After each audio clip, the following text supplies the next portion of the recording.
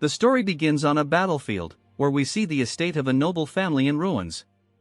Maids are being slaughtered in the yard, some even burned alive, falling one after another like flies.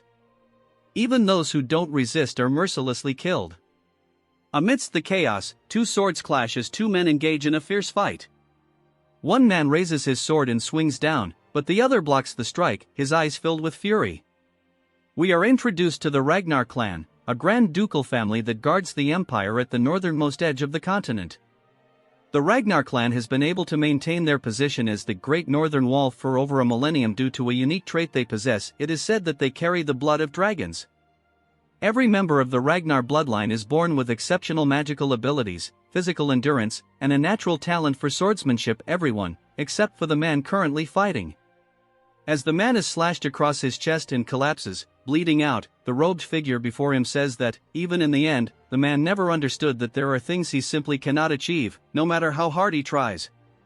The man inquires about what he means, and the robed figure starts to remove his cloak, revealing his face. We learn that the fallen man's name is Theo, and the robed figure is called Rendon. Theo asks why Rendon is here. Rendon smirks and replies that watching Theo train tirelessly every day despite his lack of talent was a pitiful sight, especially when hard work alone would never get him anywhere. He laughs, mocking Theo, saying that the nickname Imbecile of Ragnar suits him perfectly. He adds that Theo should have hidden away, calling him a talentless fool.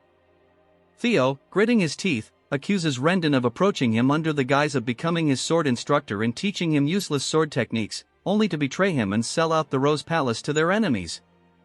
Theo barely gets the words out before Rendon slices off his arm, leaving him screaming in agony. Rendon sighs, asking why Theo is blaming him. He grabs Theo by the head and tells him that this all happened because of him. Rendon forces Theo to look at the carnage, the burning Rose Palace, the slaughter of his household members, even his mother being dragged lifeless before him. Rendon coldly informs him that all of this happened because he is the imbecile of the Ragnar clan. In the Ragnar clan, where strength is everything, it's only natural for the weakest to suffer such a fate. Theo, devastated, calls out to Rendon as he grabs his blade with his remaining hand, screaming in a desperate charge. But before he can land a blow, another sword pierces his chest, sending him to the ground. The man who threw the blade tells Rendon to finish it already. Rendon apologizes, saying he was just reminiscing and is almost done. As Theo lies dying, he wonders if this is truly the end. He couldn't accomplish anything in life, and now he watches everything burn. He laments that perhaps, if he had possessed talent, things could have been different.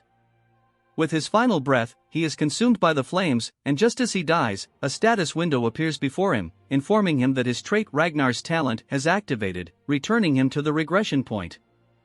Theo opens his eyes, now staring at a wooden sword. It's Rendon, once again, offering to end the lesson for the day. Theo is shocked and confused, wondering what's happening. Rendon remarks that Theo seems distracted today. Theo, bewildered, believes he must be having flashbacks of his life since he just died.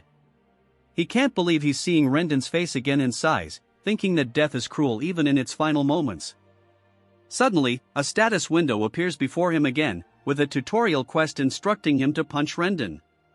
Theo is confused, looking at the window and then at Rendon, wondering if he's hallucinating. He doesn't think Rendon can see the window. Rendon asks if something is wrong, and Theo, still confused, drops his sword, thinking that perhaps this is some sort of divine gift, a chance to vent his frustrations before he passes on. Deciding to go with it, he rears back and punches Rendon directly in the face. However, Rendon doesn't even flinch, and Theo is surprised at how weak his punch felt, commenting on how realistic the dream is.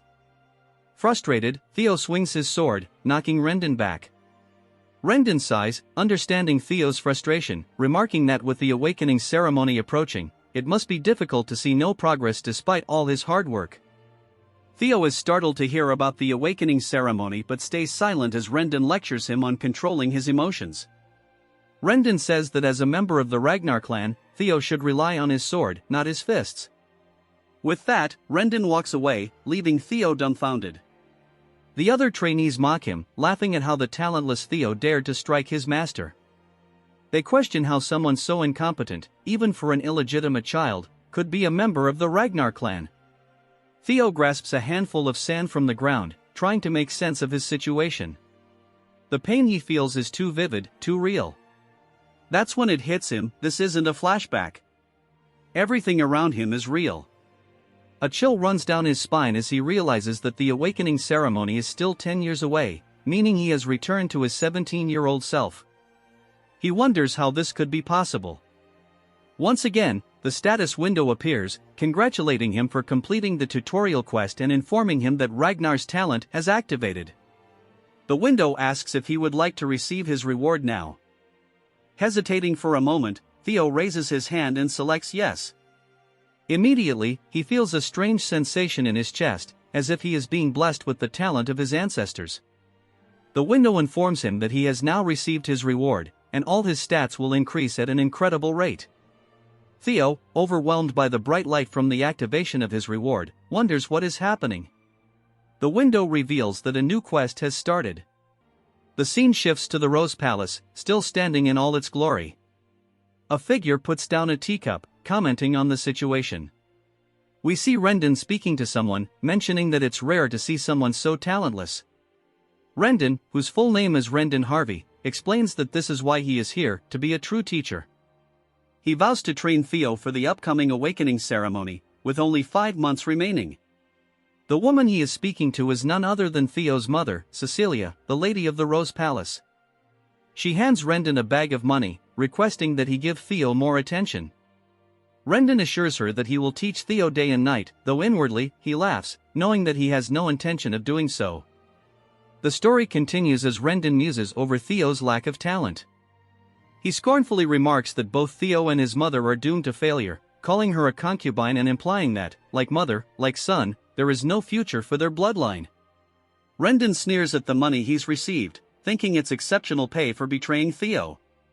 After all, he now holds the prestigious title of tutor to the Ragnar clan's direct line, and for feeding information about Theo and stunting his growth, someone has guaranteed Rendon's own future. In his eyes, Theo, the imbecile of Ragnar, is nothing more than a stepping stone to his own success. As Rendon contemplates his windfall, he suddenly notices Theo sprinting down the hallway, not even sparing him a glance. Annoyed, Rendon clicks his tongue and shouts after Theo, calling him a loser. But Theo is too focused, his heart racing with excitement as he rushes toward his mother. Bursting into her room, he throws his arms around her and calls out her name. Surprised, Cecilia asks if he's tired from his training but is taken aback by the sudden embrace. Theo, overwhelmed with emotion, begins to cry, realizing that he's truly back, 10 years in the past. Memories of his mother's lifeless body flood his mind, along with the heavy realization of his failure, being talentless in his previous life. But now, he's determined to change the future. Tears of joy stream down his face as he clings to his mother, resolved to grow stronger and change his fate. He explains to himself that though he's currently weak and without status, if the mysterious status window he encountered is real, he has a chance to grow. He vows to become powerful enough to hold his ground in the looming succession war and strong enough to exact revenge on Rendon. The next quest from the status window appears: train his body to the limit. He starts at 0%. That night, Theo is seen running furiously through the training grounds, determined to get stronger. He burns with the desire to defeat Rendon, but he knows that with his current weak body, that goal is far off. He recalls his previous life and the intelligence agency he had worked with, Blackwood. Though he was part of the information team due to his lack of combat ability, now the information he gathered will serve him well.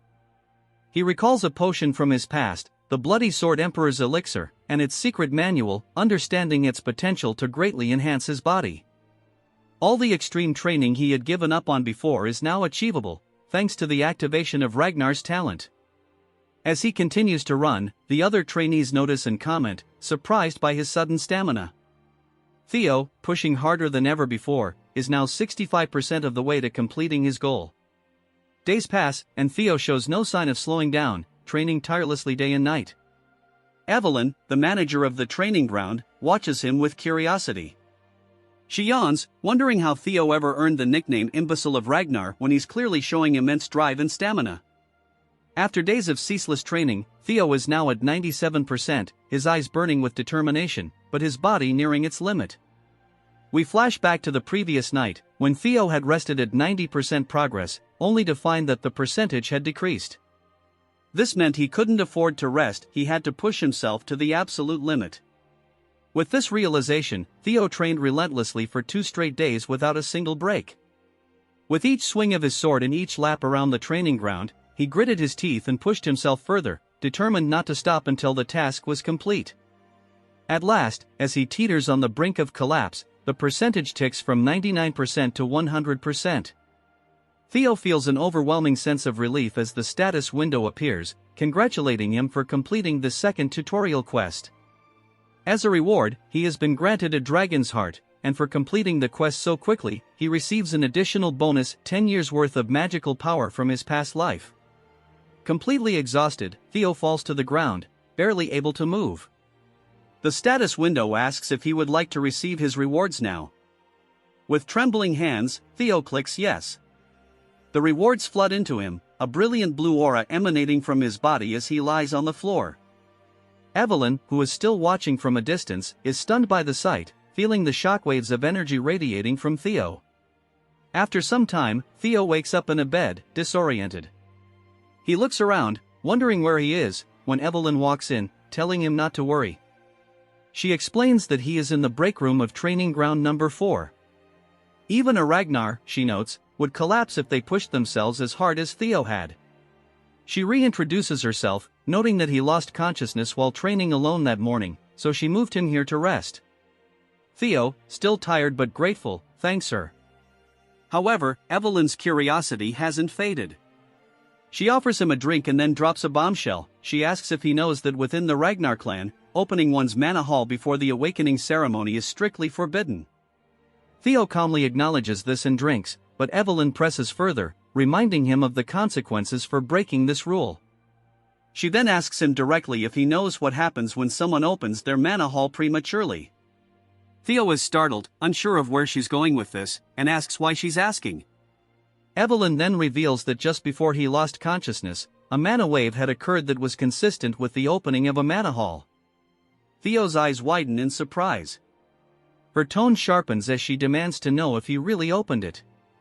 Theo nervously tries to play it off, insisting that if he had opened his mana hall, he wouldn't still be alive. But he begins to sweat, recalling the dragon's heart he received as a reward. He realizes that the dragon's heart is actually where a mana hall can be placed, and having it there would make the mana flow through him far more efficiently than normal.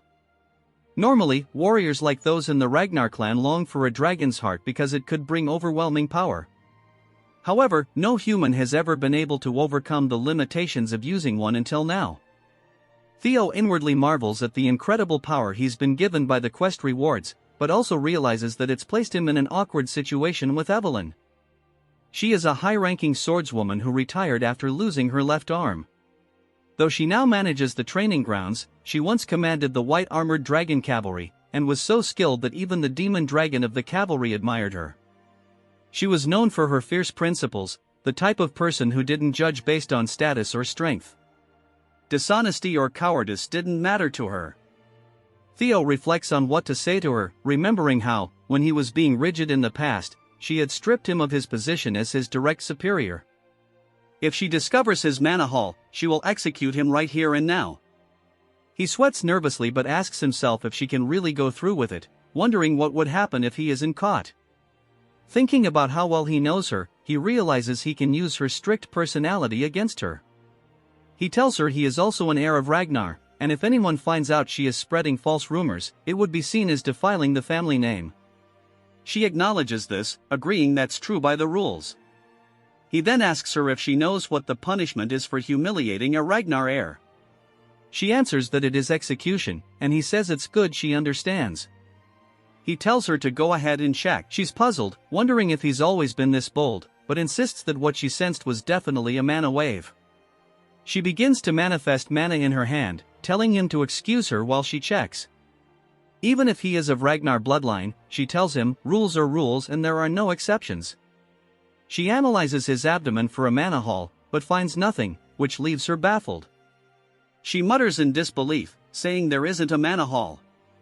Theo calmly asks her if she felt it or not. Immediately, Evelyn drops to her knees, begging him to execute her for her mistake, offering her life to atone for her sin. Smiling, Theo thinks to himself that, of course, there wouldn't be a mana hall because he possesses a dragon heart, something far beyond ordinary mana halls. Having a mana hall means being able to control one's mana freely, so with the dragon heart, Theo can conceal his mana at will. The fact that humans could possess dragon hearts wouldn't be known for years, so Evelyn would have never suspected such a thing. Patting her on the shoulder, Theo reassures her that there's no need for her to worry. He admires how principled she is, saying that there aren't many people willing to risk their life to enforce the truth, even against an heir. He realizes that having someone as strong as Evelyn indebted to him would be advantageous. The reason the opening of mana halls is forbidden before the awakening ceremony is to prevent overflow, so for her to be concerned about even him, the bastard of Ragnar, makes him happy in a way. He thanks her for taking care of him after he passed out and leaves, leaving Evelyn stunned and wondering what just happened. Theo reflects that, with the dragon heart and the magic power from his past life, he'll become absurdly powerful very soon. A few days later, Rendon is shouting again, telling Theo to swing more to the right. He yells at Theo, frustrated, wondering how many times he has to explain such a simple thing. Theo, on the other hand, doesn't care, pretending to be weak while steadily growing stronger. But it's starting to grate on his nerves.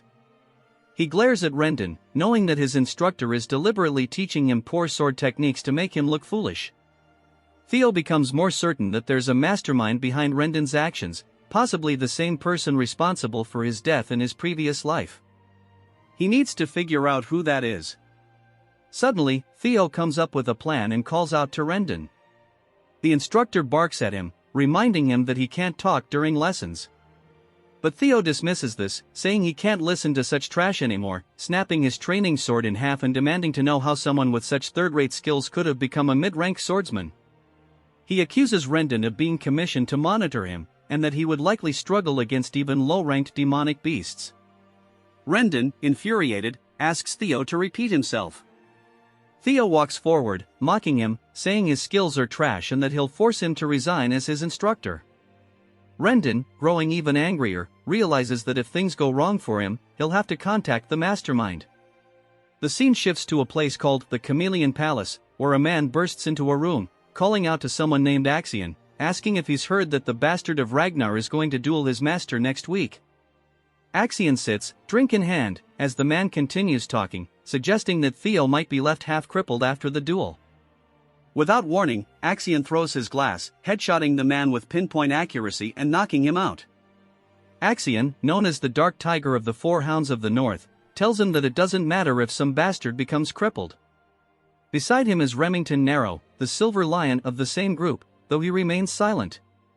Another man enters the room, saying it should matter because if they let their guard down, things could go wrong. This man is Ed Troyvon, one of the 9 dragons and also known as the Sky Dragon. Axion dismisses his uncle's concerns, arguing that they only need to worry about people with talent. Ed warns that even the smallest spark can ignite a blaze with Ragnar, but Axion is unfazed, confident that their instructor will handle the situation. 1 week later, back at the training grounds, the duel between Theo and Rendon is about to begin. Trainees are laughing and chatting, with some skeptical about Theo's abilities. Evelyn, on the other hand, looks worried. Theo raises his blade, thinking to himself that things have escalated far beyond his original plan. He only intended to humiliate Rendon and get him fired, but now the duel has drawn a large crowd. The cheers echo around him, but he calms himself, determined to get his revenge on Rendon. He doesn't care about any of that. If his employer says he's fired, then that's that. Given his past life, Theo feels an intense urge to beat him to death right there and then, but he knows he's not confident in his skills yet. First, he decides to distance himself from Rendon and gather more information about him. Rendon quickly realizes this is bad news. If Theo gets fired like this, his mission will end in failure. Desperate, he pleads with Theo, telling him that this goes against the rules and that he might end up facing the tribunal. Just then, the status window appears before Theo, informing him of the tutorial quest. Evelyn, thinking quickly, says she has an idea. They should resolve this the Ragnar way. She smiles knowingly. Theo asks if she means by the rule of the strong, and she nods, saying exactly that. They should settle this with a sword match, and there would be no need for Rendon to go to the tribunal. The victors shall be final. Rendon laughs, thinking it's a fantastic idea, fully believing this is going to work in his favor. Evelyn suggests that the match take place a week from now. Theo, taken aback, hesitates, but Evelyn laughs and asks if that timeline is alright with him. Theo responds confidently, though internally he knows it's far from ideal. He cannot beat Rendon yet. The scene shifts to 1 week later. The trainees, buzzing with gossip, mention that from what they've heard, Theo can barely swing his sword properly. One trainee scoffs, saying that's hard to believe. After all, Theo is still a Ragnar. His friend jokes, saying that if Theo were a regular Ragnar, he wouldn't even comment, but since he's the heir to Ragnar's bloodline, there's no way he'll lose to a mid-rank swordsman like Rendon. As the two prepare for the duel, Rendon offers Theo one last chance. If you apologize now, I'll act like none of this ever happened. There's no need to risk your life over something as trivial as pride, he says. Theo smirks and replies, that's exactly what you should be saying. If you don't want to end up a one-armed swordsman, it'd be best for you to accept that you've been fired. Rendon's expression darkens. Furious, he snarls, you're really going to keep this act up to the very end? I was going to let this slide because you're so pitiful, but now I see that won't do. I'll kill you and just call it an accident. The outcome of this match is already decided, so there's no issue here. The duel begins with Rendon offering Theo the first strike, confident that the result is already decided. Theo charges in, their swords clashing. The trainees are instantly captivated, though it's clear Rendon is pushing Theo back. It looks like Theo barely knows how to use his sword, and at this rate, he might die. All he can do for now is block Rendon's relentless attacks. Rendon chuckled mockingly, asking Theo what had happened to all his confidence.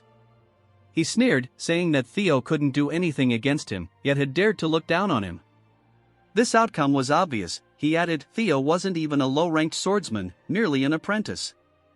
While his skills had recently shown some strange improvement, it wasn't nearly enough. If Theo were at least at the level of one of the four hounds of the north, that would be a different story, but there was no way that imbecile of Ragnar could defeat him. We flash back to Theo confronting Evelyn about her suggestion of the duel. What were you thinking? Theo had asked, but Evelyn simply responded that it was an act of goodwill. If Theo wanted to cut Rendon off completely, he needed to be thorough, she explained, since it seemed like Rendon had someone backing him. Firing him wouldn't be enough. Surprised, Theo asked how she knew this, and Evelyn replied that once she saw Rendon teaching Theo a weird sword style, she had someone investigate him. After all, the way he was teaching looked awkward and excessive, so she wondered where such a lousy instructor had come from. Theo reflected on how Evelyn hadn't caught on to this in his past life, but now, due to the incident with his mana haul, he must have piqued her interest. Evelyn set her tea down, revealing that every trace of Rendon led back to a single place, the Camellia Palace. Theo, shocked, asked if this was all because of their miserable war for the throne, anger swelling inside him. He quickly calmed down, surprised by how much Evelyn had discovered. Still, he pointed out that with his current skill level, he couldn't defeat Rendon. What's your plan now? He asked. Evelyn smiled, assuring him that he was underestimating his potential. Back in the present, Rendon, now desperate, charged forward, swinging his sword recklessly at Theo. If you kneel now, I might just forgive you, he taunted, swinging his sword down heavily. Theo blocked it effortlessly, not even straining. Rendon, puzzled, started to realize something was wrong. How was Theo blocking all his attacks so easily? This wasn't the Theo he knew. Growing more frantic, Rendon continued his assault, but to no avail. From the sidelines, Remington watched with the other trainees, shocked. He's not being pushed back, he's actually holding his ground, one whispered in disbelief. Evelyn, as expected, stood smiling. She had told Theo that 1 week of her personal training would be more than enough to surpass someone like Rendon. He was merely a pathetic excuse for a teacher, after all. Theo grinned, realizing how well things had turned out. Having Evelyn indebted to him had been more than worth it. However, there was one thing nagging at him, and he had asked her during their conversation why she was helping him so much. Evelyn had responded that while part of it was indeed because of what had happened before, she also knew someone who was obsessed with gathering talented individuals. Meanwhile, Rendon was panicking. Theo shouldn't have any talent, is he acting this whole time, he wondered. His mind raced as Theo suddenly asked, who's backing you? Caught off guard, Rendon stammered, what are you talking about? Theo, unimpressed, continued, did you really think I wouldn't notice? You've been giving me those worthless lessons on purpose. Show me a palace, perhaps? The moment Theo mentioned the palace, a chill ran down Rendon's spine. How did he know? Theo smiled, pleased with the response, and said, so you are being honest. Tell me, do you know what it feels like to have your arm chopped off? In an instant, Theo dashed forward, swinging his blade toward Rendon's arm. Before Rendon could react, his arm was severed, just as Theo had lost his in his past life. Rendon, horrified, watched his arm fly through the air, growing more distant with each passing second. He looked up at Theo in disbelief. Remington, too, was taken aback by the sudden turn of events, while Rendon collapsed, screaming in agony. Theo stared down at him, eyes cold and resolute.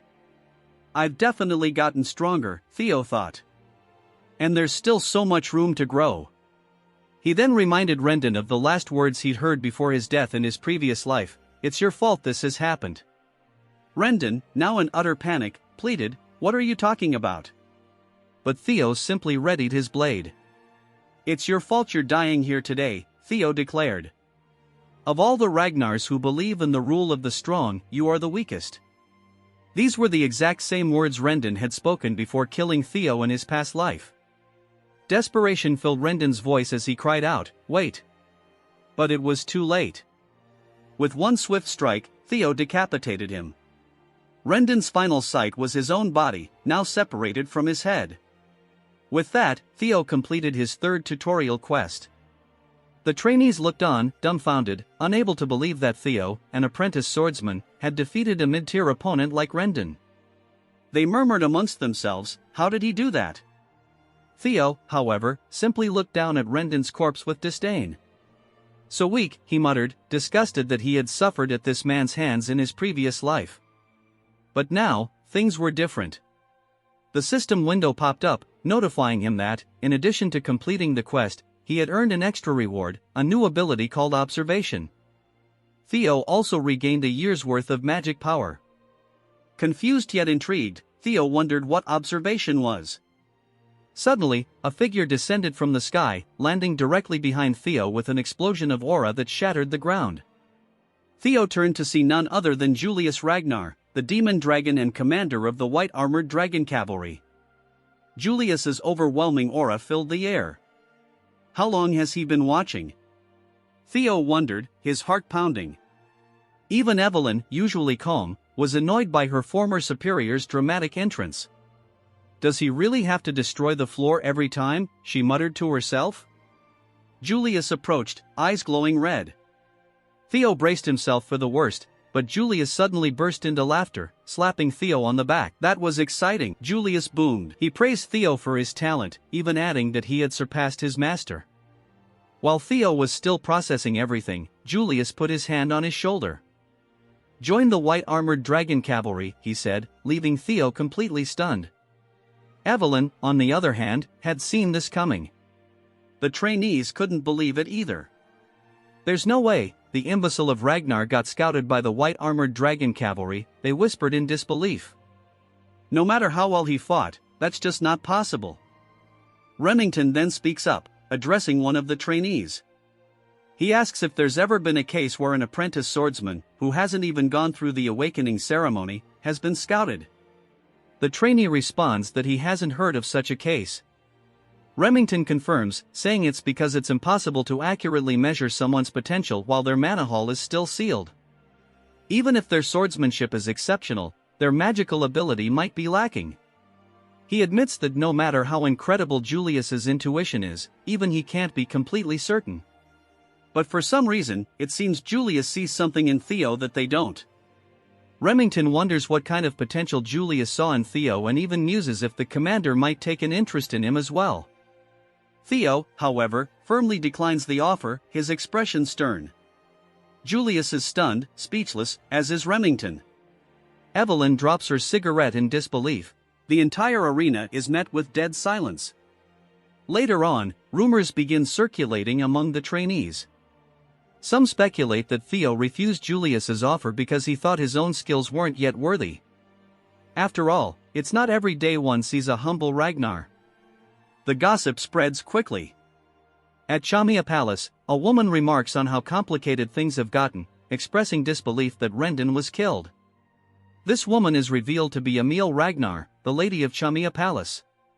Ed, her brother, reassures her, reminding her that they didn't assign Rendon because of his exceptional skills. Emil brushes off Rendon's death, stating it's of little concern to them. She explains that Julius, the demon dragon, personally reached out to Theo, and what's more, it seems Evelyn was behind it. This means they can't interfere by assigning Theo a new master. If Theo starts gaining too much attention, it will only become harder for them to gain control over the Rose Palace. Asks Emil why she's so concerned about Theo standing out, suggesting that the clan head won't take much interest in him anyway, so their plans should proceed as normal. Emil reminds him that their best shot at taking control of the Rose Palace without offending the clan leader is to keep Theo weak and powerless. Axion agrees, saying that Theo is still powerless. He questions how much someone like Theo could have changed. Evelyn and Julius, after all, have always had a soft spot for underdogs. Ed, however, isn't convinced, warning Axion that they should have told Rendon to be more careful. Axion dismisses his concerns, saying their mother and uncle worry too much, and confidently announces he'll pay Theo a visit himself to remind him of his place. Back at the training grounds, Evelyn compliments Theo on his performance. He thanks her, acknowledging that training under a true master has made all the difference. She teases him, saying it would have been even better if he had joined the white-armored dragon cavalry, and asks why he turned it down. Theo admits that a small part of him regrets it since joining Julius's cavalry had been a dream of his in his previous life. But he believes that joining now would be premature and that there's no need to limit himself so early.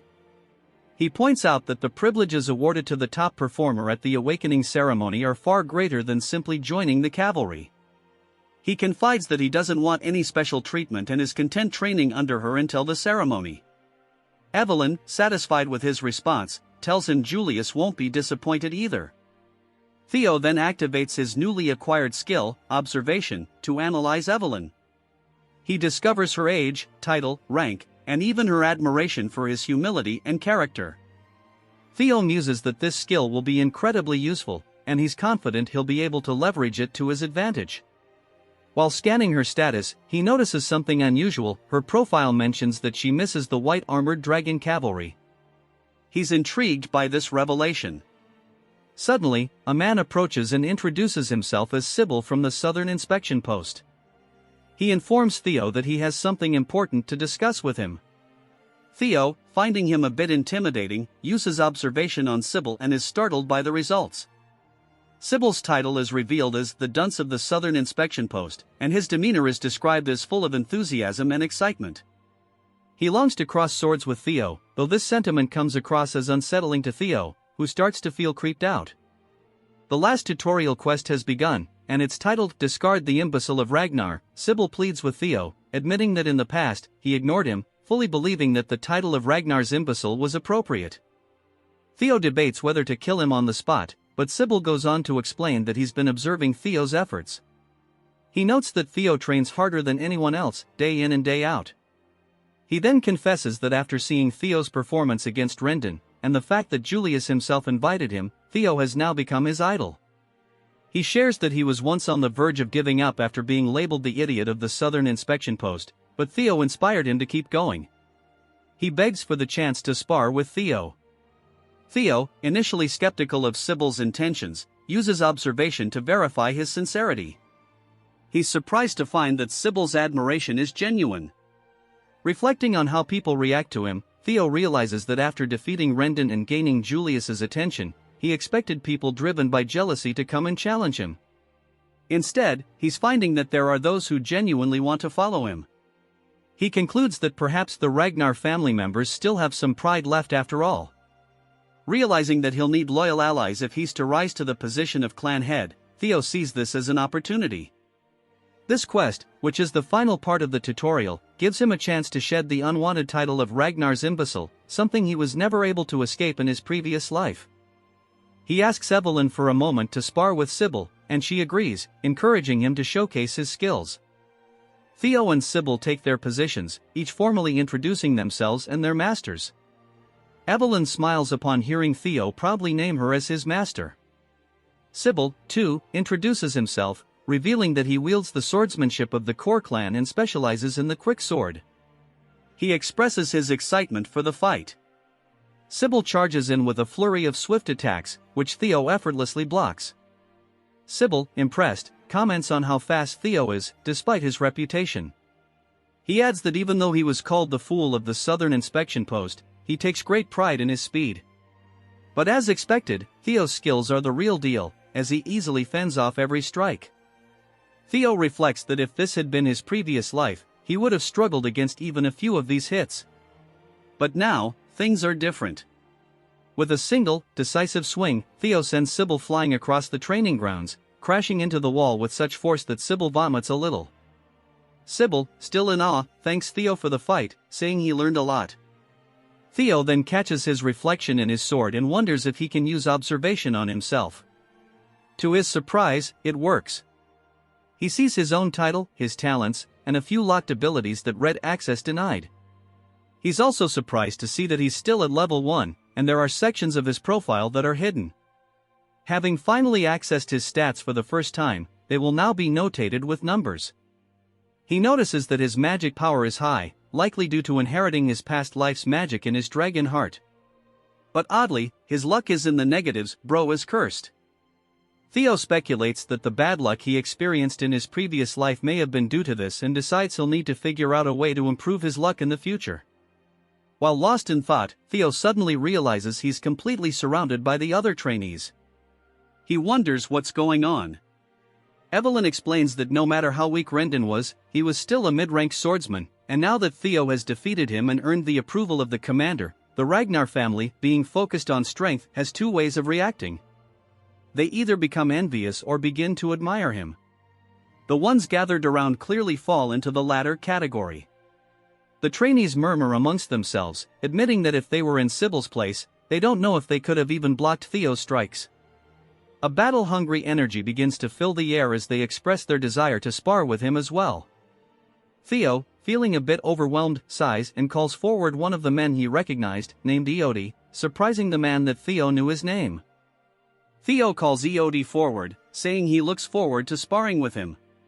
Eody, feeling honored, introduces himself as the third son of Viscount Naylan and a practitioner of the double ascension swordsmanship. Theo, as he did with Sybil, introduces himself formally, expressing his hope for a good fight. They charge at each other, clashing swords several times. Theo's basic swordsmanship proficiency increases during the duel. As Eody prepares for a powerful strike, aiming for Theo's neck, Theo calmly raises his sword and deflects the blow, disarming Eody in the process. His proficiency increases once again. Eody, in shock, admits his defeat, stating that it's clearly his loss. With this, Theo gains Eody's approval, which results in his luck stat increasing by 1. Theo realizes that his luck seems to be tied to his growing reputation. He also gains experience points, strengthening his resolve to continue challenging others. His goal is simple now, he needs to fight as many people as possible. Soon, he gains the approval of several others, including Bonat Ramiro, Eric, Manfred, and Manuel. Though there are too many names to mention individually, each duel raises his luck further. After fighting continuously, Theo becomes visibly tired, but he remains eager. Looking at his quest progress, he notices that despite the many fights, his completion percentage has only increased by 1. He speculates that perhaps all of his opponents already respected him, and to make greater progress, he needs to face stronger foes or situations where many doubt him. Suddenly, Remington approaches and remarks that Theo looks exhausted, asking if he'll be alright. Theo responds that he'll rest when necessary, but not yet.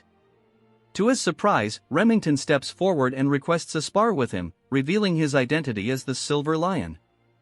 Theo is astonished, recognizing the man, and so does the crowd.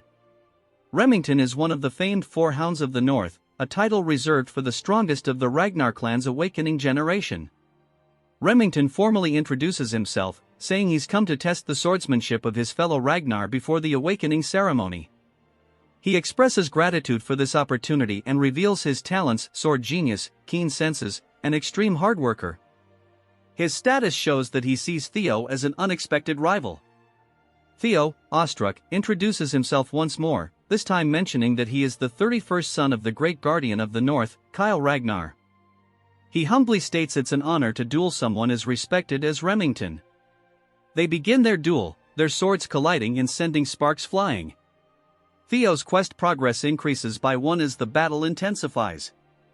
Their swords grind against each other, and then suddenly, pieces of Theo's sword shatter, flying through the air. Remington stands confidently, having broken Theo's blade. The crowd is stunned, while Evelyn watches with a knowing expression. The trainees are in disbelief, and Sybil struggles to accept the result. Despite breaking Theo's sword, Remington unexpectedly admits defeat, saying it's his loss. The trainees are confused, but Remington explains that Theo's sword was already worn out, and on top of that, he was clearly exhausted from previous fights.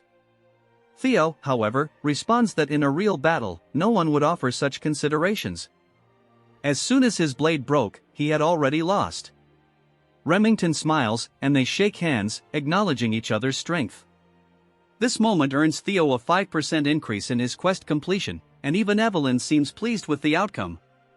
Theo reflects on the duel, realizing just how strong Remington is.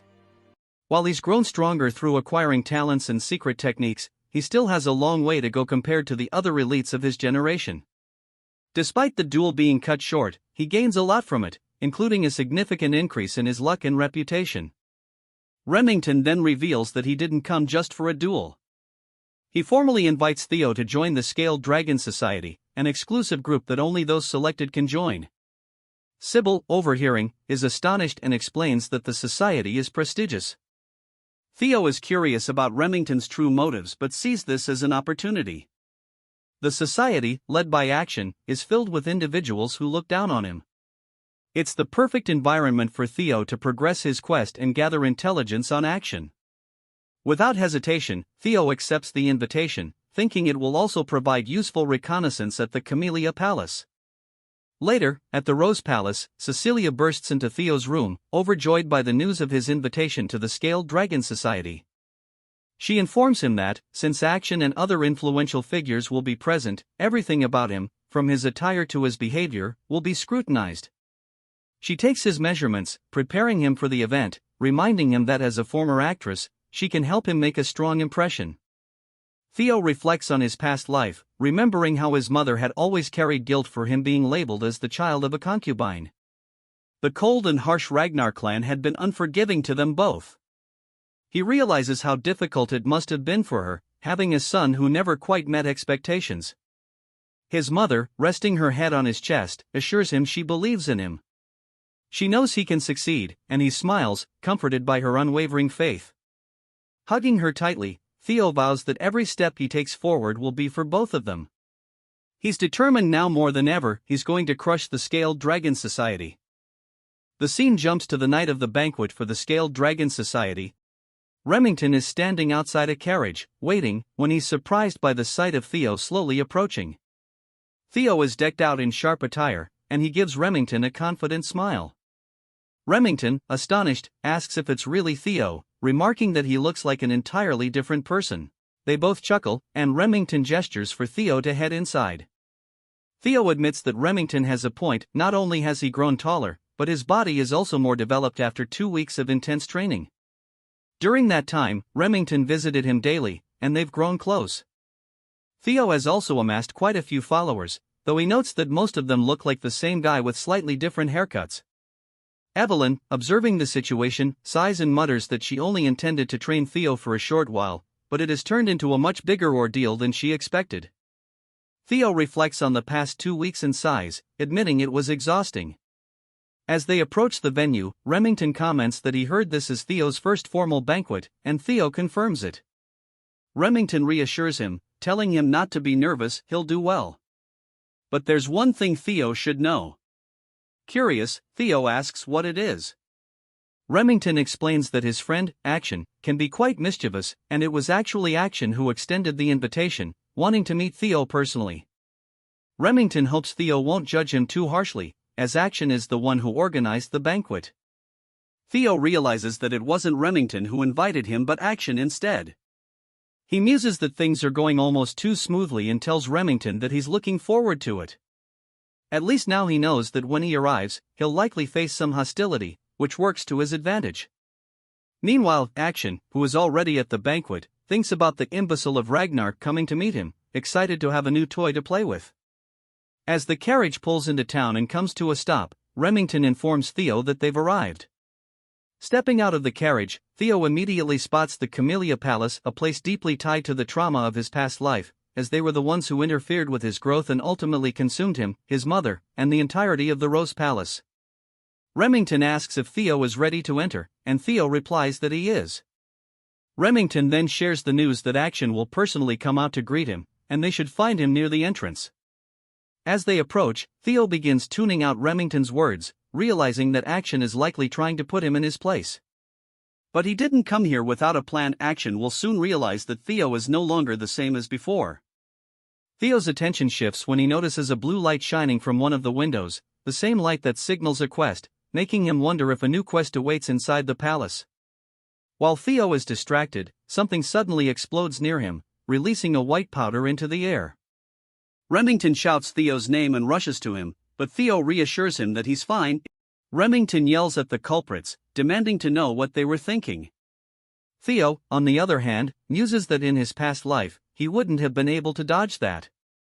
He initially suspected that Remington was in on the prank, but now he realizes that Remington is genuinely confused. The ones who threw the powder laugh from a window, saying it was just a friendly greeting and a basic courtesy. Remington, furious, asks them what they mean by greeting. Action steps in, telling Remington not to be angry, it was just a greeting between brothers. Action's behavior reveals that he has a talent for manipulation, and Theo mentally prepares himself for the challenges ahead. Looking at Action, Theo pauses for a moment, then smiles, thanking him. His response catches Action off guard. Theo adds that with such a warm welcome, he can only be grateful, and he's looking forward to the party. This subtle shift annoys Action, though he quickly masks it with laughter, remarking that Theo has become quite entertaining since he last saw him. Inside the palace, people are already socializing, though most are murmuring about why Action would even invite Theo in the first place. Although Theo is from a direct line, his reputation as the imbecile of Ragnar leaves many questioning the decision. Remington apologizes to Theo, saying the group usually doesn't behave this way. Theo brushes it off, saying he's actually more than grateful. Remington, puzzled, wonders why Theo is so nonchalant about the situation. In reality, Theo is pleased. The more they underestimate him, the easier it will be to crush them later. His attention drifts back to the blue light upstairs, confirming that it must be related to his quest, but he doesn't yet have a natural way to approach it. As Theo sips his drink, deep in thought, Action begins descending the stairs, asking how Theo is enjoying the party.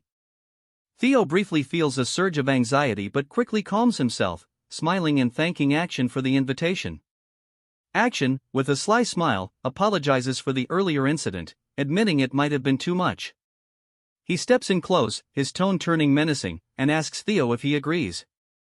Remington, sensing the tension, grows concerned, but Theo surprises everyone by asking why Action would apologize. He plays it off casually, saying he only remembers it as a friendly greeting that even caught him off guard. Theo then slaps Action's back playfully, laughing and complimenting his mischievous side, claiming he never knew Action was so fun. Theo continues, saying he's changed a lot and that he likes this new side of him. The others, watching from a distance, laugh quietly, assuming Theo is only playing along because he knows he's inferior to Action. They comment that as an illegitimate child, Theo has no real standing and cannot possibly challenge the noble bloodline of Thron. Even though both he and Action are Ragnar's sons, they are on entirely different levels. As the banquet continues, someone remarks that there's no way to compare Thron, the prestigious swordsmanship clan from the east, with some random woman from who knows where. Tries his best to stay calm, especially after hearing the insult aimed at his mother. Soon after, they start taking jabs at Remington, asking why he's wasting his time with that imbecile, but then they add that it makes sense. Remington, after all, is also an illegitimate child. Remington begins to grow visibly irritated. The atmosphere shifts as the other party members realize they've touched on a forbidden subject. Remington is clearly struggling to hold back his anger. Theo, seeing this, decides he's done watching and calls out to Action. With a smirk, he tells Action he should greet his new friends as well. He grabs Action's hand, pulling it off his shoulder, and strides toward the ones who were insulting Remington. He picks up a wine bottle and raises it towards one of their glasses. The man, clueless, asks if he said something wrong. Without warning, Theo smashes the bottle directly into the man's face. Action and Remington are both stunned as the man collapses to the floor, screaming in agony, blood pouring from his head. The man, still in shock, looks up at Theo and curses, calling him a bastard. Theo responds without hesitation, landing a fierce kick that sends the man flying to the other side of the room. He mocks him, asking who he thinks he is to insult him, and sarcastically adds that it was just a little greeting, nothing more. His viciousness starts to change how many in the room view him, and the progress on his quest suddenly jumps from 41% to 43%. Remington, still shocked, realizes that this isn't the Theo he's used to. He wonders if Theo's aggressive actions were because of him. Theo, standing over the man, says that he believes he's given a warm enough greeting and places his foot on the man's arm. He smiles cruelly, asking if he was wrong. The man screams, begging him to stop, but Theo, showing no mercy, snaps the man's arm with a swift motion, shattering the bone completely. Panic ripples through the crowd as they realize they've greatly underestimated Theo's brutality. His quest progress jumps to 58%, and when the man loses consciousness from the pain, it ticks up another percentage point. Theo, now satisfied, releases the man's arm and glances around the room, asking if anyone else would like to say hello. His progress skyrockets to 66%. Suddenly, 4 men leap down from the upper floor, surrounding Theo in an instant. Each one unsheathes their blade in unison, pointing their weapons directly at his throat. One of them declares that Theo has committed the grave sin of harming the young master, and such a crime will be repaid with death. Theo, unfazed, laughs and remarks that this is exactly how it should be. He asks who the young master is, and the guards respond that he is the third young master of the Hanabi clan. His name is Ian. Theo smirks, realizing this is what he expected. He came here knowing the place was filled with enemies. He recognizes the Hanabi clan as one of the 6 snow clans that serve Ragnar, and he anticipated that they wouldn't sit quietly while the imbecile they've long mocked suddenly started causing trouble. Theo then shrugs, asking, "So what?" His question unsettles the guards, but Theo is done letting others walk over him. He questions whether the dogs of one of Ragnar's bannerman clans dare to demand his death and asks if they can truly take responsibility for their words. His aura grows heavy, causing all the guards to sweat nervously, unsure of what kind of pressure they're feeling. They begin to wonder if this is really the same imbecile of Ragnar they thought they knew. The guards come to a terrifying realization: while Theo has been treated like a joke for so long, he still has the right to succession. He carries Ragnar's direct bloodline. Ragnar, after all, is the lord of the north and ruler of the 6 snow clans. Declaring death to one of Ragnar's bloodline would normally result in swift retribution, with an entire clan potentially being wiped out. They now realize the situation has changed, and they need to apologize quickly.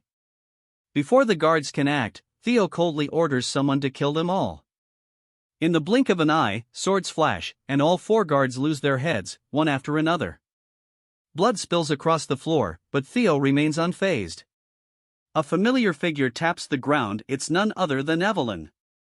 She wipes the blood off her blade, shocking everyone in the room. Even Action didn't expect to see her here. Theo's quest progress hits 70%.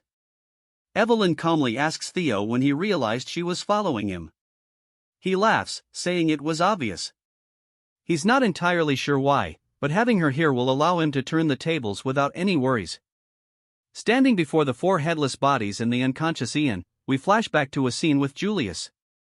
He's popping open a bottle of wine, remarking that Evelyn once told him she wouldn't take on any more disciples, which means Theo must be someone special to her. Evelyn brushes it off, but Julius presses, asking if she doesn't have somewhere to be. He teases that his recent joy has been tormenting her.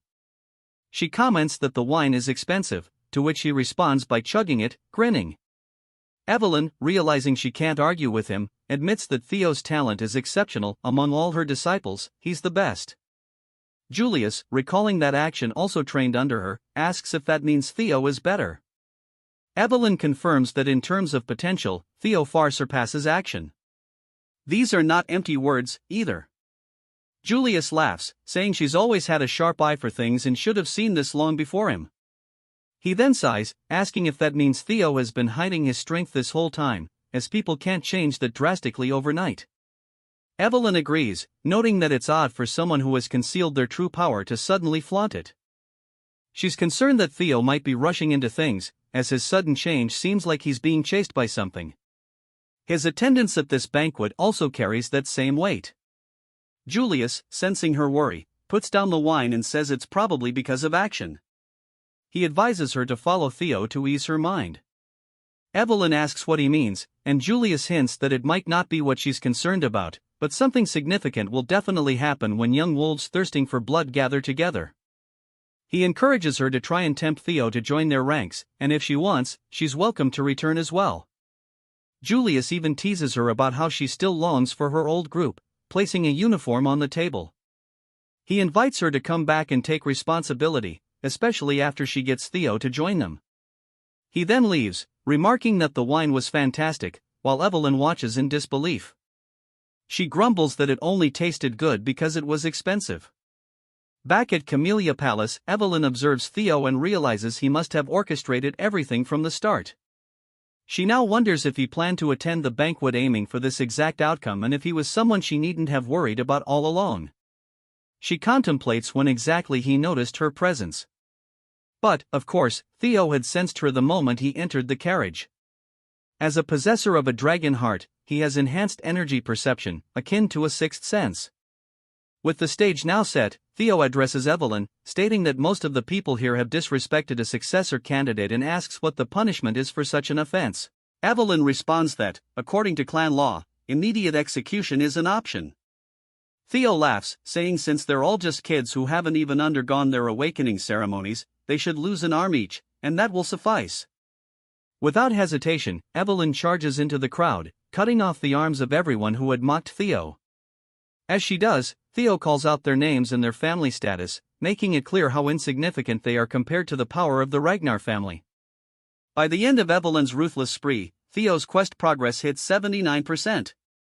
One man, trembling, grabs onto Action's pants, begging him to intervene.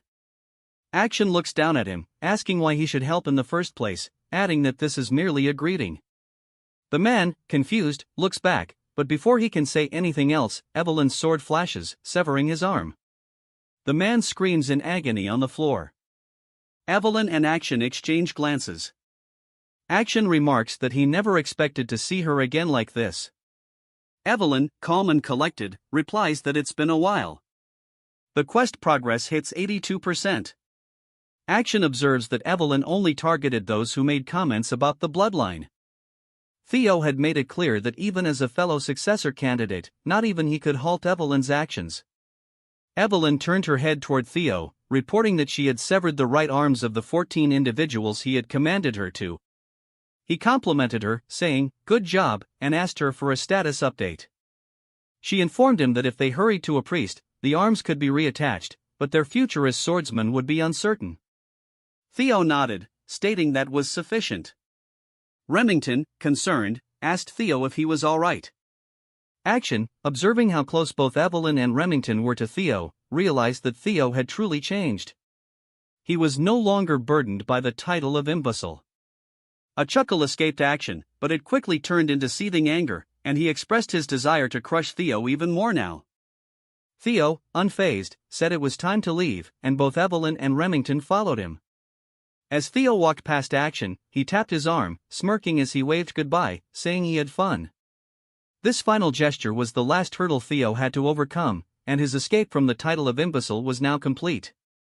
He told Action he'd see him later, and a notification appeared, declaring the completion of the tutorial quest. Action, enraged, screamed Theo's name as Theo relished the thought that his quest was finally over. However, he knew this was only the first step toward his true revenge. His rewards included an experience elixir, which would grant him 5 level ups as long as he remained under level 30, though there were likely more rewards yet to be revealed.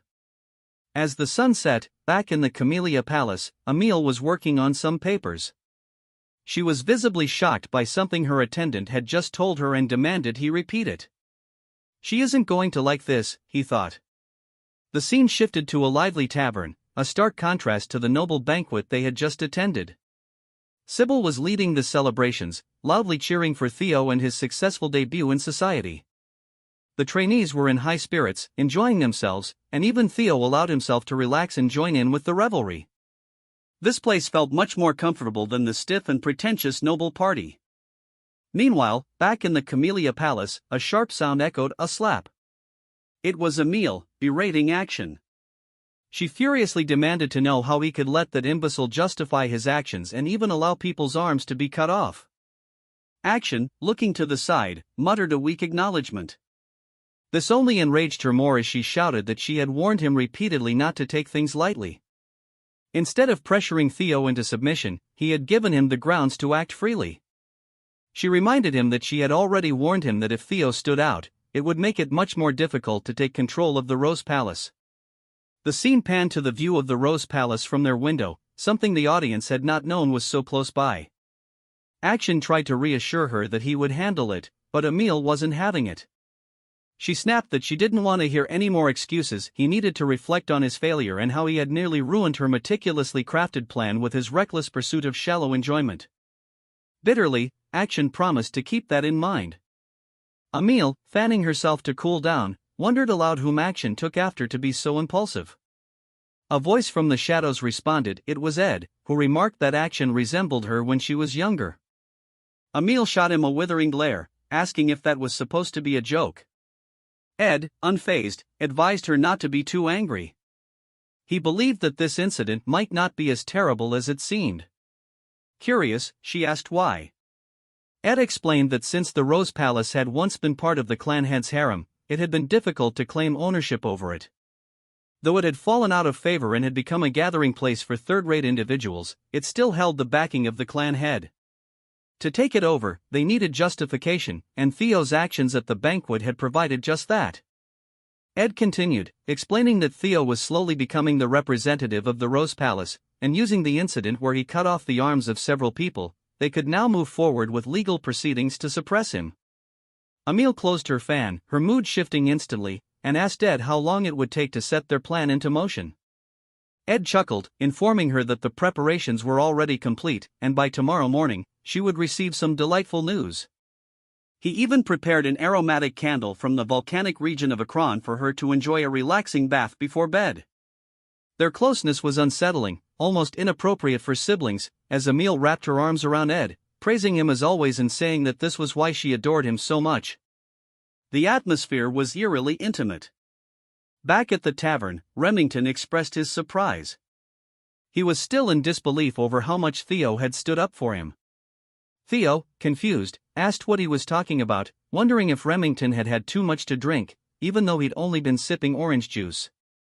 Remington clarified that he was talking about the banquet.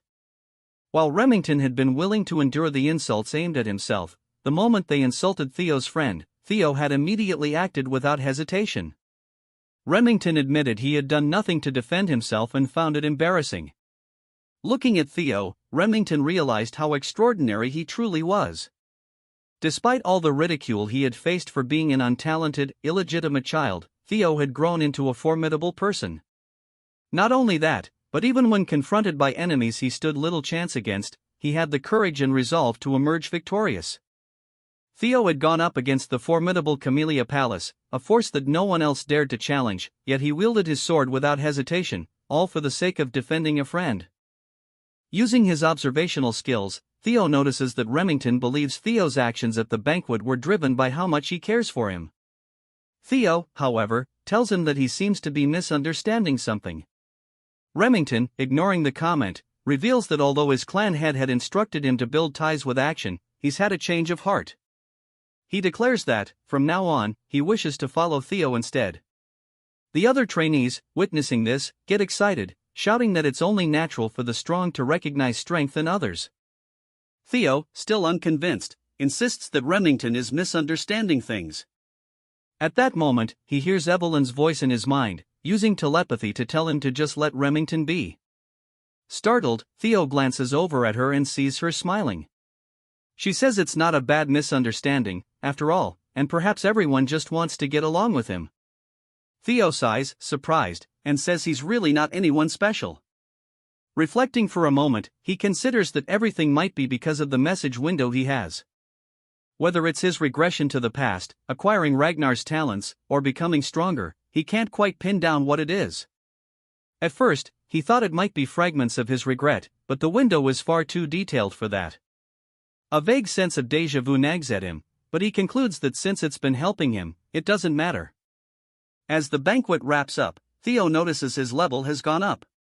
He realizes that each level up grants him stat points that he can allocate however he wants, allowing him to enhance his abilities at will. He finds this both thrilling and frightening, and he gets excited at the thought of how powerful he could become. But first, he knows he needs to prepare for the inevitable counterattack from the Camellia Palace. Turning to Remington, he gives him the nickname Remy and says, "Since you've mentioned it, maybe you can help me with something." Remington, eager, agrees and asks what Theo needs, before noting how Theo just called him Remy. Theo pulls out a piece of paper and tells him that the battle for the throne between him and Action is about to intensify. To prepare, he really wants Remy's help. Remington is taken aback by this, but Theo explains that in the future, Remington will become the head of the Narrow clan, and their forces will grow strong enough to rival even the Ragnars. Theo adds that Remington's strength and leadership are symbolized by the silver lion and that he hopes to have him on his side. Theo then hands Remington an envelope, saying he really hopes Remy will take it. Still surprised, Remington accepts the envelope and pledges to follow Theo, saying that if there's anything he can do to help, he will. Theo laughs, thanking him, while Remington again points out how Theo called him Remy. Just then, someone shouts Theo's name from behind the door. The door bursts open, and a group of knights enters. Everyone in the room is shocked. The knights, known as the Swords of the Law, essentially medieval night cops, present Theo with a warrant for his arrest on charges of threat, assault, and intimidation. Evelyn, outraged, demands to know what nonsense this is, but Theo calmly tells her to relax. Walking over to the warrant, Theo notices the ink is still wet, indicating they were in a rush. Smirking, he tells the knights he's ready to go. They handcuff him and lead him out. Remington calls out to Theo, who turns around with a grin. Both Theo and Evelyn realize that this is likely part of Theo's larger plan. They exchange a knowing look, glancing at the envelope still in Remington's hand. At the banquet, she sighs, murmuring to herself, who would have thought that his invitation would lead to this? Despite her worries, she holds faith that Theo will get through it because that's the kind of resilient kid he is. Gazing out the window with hope, she quietly wishes for Theo's safe return. Meanwhile, Theo, now inside a carriage, is being escorted away by the night watch. Peering out the window, he comments to himself, "It's been a while since I've been here." As the view of the tribunal comes into sight, a grand, imposing structure, he mutters that his actions at the banquet won't result in mere imprisonment. He's certain this will lead to a trial. After all, bringing Ragnar's successor to the tribunal signals that they're questioning his worthiness as the next in line. Upon arrival, the knights order him to step out, and Theo realizes they likely want to crush him completely. A grin spreads across his face though, as he thinks, that's exactly what I'm hoping for. As they escort him in, one knight announces, "We've brought Theo," and a commanding voice from within instructs them to bring him forward. As the doors open, Theo thinks to himself, if I'm going to reveal what I've prepared, it should be on a stage this grand. He steps into the chamber to find 4 figures seated above him in throne-like chairs, scrutinizing him from above. Theo feels a bead of sweat trickling down, noting, quite the impressive gathering. Among them, he recognizes Julius and Ed, as 4 of the 9 dragons who protect Ragnar are present. Reflecting on his past life, Theo acknowledges that he would have been so overwhelmed in this situation that he might not have been able to breathe. The scene introduces us to the Lady of the Plum Blossom Palace, Osa Ragnar, also known as the Sword Dragon. The elder dragon and head counselor, Wolfgang Ragnar, is there as well. Wolfgang calls out Theo's name, and Theo nods in response, saying it's been a while and that he didn't expect to encounter him here. Theo notes that Wolfgang highly values bloodlines and likely considers him an illegitimate half-blood, distasteful, something the man doesn't even try to conceal. Wolfgang cuts off any pleasantries, sternly stating that Theo is here to answer for his misdeeds. He recounts all the people who suffered and lost limbs, emphasizing that due to Theo's reckless actions, many now threaten to sever ties with the family. He questions if a bastard like Theo can bear the consequences of the damage he's inflicted, adding that he will hold Theo accountable for dragging Ragnar's honor through the mud. Unfazed, Theo replies exactly as Wolfgang has described, admitting he was far too reckless. Wolfgang sighs, but then Theo, with an intense gaze, adds that he should have gone further by severing heads, not merely limbs. Everyone in the chamber reacts with surprise as the atmosphere shifts, becoming sharp and tense. Theo continues, passionately asserting that the subjects of a lord are granted land and honor, and in return, they owe loyalty in their lives. That's the essence of chivalry. He bellows, "How dare they threaten their lord? Had I known they'd be this insolent, I would have beheaded them without hesitation. They must be punished if the principles of chivalry are to be restored. How could I sit by while Ragnar's 1,000-year-old honor is being trampled?" Wolfgang nearly rises from his seat in anger, but Julius chuckles, admiring Theo's boldness and muttering that a simple punishment won't suffice for this. Wolfgang, fuming, accuses Theo of mocking him with such sophistry. OSA speaks up, saying that while Theo's opinion may be controversial, he is theoretically correct. Wolfgang, startled, wonders why OSA seems to agree with Theo, but she goes on to explain that Ragnar, though strong, would never truly be great if it ignored the voices of its knights and vassals. To rule through tyranny alone is a surefire path to downfall. Taking this in, Theo responds, "I'll be sure to keep that in mind." We finally learn more about OSA. She is the clan head's first wife and one of the North's greatest swordsmen. Surprisingly, she doesn't appear hostile toward Theo, though he recalls that she had something to do with the fall of the Rose Palace in his previous life. OSA tells him she hopes he understands that his punishment will be justified. Theo asks what punishment he's to receive, and Wolfgang hesitates before declaring that he'll serve 3 months of probation. Theo objects, noting that the awakening ceremony is only 2 months away. Wolfgang snaps at him for talking back, but OSA reassures Theo, saying she considered the timing and has arranged for him to participate in next year's ceremony. It's also been decided that the 15 children Theo injured will join him in next year's event. Ed, seated nearby, remarks that, due to the demon dragon's interference, Theo's punishment ended up lighter than expected. We then see Ed conversing with others, explaining that while the lighter punishment isn't ideal, it serves his plan. With the awakening ceremony delayed, Theo will bear great dishonor within Ragnar, and as the Rose Palace's representative, this dishonor will give the Camellia Palace an opportunity to overtake them. Ed contemplates that if Theo tries to fight back, they could simply kill him, though he doubts Theo would be that foolish. But his thoughts are interrupted when Theo unexpectedly announces his intention to appeal. Shock ripples through the room at Theo's brazen decision, and Ed begins to laugh, covering his face with his hand, calling Theo an idiot and saying his arrogance knows no bounds. This, he notes, will make things even easier for him. Julius turns to Theo, asking if he understands what an appeal truly entails. Theo nods, responding that he's well aware this isn't a matter that can usually be resolved with just 3 months probation, something Julius likely helped to arrange as a mere slap on the wrist. In the proud and powerful Ragnar, appealing means war, and he has no intention of accepting a simple slap on the wrist. He adds that only the victor's voice is heard, and he expects to be rewarded, not punished. At this, a blue notification in Theo's status window appears, showing he's about to enter the main scenario, and we see OSA and Julius exchange surprised looks. The status window explains that by completing the scenario, Theo can uncover many secrets hidden in this world, wishing him success as the Successor's Path quest begins. Meanwhile, we jump to the Sarah Merchant Guild's branch, now engulfed in flames. Amongst the burning chaos, mercenaries lay slain on the ground, some cut to pieces. Remington observes the destruction, muttering, "So this is where they were hiding," just as young Lord Theo said. He and Evelyn look down at a small chest, concluding that with this discovery, Camellia Palace is finished. Back at the tribunal, a heavy silence lingers before Wolfgang finally speaks, asking Theo if he truly plans to turn a matter that could be settled with 3 months of probation into a full-fledged war. He accuses Theo of being arrogant beyond belief, questioning if he really thinks he can face the might of the 15 clans alone. Theo calmly replies that he will handle it, noting that in cases like this, where there's a vast imbalance of power, appeals are usually resolved through proxy battles. Julius nods, explaining that while appeals typically mean settling matters through war, when a battle is near impossible due to power disparity, each side may send a representative for a one-on-one duel, the proxy battle Theo mentioned.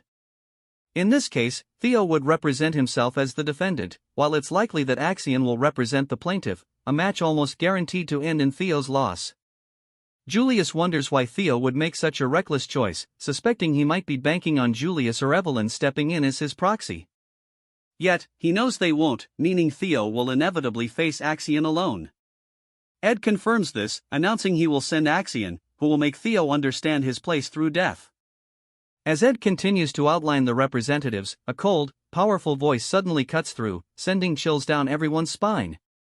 Someone remarks that he thought Theo was a quiet child, but now, seeing him involved in such clever schemes, it's clear he's changed a lot since their last encounter.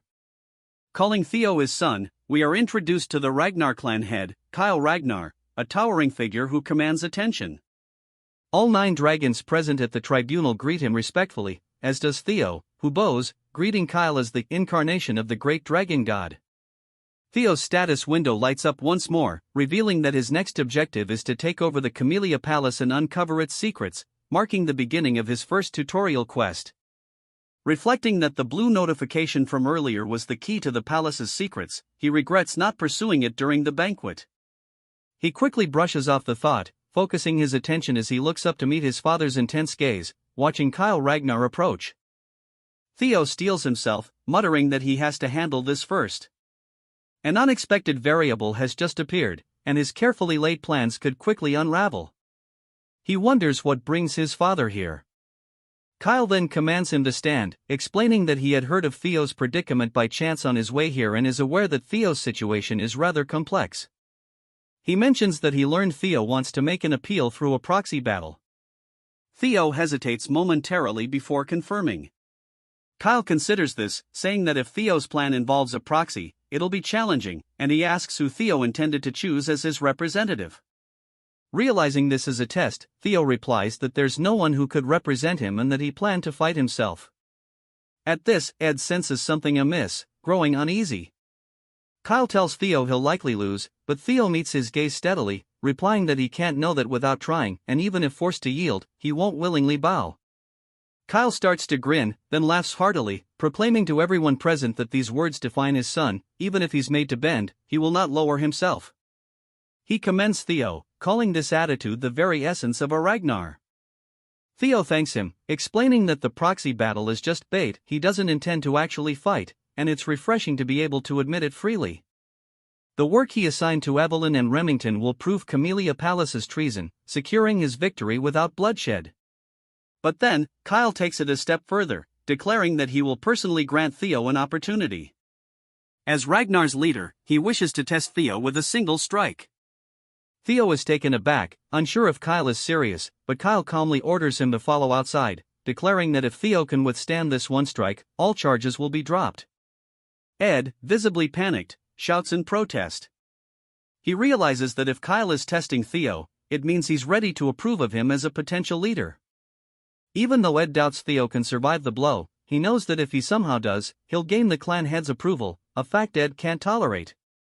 With a controlled tone, Ed objects, insisting that the tribunal should continue as planned. Kyle, unfazed, cuts him off coldly, telling Ed that any vassal brazen enough to speak out against the Ragnar bloodline should simply be dealt with. Ed bites his lip, grumbling that he understands. Kyle then turns his attention to Julius, who has been stifling laughter, asking if he has something to add, since he seems amused. Julius brushes it off, saying it's just been a while since Kyle has shown such keen interest. Kyle waves him off, calling it nonsense, and dismisses the small talk, turning back to Theo, asking if he intends to go through with the challenge. Theo pauses, thinking about the fact that this single strike from his father has altered everything, dismantling his original plan entirely. Yet he begins to chuckle, welcoming the unexpected change. Smiling, he tells his father that his blow seems too heavy, asking how a single strike from him could compare to a proxy battle with mere vassals. Kyle raises an eyebrow, asking if Theo intends to refuse. Theo clarifies that he merely wanted to express how unfair it is, but he has no intention of declining. Kyle, intrigued, asks what he means by unfair, and Theo boldly suggests that, since the trial has become so severe, shouldn't his reward be greater? Amused, Kyle asks what Theo has in mind. Theo scans the room, fixing his gaze on Ed, who stares back warily, and confidently states that he would like something akin to Camellia Palace. Ed clenches his fists, struggling to keep his anger in check. Wolfgang watches, thinking Theo must be mad to propose a deal with the clan head. A deal assumes both parties are equals, and he mutters that Theo's arrogance will lead to his ruin. But his shock deepens as Kyle, surprisingly, agrees, saying that if Theo truly aims to become his successor, he'll need that kind of boldness. He then turns to Ed, asking if he has any objections. Ed, seething, replies that everything within Ragnar's domain belongs to Kyle, so he couldn't possibly question his decision. Kyle smirks, declaring that everything is settled and ordering preparations to be made.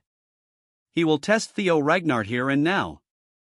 Theo stands in the arena, visibly anxious, while across from him, Kyle watches, preparing to unleash his strike. 4 of the 9 dragons observe closely, along with Ed, who sneers to himself that his trap to ensnare Theo has somehow transformed into a platform to elevate him. Ed reminds himself that, even if Theo has grown stronger, there's no chance he can withstand a single blow from the clan head, a feat that even high-ranked swordsmen would find daunting. Theo must fail here, he thinks, as Theo clearly occupies every inch of his thoughts. But Theo, sensing Ed's intentions, smiles subtly. Unbeknownst to Ed, Theo is fully prepared to handle this, thanks to a tutorial reward he recently received. Kyle narrows his eyes, noting something different in Theo's demeanor, and asks if Theo took an elixir in secret.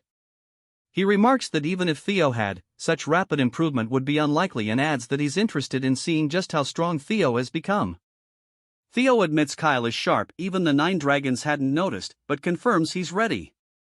Kyle then points out that, though he usually wields a greatsword, he'll be using a rusty steel blade this time, out of fairness, since Theo doesn't yet know how to use mana. He asks if Theo has any objections.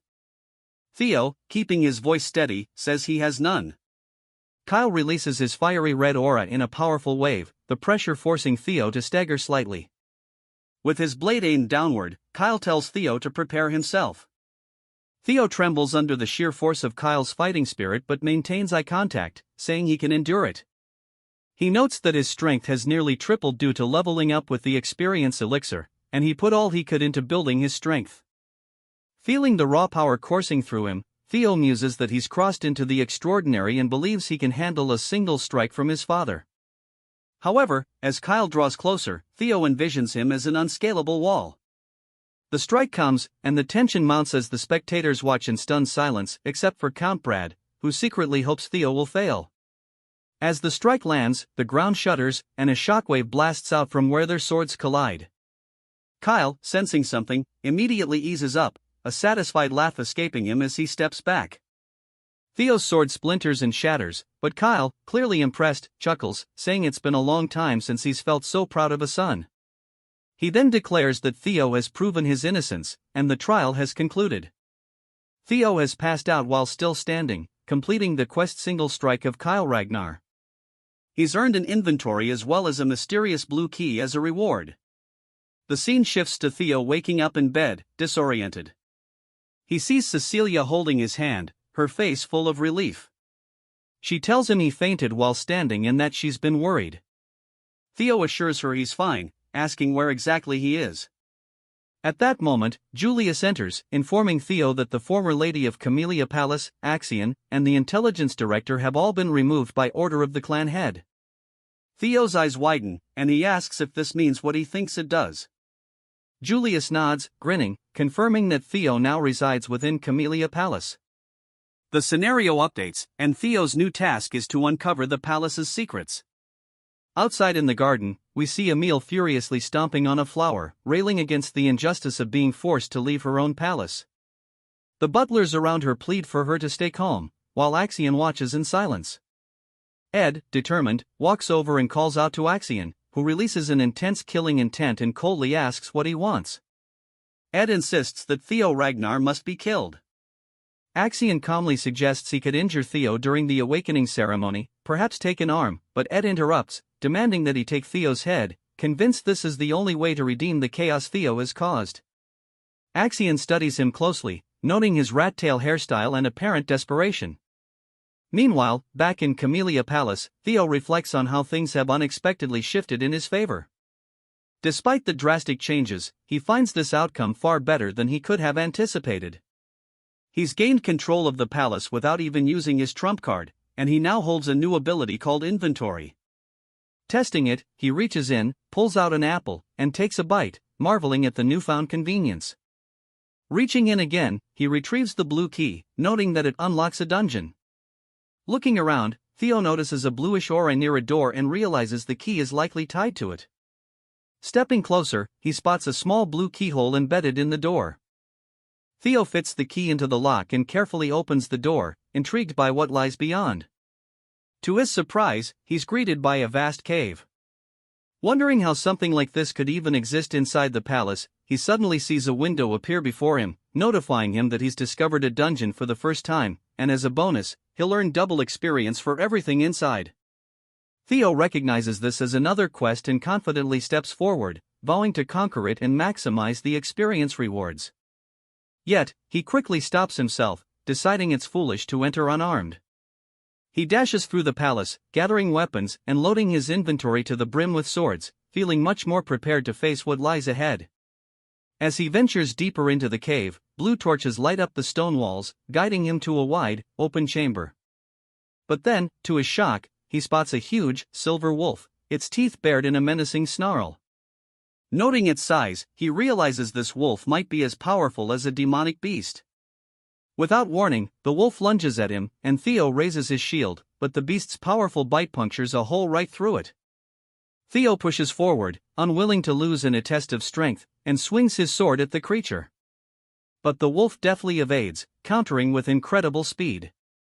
Frustrated, Theo acknowledges that the wolf's hide is thick and impervious to weak attacks, while its agility makes it nearly impossible to land a strike.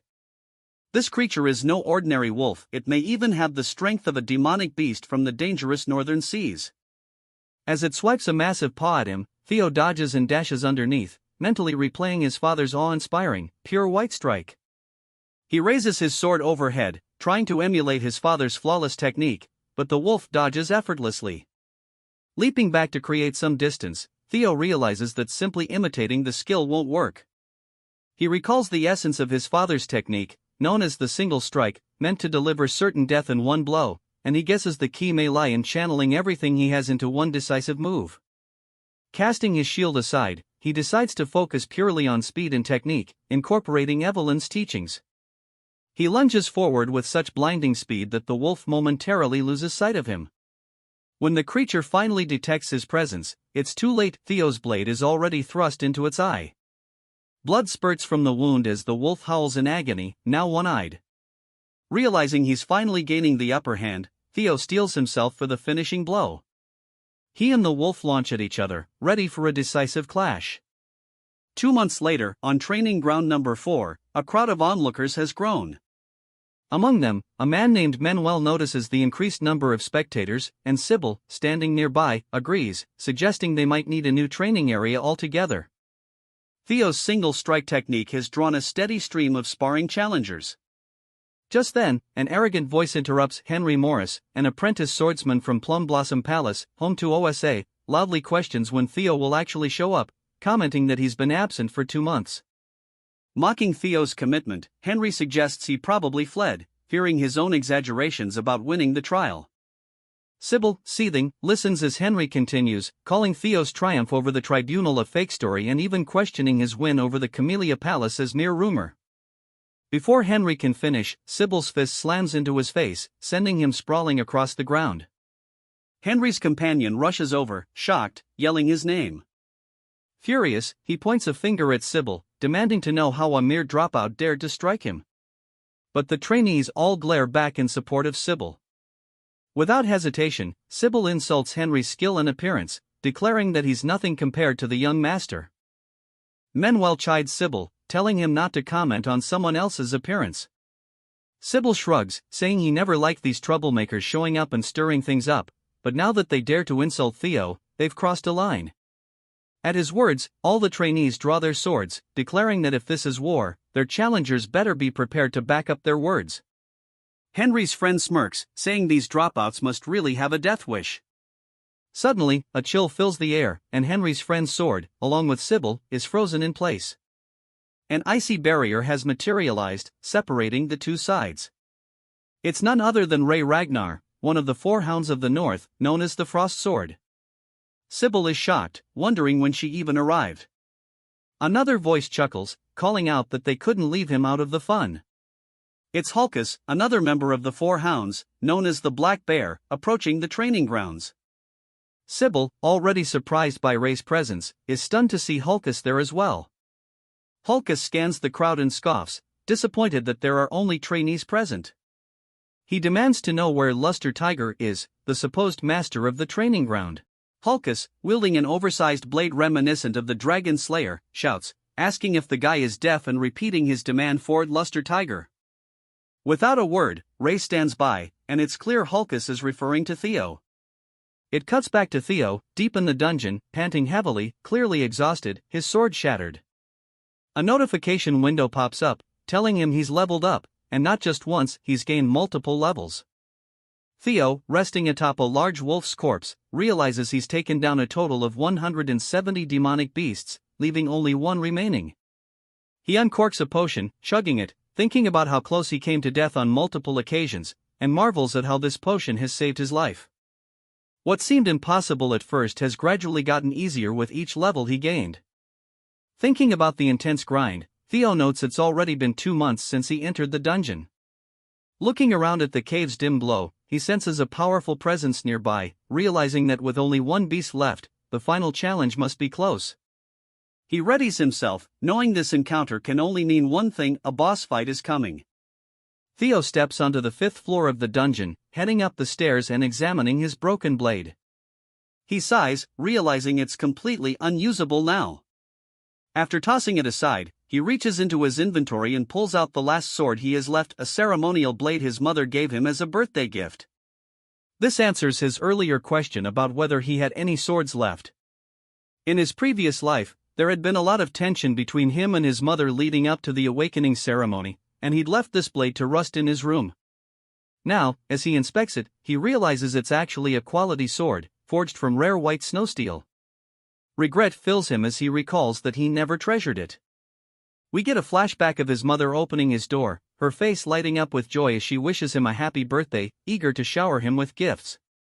Instead of appreciating her gesture, he had yelled, saying he had no time for birthday presents with the awakening ceremony approaching.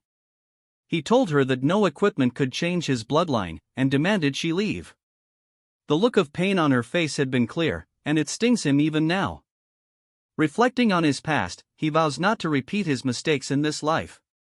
As he approaches the boss room, a warning screen appears, notifying him that a powerful demonic beast is about to emerge and to proceed with caution. Theo tenses up as the creature comes into view: scales, a dragon-like snout, and a hulking blue form. It's a lesser drake, peacefully sleeping. Theo is thankful it's not a full dragon, but still notes the resemblance, recalling that Ragnars are said to be descendants of dragons. He wonders if it's a mere coincidence that the final boss of this quest is draconic. Regardless, he knows one thing: defeating this beast is the only way to complete his quest and perhaps uncover the dungeon's secrets. Although unsure if he can actually win, Theo steels himself, acknowledging that, dragon or not, he must face it. He decides his best option is to use the single flash technique he's practiced.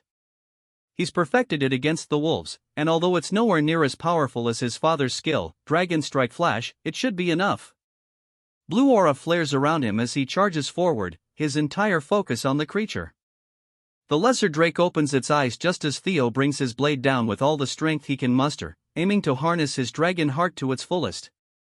Blood sprays through the air as Theo's strike lands, wounding the lesser drake, which begins to react to the assault. The drake roars in pain, and Theo is relieved his attack landed. But before he can fully react, the drake retaliates with a swift tail swipe. Theo dodges to the side, muttering that he'd hoped to pierce its brain, though his attack didn't quite go deep enough. Still, with the creature now partially blinded, he feels he has the upper hand. Ready to press his advantage, he grips his blade and uses a technique called Jester's footwork, dancing around the drake and slicing it repeatedly.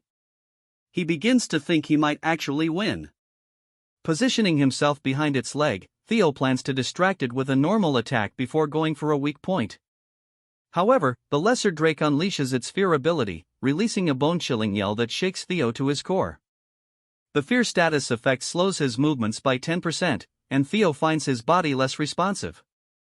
The drake doesn't waste time, slamming a paw down on him. Though he manages to raise his sword in defense, the force of the impact sends him crashing into the wall with a loud bang. As the dust settles, blood drips from Theo's head, and he mutters, "This really is a boss battle, and I can't afford to let it drag on." Both he and the drake charge at each other, and Theo knows he needs to aim for its weak point.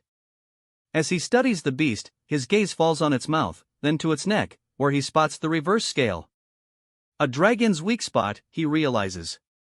He thrusts his sword directly into the scale, and, to his surprise, it pierces through.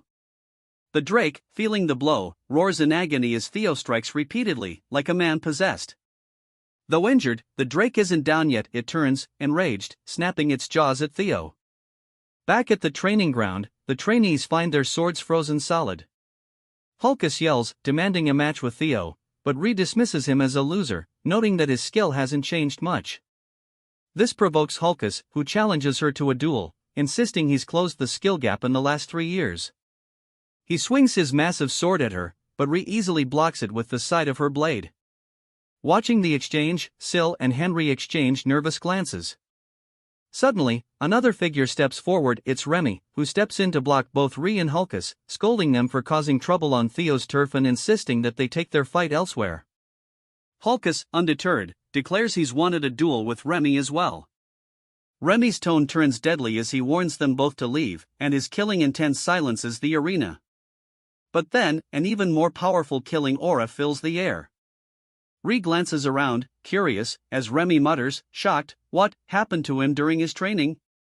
It's Theo, approaching slowly, his gaze cold and fierce, as he radiates the drake's fear ability. In a flashback, we see Theo landing the final blow on the scarred drake as it falls dead at his feet. The system congratulates him on successfully hunting a lesser drake, and, exhausted, Theo admits he nearly lost when he touched the reverse scale. Fortunately, it wore itself out over time, and he's relieved the scale's weak spot wasn't a myth. His rewards include a lesser drake's tooth and claw, both of which are valuable enhancement materials for crafting weapons. Theo inspects his mother's gifted sword, deciding to use these materials to restore it after it's worn down from the fight. His final reward, the lesser drake scale, surprises him. It's a D-ranked item with 1% mastery, allowing him to release a killing intent unique to drakes, inflicting fear on anyone weaker than him.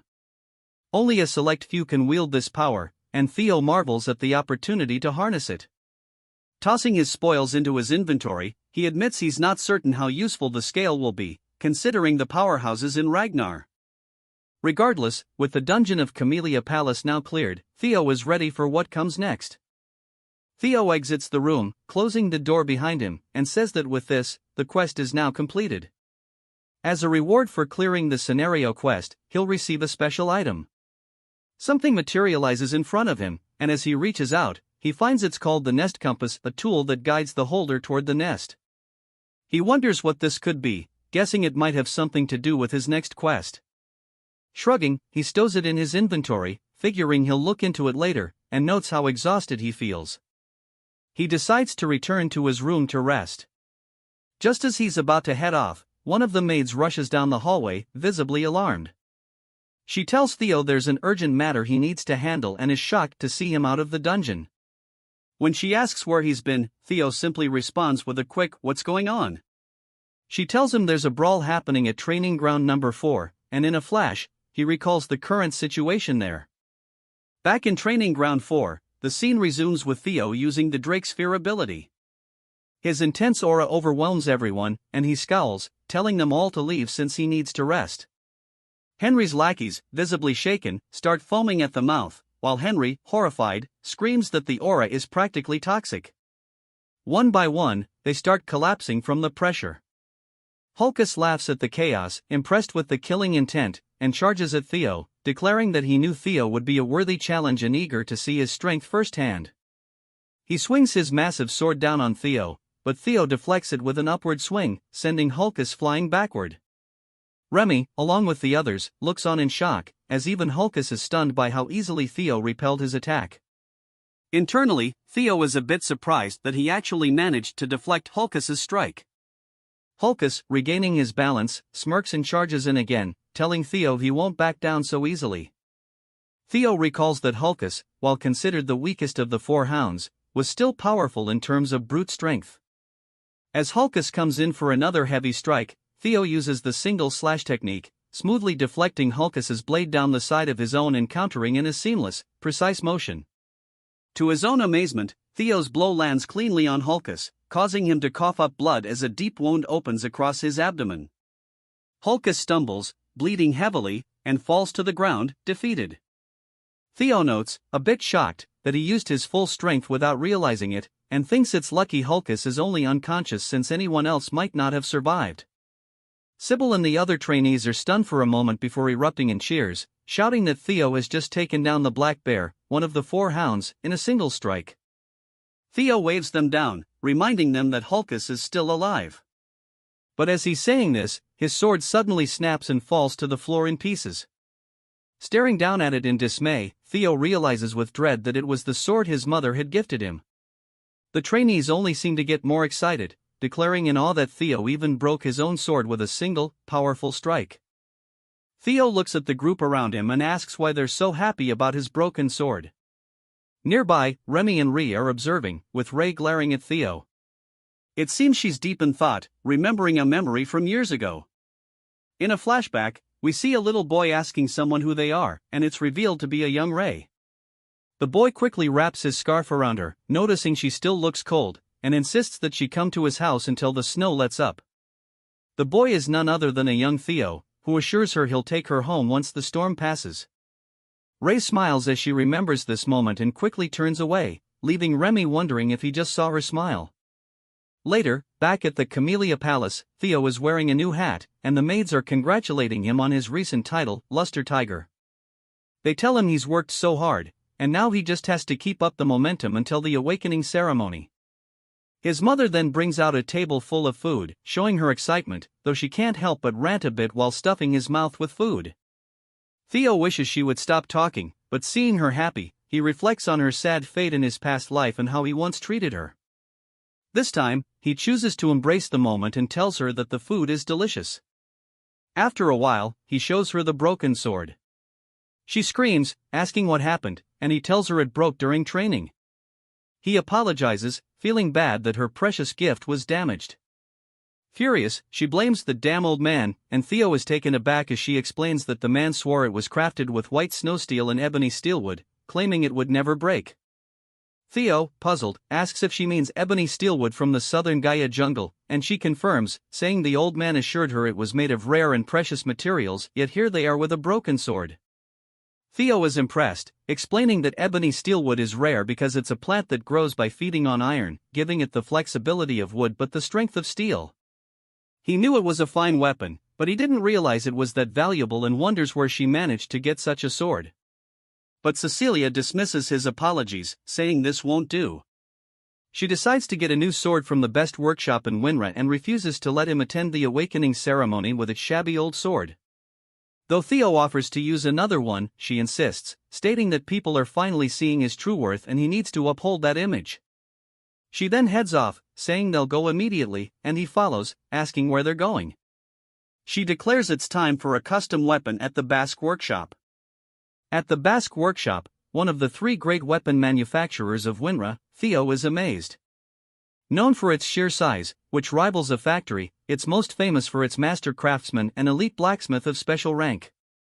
Suddenly, a woman appears, and Cecilia, calling her mother, yells at her to stop smoking. Theo is shocked, he never knew his mother had family, thinking she was an orphan. The woman, Chiron, a high elf known as the Elf of Capitalism Incarnate and Demon Craftsman, responds coolly, saying their relationship as mother and daughter ended when Cecilia chose to leave home. Stunned, Theo realizes that this revelation makes him a quarter elf, musing to himself that this must be why he's so strikingly handsome. Chiron then asks why Cecilia has suddenly come to visit, and Cecilia tosses her the broken sword, saying she's here to return it defective product. Chiron catches the sword, surprised at her accusation, and when she draws the sword from its scabbard, she's visibly shocked to see it broken. Cecilia tells her that if this isn't a defective product, she doesn't know what is. Chiron, intrigued, asks who wielded it, and Cecilia says, "Who else but my son?"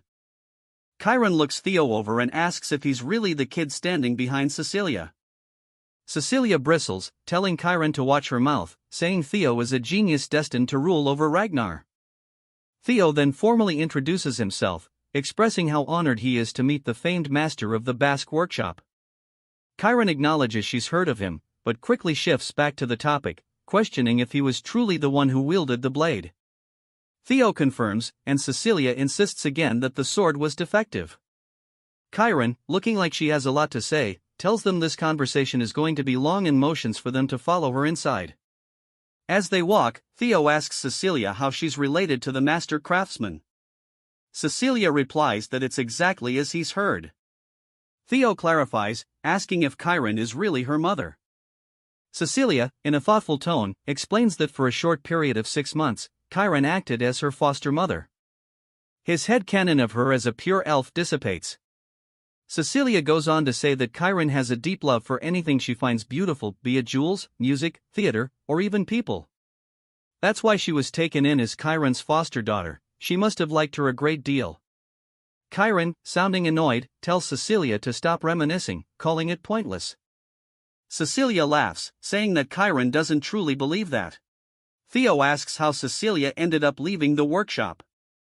Just as Cecilia begins to answer, Chiron interrupts, saying Cecilia walked away on her own, determined to become the wife of Ragnar's clan head. She scoffs, calling it foolish to leave for such a miserable place, though she grudgingly admits it's impressive that Cecilia has survived this long. Cecilia grins, saying she left because the clan head was just too handsome, dashing, manly, and utterly devoted to her. Chiron, exasperated, fires back that for all Cecilia's bravado, she came crawling back last year, asking her to craft a sword as a gift for her son. She shakes her head, saying she's never seen anyone as shameless. As they bicker, Theo observes with amusement, marveling at how he's never seen his mother act like this before. He realizes he never truly got to know her in his past life and reflects on how blind and ungrateful he was, too absorbed in the clan to notice the people around him. He glances at Chiron, sensing she also cares for his mother, and wonders why she didn't help in his previous life.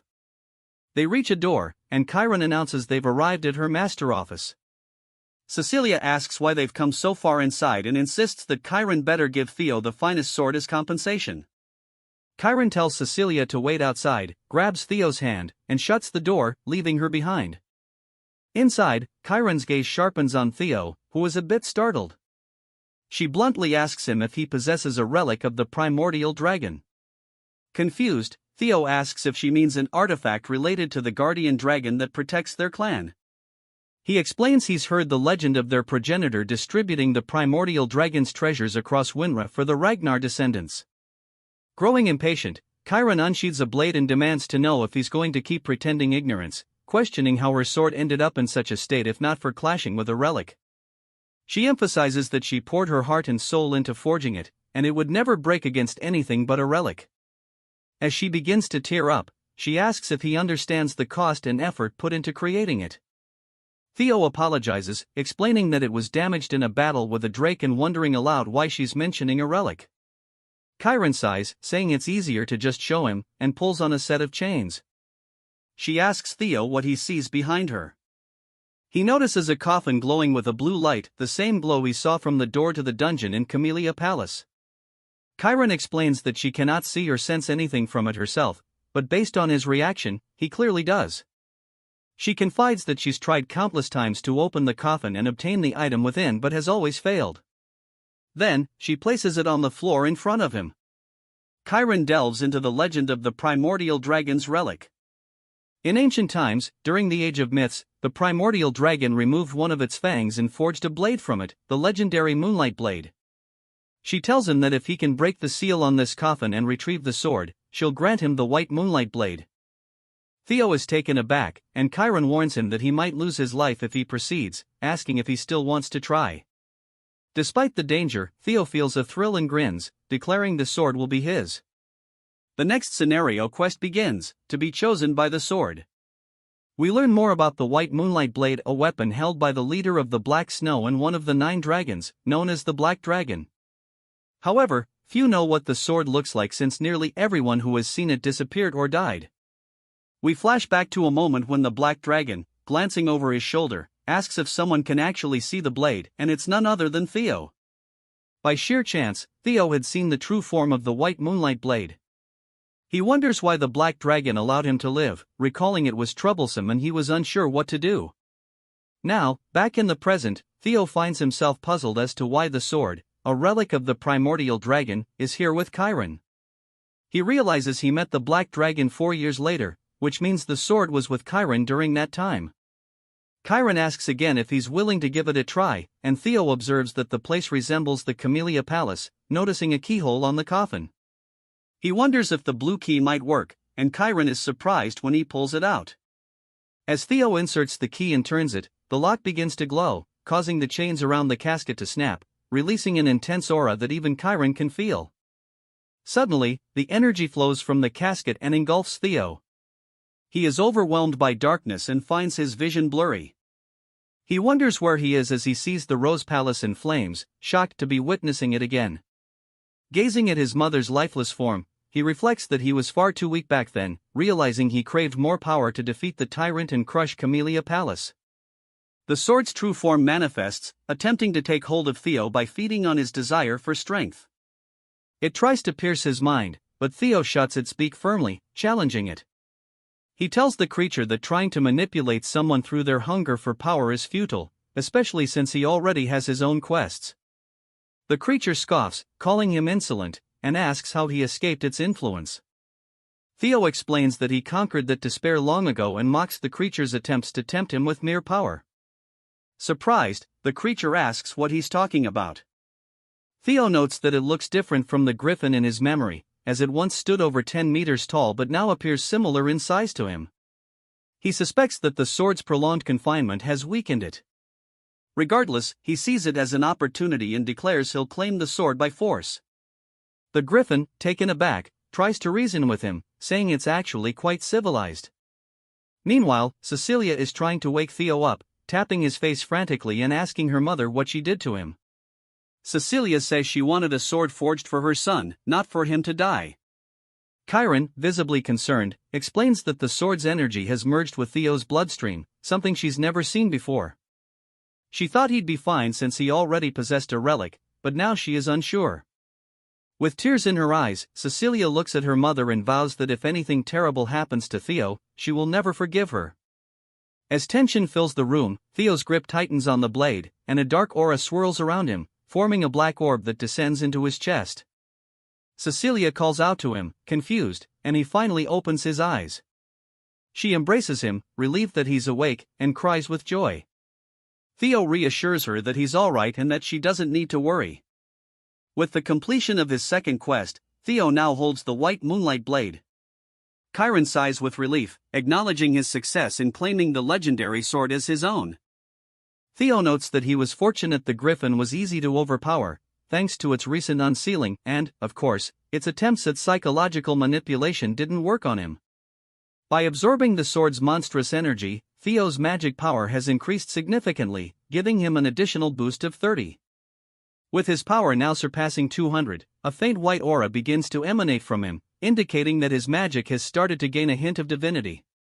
He realizes that his magic is now on par with that of a high-ranking swordsman, though he regrets not being able to fully wield this newfound power until after the awakening ceremony. His stats are phenomenal. Chiron, visibly impressed, congratulates him on his success. Theo asks if she'll honor her promise, and Chiron reassures him that elves don't lie. Just then, he feels the sword vibrating and is puzzled. Chiron explains that it's merely resisting not because it hasn't accepted him as its master, but rather because it feels stifled after being trapped for hundreds of years. Now, finally freed, it wants to unleash its pent-up energy. She points to a wall with sword marks on it and tells him to give it his all against it. Theo asks if it's truly safe, but Chiron laughs confidently, saying his concern is unnecessary. Even the White Moonlight Blade, she boasts, couldn't possibly harm the Basque workshop from a swing by a brat who hasn't even undergone his awakening. Theo finds her words slightly annoying and asks if she's sure, thinking this is a perfect chance to test his sword. Walking toward the wall, he wonders whether he should channel his magic, politely asking for her forgiveness. The bandages on the sword begin to unfurl, revealing its true form, and Theo's eyes darken as he imbues it with his magic, widening his stance in preparation for a powerful swing. Realizing too late what's about to happen, Chiron frantically tells him to stop, but Theo unleashes a single flash, mimicking his father's technique and completely obliterating the wall. In fact, it's not only the wall, the entire side of the Basque workshop has been sliced cleanly down the middle. Cecilia stares in shock while Chiron, now wearing a mystical mask, screams in horror about the damage to her workshop and the money she's lost. Theo, sheepishly, admits that may have been a bit too intense, as the sword drained all his magic power in one go. Suddenly, Chiron is in front of him, pressing her hand against his stomach. Theo, taken aback by her speed, realizes she's assessing him. She remarks on his lack of proficiency with magic, noting she can't detect a mana core, and asks if he achieved that cut through the blade's sheer sharpness alone. She gazes into his eyes, confirming he is indeed a genius, and realizes that this genius is her grandson. Calculating how much wealth she could earn from this prodigy, she places a hand on his shoulder and declares she will be his patron. All he has to do is show the world his skills, he'll become her workshop's greatest advertisement. Theo is surprised by her sudden interest, and even Cecilia is a bit taken aback, pointing out that she can practically see dollar signs in Chiron's eyes. That night, as Theo and his mother prepare to leave, Chiron watches them go, holding the treasures he retrieved from the dungeon to help her repair the workshop's wall. She's pleased, marveling at how her daughter has raised such an incredible son and guessing he must have acquired this loot while retrieving the relic. Laughing, she admits her pride. As they leave, a voice calls out to Chiron from above, greeting her with a long time no see. She scowls, looking up at a tree and demanding to know why this person has shown up, addressing the stranger through a bird perched there. 5 days later, it's the day of the awakening ceremony, and Theo is training with Evelyn. He's nearly pushing her back, though she manages to deflect his strikes and eventually starts pushing him back. She comments that his swordplay has become sharper and faster overall, and he notes with relief that she's complimenting him. Observing from the sidelines, the trainees are stunned. Evelyn reflects that it's been 6 months since Theo began changing, and he's already strong enough to challenge her. With his magic power awakening today, she's certain he'll soar to incredible heights and knows for sure it'll mark the birth of a true powerhouse. She smiles and praises his progress, telling him he could even aim for valedictorian at the ceremony and wishing him success. Theo laughs, crediting her training, and says that if he does win, he'll mention her in his speech. She cringes, embarrassed by the thought, and the other trainees chime in, asking him to mention them too. Theo jokes about the trouble of being popular, to which Evelyn cringes even more. With a wave, Theo bids her goodbye, mentioning he has somewhere else to be. We are taken to the central headquarters of the Ragnar family, where Theo stands before the gate and introduces himself, instructing them to open the door. A large crowd has gathered outside to witness the awakening ceremony, the most significant annual event for the Ragnars. The spectators look up as the gate swings open, and Theo enters, noting that every participant hopes to achieve favorable results at the ceremony and that becoming a swordsman of Ragnar is the first step toward recognition and honor. Inside, the venue is packed with competitors, and Theo feels a bit anxious, realizing that every member of the Ragnar clan is watching, including his father. He knows he must do his best. The 9 dragons are present as well, along with Hilda Ragnar, the former clan head from 2 generations ago. As Theo observes her, he finds it hard to believe she is 150 years old. Nonetheless, he feels relieved to see her in attendance. Suddenly, a drum beats, signaling that it is time to begin. A man, who is a judge named Vanna, calls for everyone's attention and announces that they will now proceed with the preliminary examination. This round simply involves picking up a sword placed on the ground and leaving a mark on the steel wall in front of it. The wall has been forged with a blend of white snow steel, which means that ordinary steel blades cannot scratch it. However, that changes when magic power is infused into their strikes. Vanna explains that he will distribute some to each participant. One some pill grants 10 years of magical power. It is an elixir designed to help them open their mana hall, which they must do in their abdomen. Only then will they be able to cut through the white snow steel wall with their blades. The depth of their cut will determine their results. He calls out the names of participants one by one, starting with none other than Theo. As Theo steps forward, he reflects on how, in his past life, Axion had been the valedictorian. He reaches out to take his pill and grabs one of the blades, stepping forward with determination, vowing that he won't let Axion be the star this time. His quest is to become the valedictorian of the awakening ceremony. Hilda turns to Kyle and asks if Theo is the one he mentioned in their earlier conversation. Kyle nods, acknowledging that Theo must have piqued her interest. Hilda admits that she grew curious after what he said and expresses her eagerness to see how competent this descendant of hers truly is. Theo lets out a quick sigh, starting to limber up his body, admitting he feels a bit nervous since it has been a while. Vanna instructs him to swallow the pill, and Theo responds with an okay. In his past life, swallowing the psalm had led to him losing control over his mana, severely injuring his Danon. He swallows the pill, assuring himself that he won't face the same fate this time.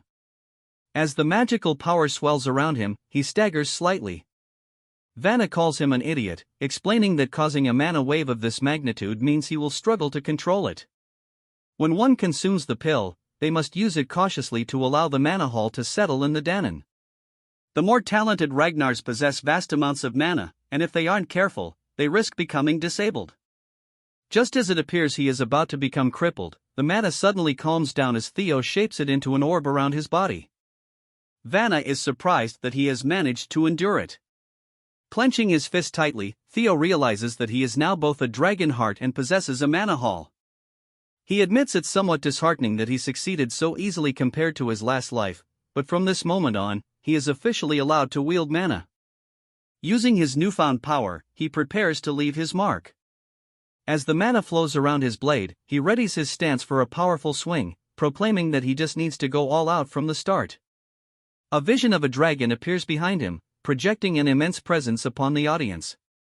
The other four hounds instantly recognize that the gap between them has widened significantly. As the aura of the dragon swings its claws forward, Theo executes a technique called Single Flash, leaving an enormous mark on the wall. Axion looks furious as he sees the mark on the wall. It is so deep that it can be spotted from a considerable distance, nearly cutting the wall in half. Vanna is taken aback, stuttering for a moment before announcing his past. Theo walks away with confidence, while the trainees murmur in awe, stating they have never witnessed anything like this. They refer to him as young Master Theo and question whether this is truly the sword slash of someone unleashing mana for the first time. With his reputation soaring, Theo realizes that his luck has now dropped to 0. However, he is relieved to see that his status window indicates the curse of bad luck that had been affecting him is finally over, and his fame has spread across the realm. Theo feels exhilarated, declaring that he has finally reached the same starting point as everyone else. Many people have taken notice of his remarkable performance. OSA wishes to take him on as a disciple, while Julius is enraged by the amount of attention directed toward Theo. Even someone named Rubber Ragnar is shown to be cautious of him, just like the bird Chiron had mentioned. Hilda, too, shows interest, smiling as she observes the scene. Theo reflects that, although the Black Dragon and the Sword Dragon were unexpected, he is particularly thrilled to have caught Hilda's attention. After all, she possesses the heart of Garuda, and if he can gain that, he can achieve so much more. It is now Sybil's turn, and he gives it his all with a powerful swing that leaves a mark on the wall, securing his pass. Overcome with emotion, he cries manly tears, exclaiming that he has succeeded. Hulkus, and Remington also manage to leave their marks, each one befitting of their sword techniques. However, poor Sybil realizes that while their marks were impressive, none made nearly as significant an impact as Theo's. The only participant remaining is Axion, who steps forward after his name is called. The crowd murmurs that at this rate, it seems to be a contest solely between Theo and Axion. Some even speculate that even Axion cannot compare to the performance they just witnessed, unable to believe Theo has reached such an advanced level. Angered by the chatter, Axion grabs his blade and quickly consumes his pill. As he begins to infuse his aura into his sword, Vanna tells him to wait, but it's too late. Axion unleashes a dragon-type aura reminiscent of Theo's, but it produces a terrible sound as it scrapes against the wall. Vanna exclaims that this is outrageous. He has been surprised multiple times today. Axion's attack is just as grand as Theo's, leaving an X mark on the wall. The onlookers wonder how this is possible, noting that their marks are almost identical. In this case, precision grading will determine who emerges victorious. Axion inspects his mark, looking somewhat displeased before turning away. Once everyone has had their opportunity, Vanna declares that the first stage of the ceremony is complete. He praises the participants for their hard work and expresses his satisfaction with the number of individuals who have improved their scores. Those who have passed are instructed to prepare for the second stage in 4 days, at which time he will announce the rankings that everyone has been eagerly anticipating. The crowd beams with excitement for the results as Vanna prepares to announce the valedictorian for the first stage of the awakening ceremony. Both Theo and Axion wait in anticipation to hear the results. The scene begins with a booming announcement marking the end of the first stage of the awakening ceremony and the results about to be revealed. Among the participants, Theo Ragnar and his cousin Axion stand in tense anticipation. Suddenly, Theo's name is called, and the crowd gasps in shock as Theo is declared valedictorian. He has achieved a perfect 10 out of 10 in every category, earning the nickname Flash Tiger. Whispers spread through the crowd, marveling that Theo outperformed Axion, who was deemed unbeatable. The announcer notes that Theo's sword mark is nearly identical to the legendary Thorol Ragnar's, leaving everyone in awe. Meanwhile, in the snow-covered mountains, Thorol Ragnar, a major figure in the clan's succession, is seen walking alone, his presence hinting at his importance. Back at the ceremony, Axion is announced as second place, his perfect score edged out by Theo's slightly longer sword mark. Axion's blazing eyes reveal his fury as the crowd falls silent, tension thick in the air. The announcer concludes by congratulating the participants and announcing that the second stage will take place in 3 days in the Winter Mountains, leaving the 87 examinees preparing for what lies ahead. Later, Theo celebrates with Remington and friends in a cozy cabin, humbly thanking them and emphasizing that the journey is far from over. Reassuring Remington, who feels ashamed of his performance, Theo brushes it off and reminds him of their friendship, reigniting his determination as they toast to the next stage. Alone in the snowy mountains, Theo reflects on his victory, knowing it isn't the end and recalling his true enemies, Axion and Skydragon. Pulling out the nest compass, Theo sees it pointing toward the Winter Mountains, realizing the second stage might reveal the nest's location. Suddenly, sensing someone behind him, Theo vanishes and reappears with his sword at the intruder's throat.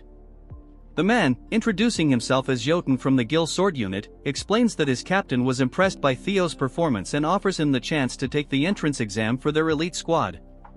Theo, still wary, questions why he must take a test if the Gil Sword Unit is so eager to recruit him. Jotun explains that merely being invited to the test is a rare privilege. Before their conversation can go further, a sharp voice cuts through the tension, addressing Jotun and his group as Sword Platoon Fools. It's the fiery vice commander of the Black Iron Cavalry, nicknamed the Fire Goblin, who wastes no time offering Theo a position in her unit, claiming her offer far outweighs anything the Gil Sword Unit can provide. Suddenly, representatives from other elite units arrive, each vying to recruit Theo into their ranks. Chaos erupts as the heated competition intensifies, with each group trying to outdo the others.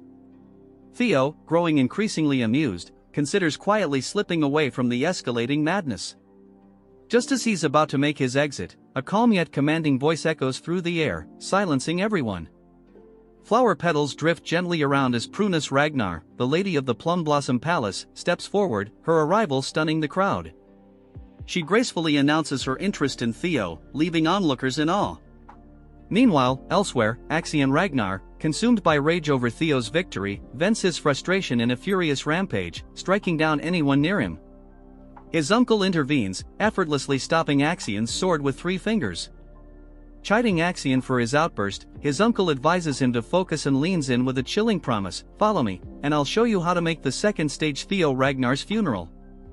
Back with Theo, Prunus Ragnar steps forward with confidence and elegance, commanding attention.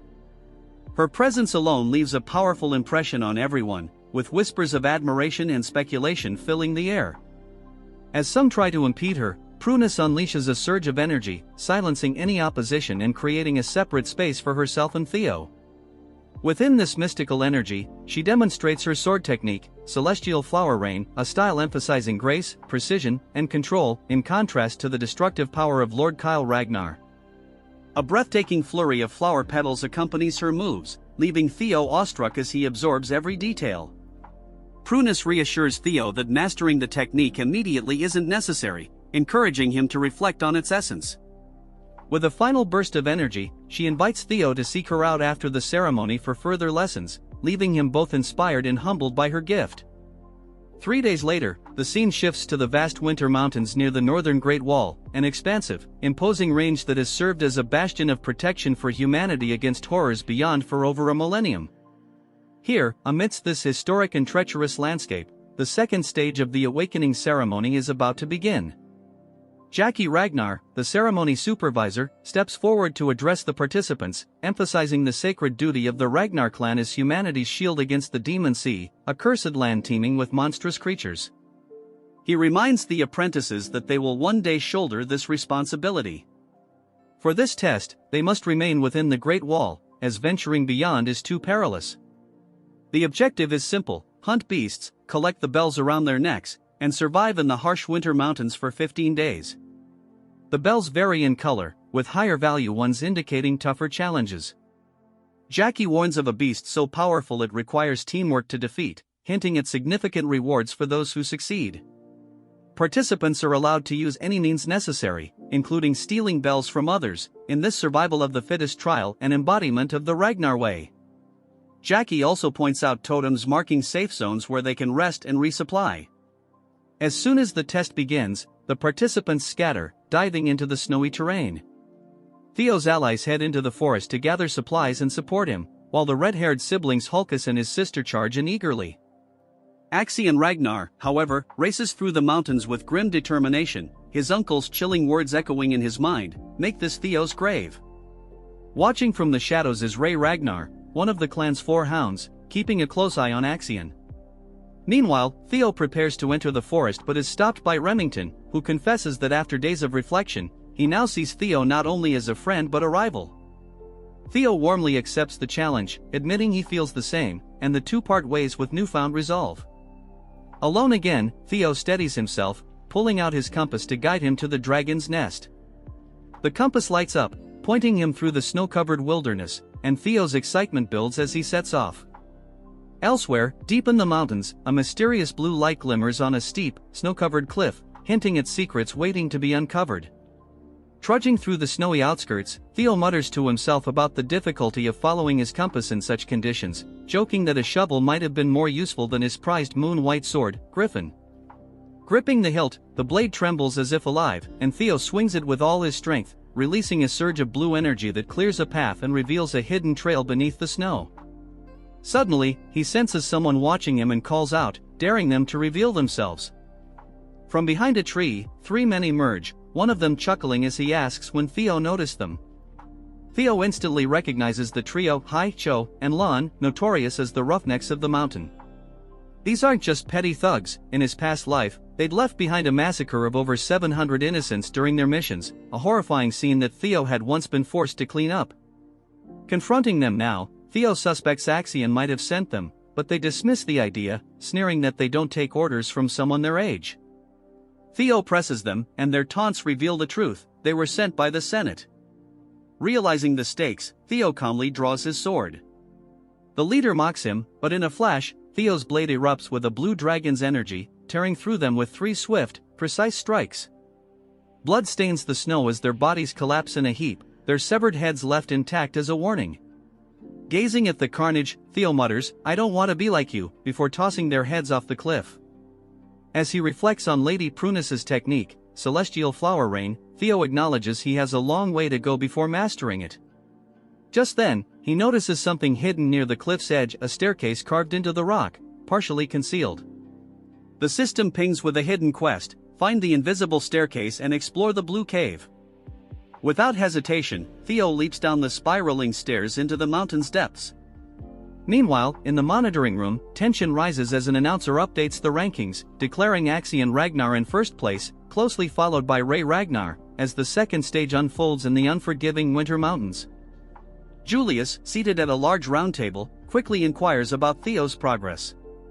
The announcer hesitates before revealing that Theo has yet to score any kills or ally with anyone. Julius raises an eyebrow in surprise while the announcer speculates that Theo might be hiding or preparing an ambush. Before the conversation can continue, Prunus begins to speak, but Wolfgang interrupts with a menacing laugh, dismissing Theo's chances in the current round. He sneers, claiming that just because Theo excelled in the first round doesn't mean he'll shine here. Wolfgang goes further, mocking Theo as a coward with no real-world battle experience and even ridiculing him as an illegitimate child. Grinning maliciously, Wolfgang smugly thinks about the roughnecks he sent after Theo, confident they've already eliminated him.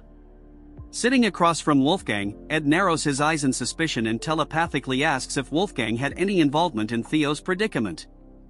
Wolfgang chuckles, admitting he didn't bother to inform Ed of his plans. Frustrated, Ed clenches his jaw, inwardly fuming at Wolfgang's recklessness.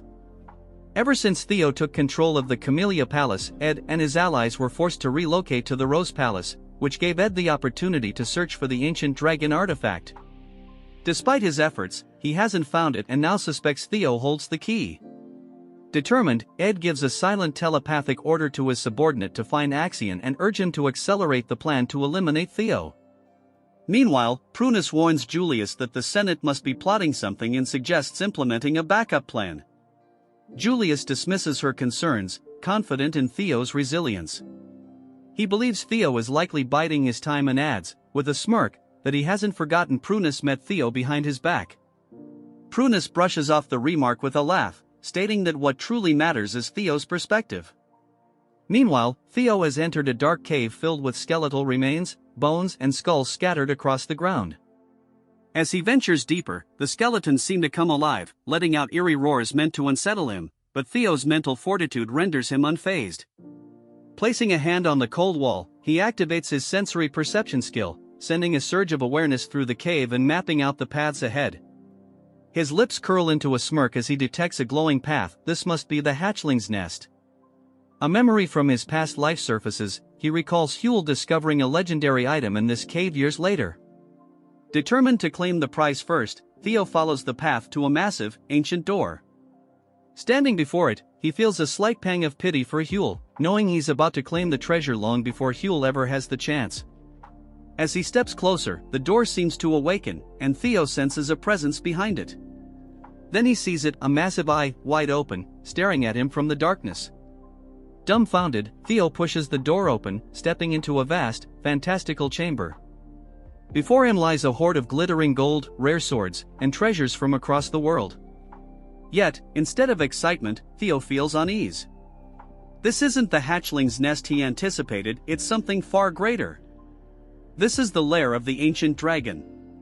A bead of sweat rolls down his face as he grasps the magnitude of the situation. Challenging a dragon of this caliber is unthinkable. Survival alone would be a miracle. Scanning the treasure, Theo wonders if he arrived years too early or if Huel's intel had been wrong. Deciding to retreat, he turns to leave, but an intense gaze freezes him in place. Slowly, he turns back to see a massive, gleaming golden eye locked onto him. The dragon awakens, its voice resonating through the cavern with ancient authority. "You are the first selector in a very long time," it says. The dragon, lounging atop the treasure, watches Theo intently. Overwhelmed by the honor, Theo drops to his knees, bowing deeply, and greets the dragon as his ancestor. The dragon, amused, tilts its head at the term ancestor. Theo hurriedly explains, recalling his clan's history. Wasn't the guardian dragon the lifelong companion of Sigurd, the Ragnar clan's great progenitor? Wasn't it also the mother of the famed dragon that birthed their bloodline? The dragon snorts in what sounds like amusement, its voice laced with sarcasm as it clarifies the myths. That bastard Sigurd spread quite the tale, it says. While it's true Sigurd and the dragon shared a bond of mutual respect, there was no familial lineage or romantic connection. Their relationship was forged through a deep, sacred pact, not blood. After all, the dragon adds with a sly grin, a human and a dragon? Hardly a compatible mix. Theo feels his cheeks flush at the implication, but he presses forward, asking if all the Ragnar family's talk about carrying the dragon's blood is just exaggerated propaganda. Roadbroke nods, confirming that while the claim is largely mythical, it isn't entirely false. The contract with Sigurd did leave traces of the dragon's power, but only in a symbolic sense. Feeling more at ease, Theo recognizes the rare opportunity before him. This isn't about fighting, but about learning invaluable truths that could aid him in his climb to the top of the Ragnar clan. Sensing Theo's anticipation, Roadbroke sighs and explains that, as the guardian dragon, it is bound by an ancient pact. Any worthy selector who passes its test earns the right to ask 3 questions. The scene shifts to Axion Ragnar, who is busy taking down a ferocious beast with a technique known as Thousand Dragons Roar. In one devastating strike, he brings down a tiger-like creature, which collapses at his feet. He smirks as he picks up a small green bell from the beast's neck, muttering that this makes his 57th. Tossing the bell to a subordinate, he asks if there's been any news about Theo. Orion, a loyal member of Axion's group, reports that they still haven't tracked Theo's location. Orion can't help but admire Axion's incredible strength, thinking about how easily his leader dispatches creatures others would avoid. But his admiration gets the better of him as he mutters something about Theo's intelligence. Axion's expression darkens, and before Orion can react, Axion grabs him by the throat, lifting him effortlessly. With a deadly glare, Axion growls that true strength is fearless. Orion, gasping for air, stammers out an apology. Just then, another messenger arrives with news that the Central Intelligence Bureau has ordered them to hasten their mission. Axion releases Orion, still radiating menace, and brushes off the message, telling the messenger to inform the Bureau that no one is more eager for Theo's death than he is. His body seems to hum with unrestrained bloodlust, leaving his intentions unmistakable. We return to Theo, who is deep in thought, carefully considering how to frame his 3 questions for Roadbroke. He knows each one must count. After a moment, he takes a steadying breath and asks the first question, one that's been on his mind: why are you here? Roadbroke's eye gleams with approval at the question. A good start, it remarks with a chuckle. The dragon explains that far beyond the edges of the known world exists a being called the Nameless Monarch, a monster of unfathomable power. For thousands of years, it has been Roadbroke's mission to shield the world from this threat. Winter Mountain, grand as it is, serves merely as an outpost in a far greater conflict. Theo feels a chill as he realizes that even this ancient, powerful dragon harbors fear of the Nameless Monarch. Pushing aside his unease, he asks his second question: what is the ancient dragon's relic? Roadbroke, impressed by Theo's curiosity, explains that there are 3 relics tied to its soul, each a powerful artifact. But with a mysterious glint, the dragon reveals that Theo already possesses 2 of them. Shocked, Theo quickly recalls the dungeon in the Camellia Palace and his moonwhite sword, Griffin, but wonders about the 3rd relic. Roadbroke identifies it as paper, a result of the dragon's soul being split into 31 fragments, each given to humans to aid in defending against the Nameless Monarch. These relics, Roadbroke explains, can take many forms: an item, a weapon, or even an event. Theo's mind races as he connects the dots to his miraculous return to the past. Could his regression, a phenomenon he once thought impossible, have been caused by a relic? The revelation leaves him stunned, forcing him to rethink his entire journey. Gathering his courage, Theo asks his 3rd and final question: why was I chosen? Inwardly, he wonders why someone like him, who was once talentless, would be deemed worthy of facing the Nameless Monarch over others far stronger or more gifted. Roadbroke meets his gaze with a knowing look and counters with its own question: why do you think you're the only one chosen? Theo's eyes widen in shock as the implication sinks in. Others must have been selected by relics as well. His mind races to figures like Ed and even the Black Dragon. Did they know about the relics? Could they have experienced regression, too? The weight of the dragon's answer leaves Theo reeling, filling him with both clarity and more questions. A terrifying Nameless Monarch, an ancient dragon bound by duty, and the possibility of other regressors, the enormity of it all settles on his shoulders. Breaking the silence, Roadbroke declares that Theo's 3 questions have been answered and that the hidden quest is now complete. As per their covenant, Theo is entitled to a reward. A system notification appears, congratulating him on completing the quest and offering him a treasure. Roadbroke gestures to the vast trove surrounding them, inviting Theo to choose whatever he desires: gems, relics, elixirs, skill books, or armaments, each beyond ordinary imagination. Scanning the treasures, Theo feels a spark of boldness and surprises even himself as he smiles and declares, "I want you." Roadbroke freezes, visibly stunned, utterly bewildered by Theo's unexpected request. Roadbroke lets out a booming laugh, remarking, "It seems my popularity is truly eternal," and calling Theo's claim an amusing jest. However, her tone sharpens as she asks what he genuinely desires. Theo remains silent for a moment, then cryptically hints at something about her standing atop the treasure. Confused and increasingly irritated, Roadbroke narrows her eyes and demands, "That wasn't a joke, was it?"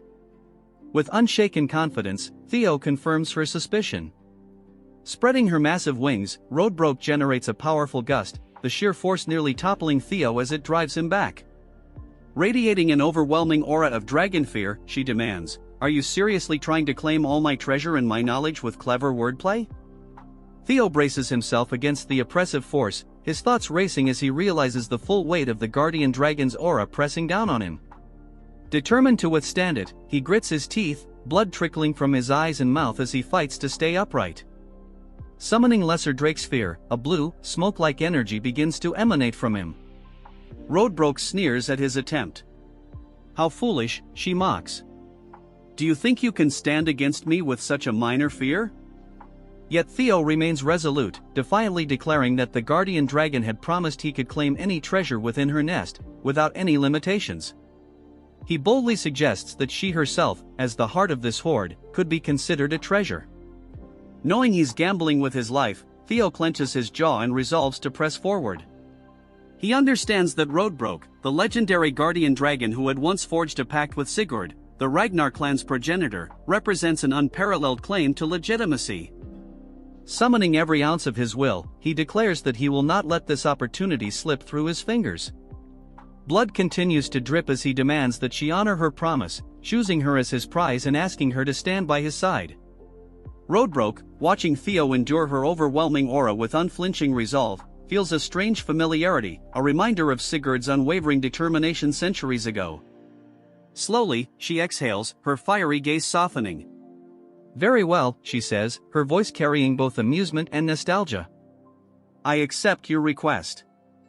Theo, stunned by her words, takes a moment to process them. As her enormous form begins to transform, her dragon body is enveloped in a thick fog, and her golden eyes glow with an ancient, otherworldly light. When the fog fades, a humanoid figure emerges from the treasure, stepping into view. The mist clears entirely to reveal a breathtakingly beautiful woman. Horns curl gracefully from her head, her eyes shimmer with a golden hue, and an aura of ancient majesty radiates from her. Taking a few steps closer, she chuckles at Theo's awestruck gaze. "You seem captivated by my beauty," she teases. Then, with a somber tone, she reveals that she is over 2,000 years old and has suffered the loss of her heart 50 years prior. Her time, she explains, is short. She has only 3 years left to live due to her condition and is bound to her nest, unable to leave. Extending a hand toward him, she asks, "Do you still wish to choose me as your reward, even knowing this?" Theo smiles, his resolve unwavering. "My answer remains the same," he replies firmly. "I choose you, Roadbroke." A system notification appears, confirming that Theo has selected Ragnar's guardian dragon, Roadbroke, as his reward. Roadbroke shakes her head, half amused, half resigned. "You're a fool," she says, though her tone carries a hint of approval. "But such stubbornness is fitting for a chosen one." The system window updates, granting Theo 2 new titles, Guardian Dragon's Significant Other and Descendant of the Progenitor. Theo, bloodied yet triumphant, stands with fierce determination as Roadbroke gazes at him, her expression unreadable. Theo vows to grow stronger in search for more relics of the primordial dragon, determined to find something that can substitute for Roadbroke's lost heart. A system notification appears, indicating that a soul link has been established between him and the guardian dragon. Eyes filled with resolve, Theo assures Roadbroke that he will uncover a relic capable of fulfilling the role of her heart. Another system message informs him that he has gained a significant amount of experience points, resulting in a level up. With newfound determination, Theo declares, "I must at least accomplish this to be worthy of the title Guardian Dragon's Significant Other." Roadbroke smirks and instructs him to care for her in his new role as her chosen partner. However, she warns that since she cannot leave her nest until a solution is found, she will soon enter hibernation. Before doing so, she produces a glowing blue book and, in an instant, appears directly before him. Pressing the book against his chest, she explains that reading it will awaken his mind gate, enabling him to form a true soul link with her. She gestures around the cave, informing him that food is available near the nest and encouraging him to take his time studying. A system notification appears, announcing that Theo has acquired the Grimoire of Aman. Stunned, Theo stares at the book in his hands as the system elaborates. The Grimoire of Aman is a mystical tome containing principles tied to the sound that resonated at the dawn of creation, a holy resonance embodying the universal truths of existence.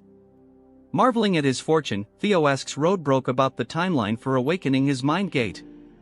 She clarifies that the initial awakening process takes roughly a month. Theo's expression shifts as the weight of her words sinks in. He recalls the urgency of his current situation. The second stage of the awakening ceremony is underway, and he has only 15 days left to complete the exam. Anxiously, he asks if he can return to her nest after finishing the trial. With a teasing yet authoritative tone, Roadbroke perches on one of the treasure chests, her golden eyes gleaming. "I won't permit you to leave until you open your mind gate," she declares. Theo freezes, realizing she's serious. The pressure mounts as he calculates the time he has left, just 13 days to accomplish what others would need a month for, all while his competitors are out gathering bells and battling to secure their positions. 3 days prior to the commencement of the second stage, snow carpeted the grounds of the Central Intelligence Bureau. The chill in the atmosphere wasn't solely from the freezing weather but from Axion's uncle, whose malicious grin hinted at something far more sinister than frost. Axion stood stiffly as his uncle rifled through a container, eventually pulling out what appeared to be an innocent marble. But in this world, nothing was truly innocent.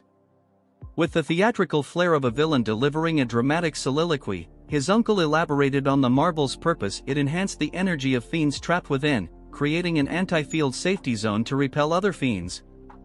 Then, to demonstrate its power, he shattered the marble, releasing a swirling haze of purple and black motes.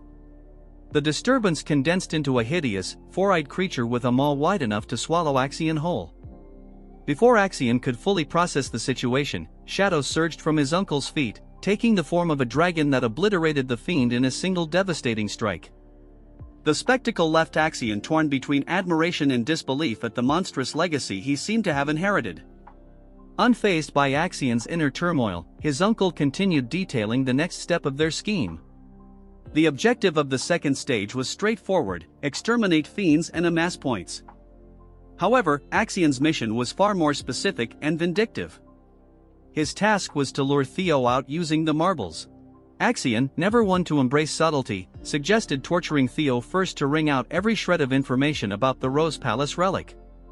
His uncle, the ever-pragmatic voice of reason, reminded him that Theo wasn't someone to be underestimated. "Restraint has never been your forte," he chided, earning a murderous glare from Axion, whose clenched fists cracked audibly. Instead, they would exploit Theo's emotional vulnerability, targeting his treasured followers from Training Ground 4. Fast forward to the present, and Axion's plan was unraveling. Theo hadn't risen to the bait. Instead of participating in fiend hunting like a conventional contender, Theo had opted for a Where's Waldo approach, remaining elusive. With only 12 hours left on the clock, Axion brooded in growing irritation, his rank of 860 points doing little to soothe his temper. Behind him, pulsating lights announced the arrival of Felix Ragnar, a swordsman from Plum Blossom Palace and currently ranked 7th with 446 points.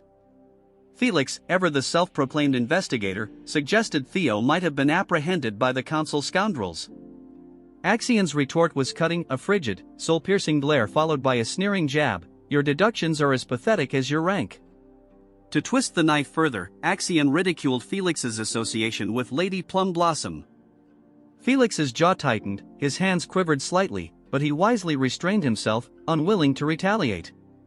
Axion dismissed him with a wave, declaring it was time to drag Theo out of hiding. Gathering members of the Scaled Dragon Society in Plum Blossom Palace, Axion laid out a plan to systematically hunt down Theo's companions. The Scaled Dragon members grinned maliciously, relishing the prospect. Unknown to Axion, an eavesdropper lurked nearby. Concealed behind a tree, Ragnar, ranked third with 561 points, listen intently.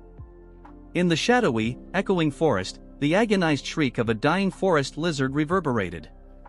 A band of hunters stood triumphantly over its carcass, the rancid odor of blood mingling with the earthy scent of damp moss. This wasn't just any forest lizard but a mid-tier fiend. The hunters, however, basked in their own inflated sense of accomplishment. Among them was Sybil, ranked 68th with a paltry 31 points, barely managing to escape the realm of participation awards. He clutched a yellow demon bell, a keepsake from an earlier triumph over a fiend that had somehow been even less formidable than their current prey. His comrades, Gordon, ranked 53rd with 52 points, and Romero, ranked 62nd with 36 points, shared in his self-satisfaction, equally thrilled by their modest triumphs. If points were currency, Sybil and his crew would still be destitute, but at least they were breathing. Sybil held up the yellow demon bell, a lackluster emblem of mediocrity, and grumbled, 12 hours left, where's Theo? His tone carried less worry for Theo's well-being and more irritation over their meticulously saved supplies now feeling like wasted effort. The group's self-proclaimed strategist speculated with a blend of respect and cynicism, Theo's probably orchestrating something big. He's not like us, scrounging for points just to scrape by. The resident optimist added with a spark of excitement, what if he takes the top spot again? His glee earned a round of annoyed glances.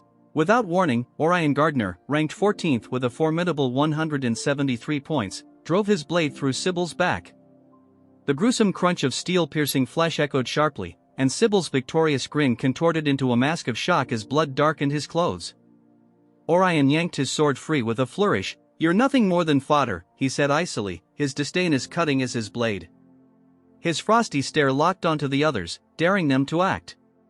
As he raised his sword again, chaos erupted. Meanwhile, as if destiny couldn't resist checking in on its chosen protagonist, the scene shifted to Theo. Deep within Lord Brock's nest, Theo stood in the ominous presence of the ancient dragon herself. The beast's glowing amber eyes studied him with an unnerving blend of curiosity and appraisal.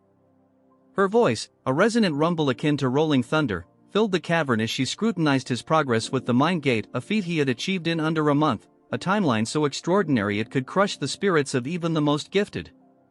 A system notification flashed before Theo, proclaiming his partial mastery of the Grimoire of Amon, magical principles partially understood.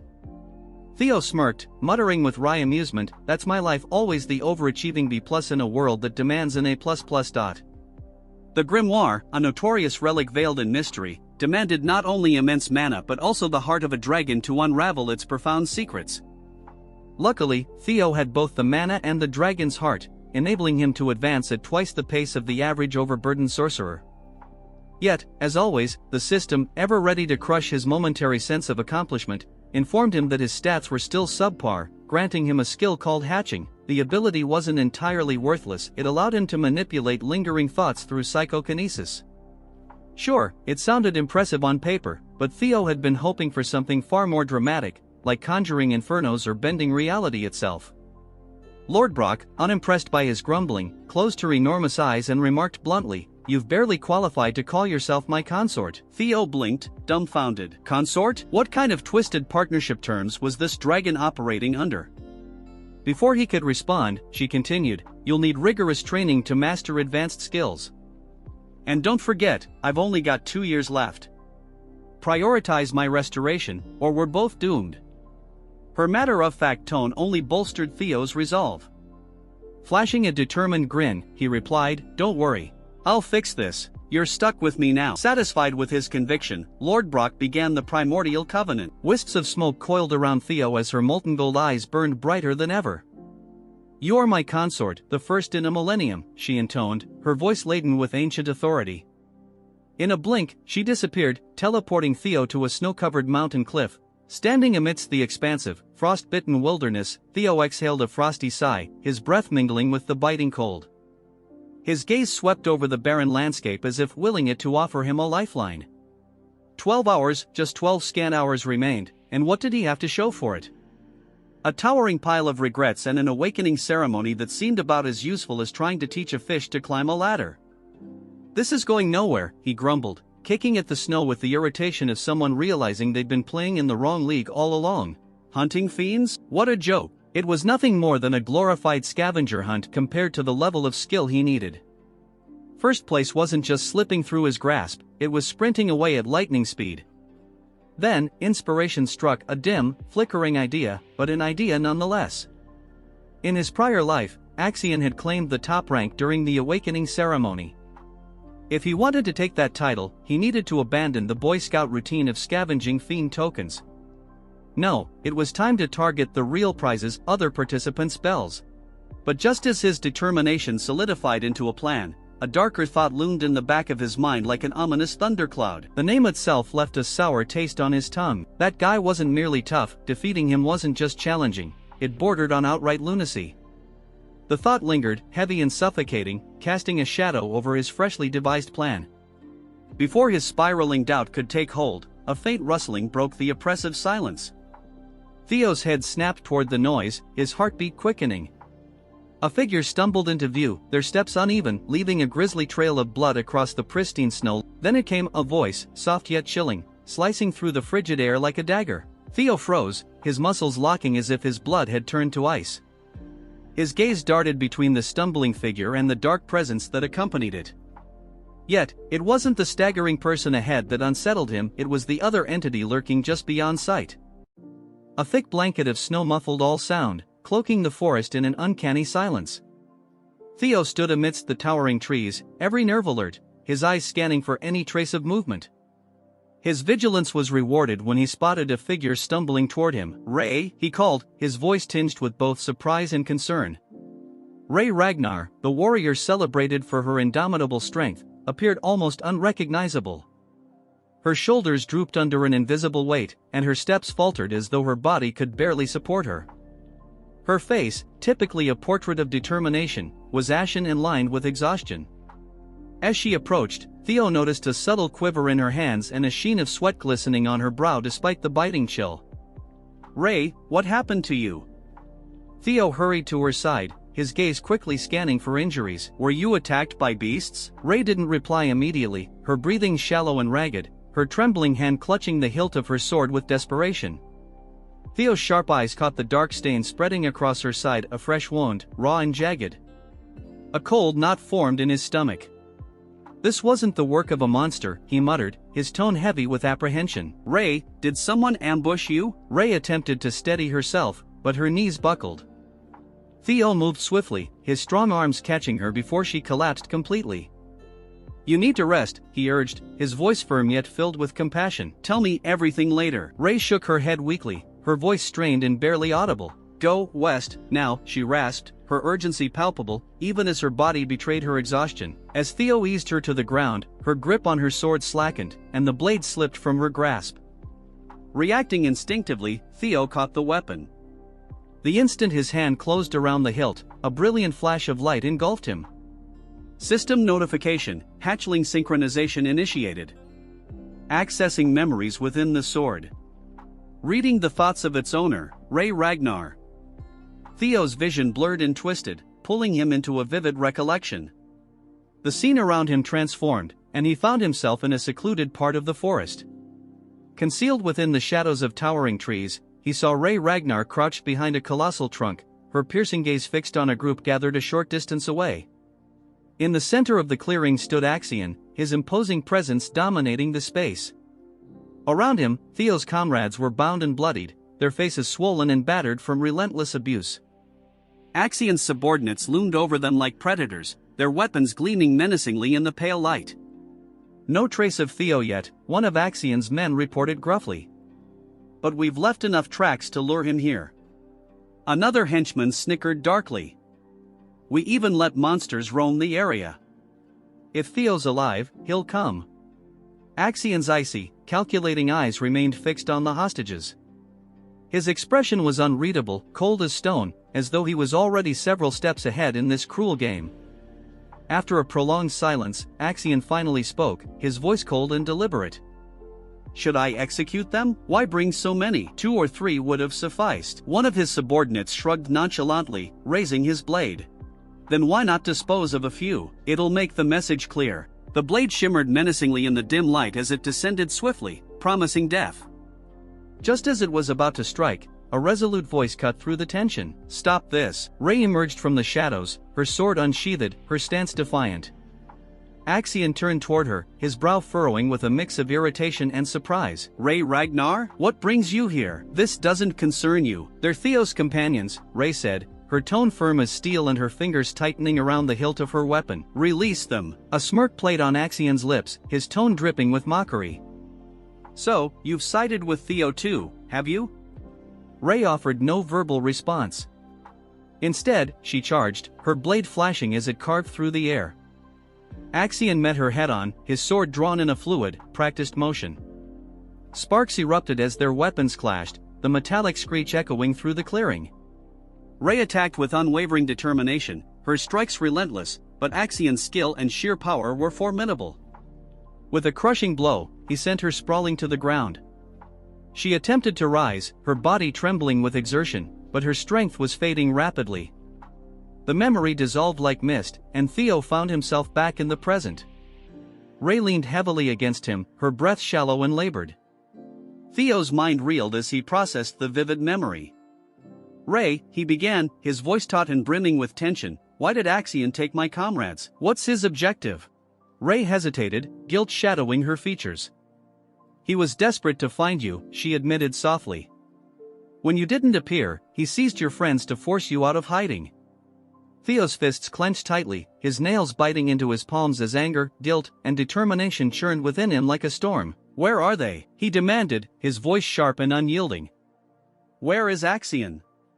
"You can't go," Rei whispered, her voice fragile and strained. "The Central Intelligence Bureau's supervisors are backing him. Not even you can handle them all." Theo's jaw tightened, his resolve like iron. "I don't care. Every moment we stand here, they're in danger. This isn't just a trial anymore," Rei shouted, her voice breaking under the weight of her emotions.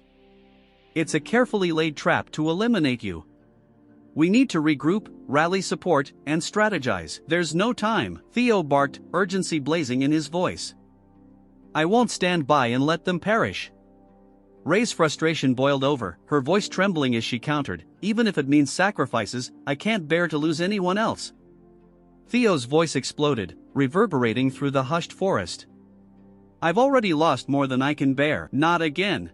Meanwhile, in a secluded grove, Axion stood surrounded by Theo's captured allies. The once pristine snow beneath them was tainted with streaks of crimson, evidence of a fierce and ruthless struggle. A subordinate approached cautiously, bowing slightly before speaking. "Sir, Theo has been sighted. He's at the northern cliffs, currently in communication with Ragnar." A wicked smirk spread across Axion's lips. "Finally, Theo Ragnar. I'll make you understand the price of defying me." A guttural, raspy voice resonated in his ear, audible only to him. "Remember, young Master Axion, there's no need to confront him head-on. Extract the information about the relics, we'll handle Theo ourselves." Axion's expression grew darker, and he inclined his head slightly. "Understood, but I intend to make him suffer first." The voice continued coldly, "Use the summoning orb to divert the supervisor's attention." Meanwhile, with Theo, Rei made a final, desperate plea to deter him. "Theo, please, don't do this. You're walking straight into their ambush." Theo's resolve didn't falter for a moment. "Thank you for warning me, Rei," he replied, his tone unwavering, "but I refuse to stand by while my comrades are in peril." As Rei was not ready to answer Theo, he pleaded her to tell their location, as memories of the time spent with his subordinates flashed through his mind. Hero's palace fell in his previous life and he couldn't do anything but watch as he was weak.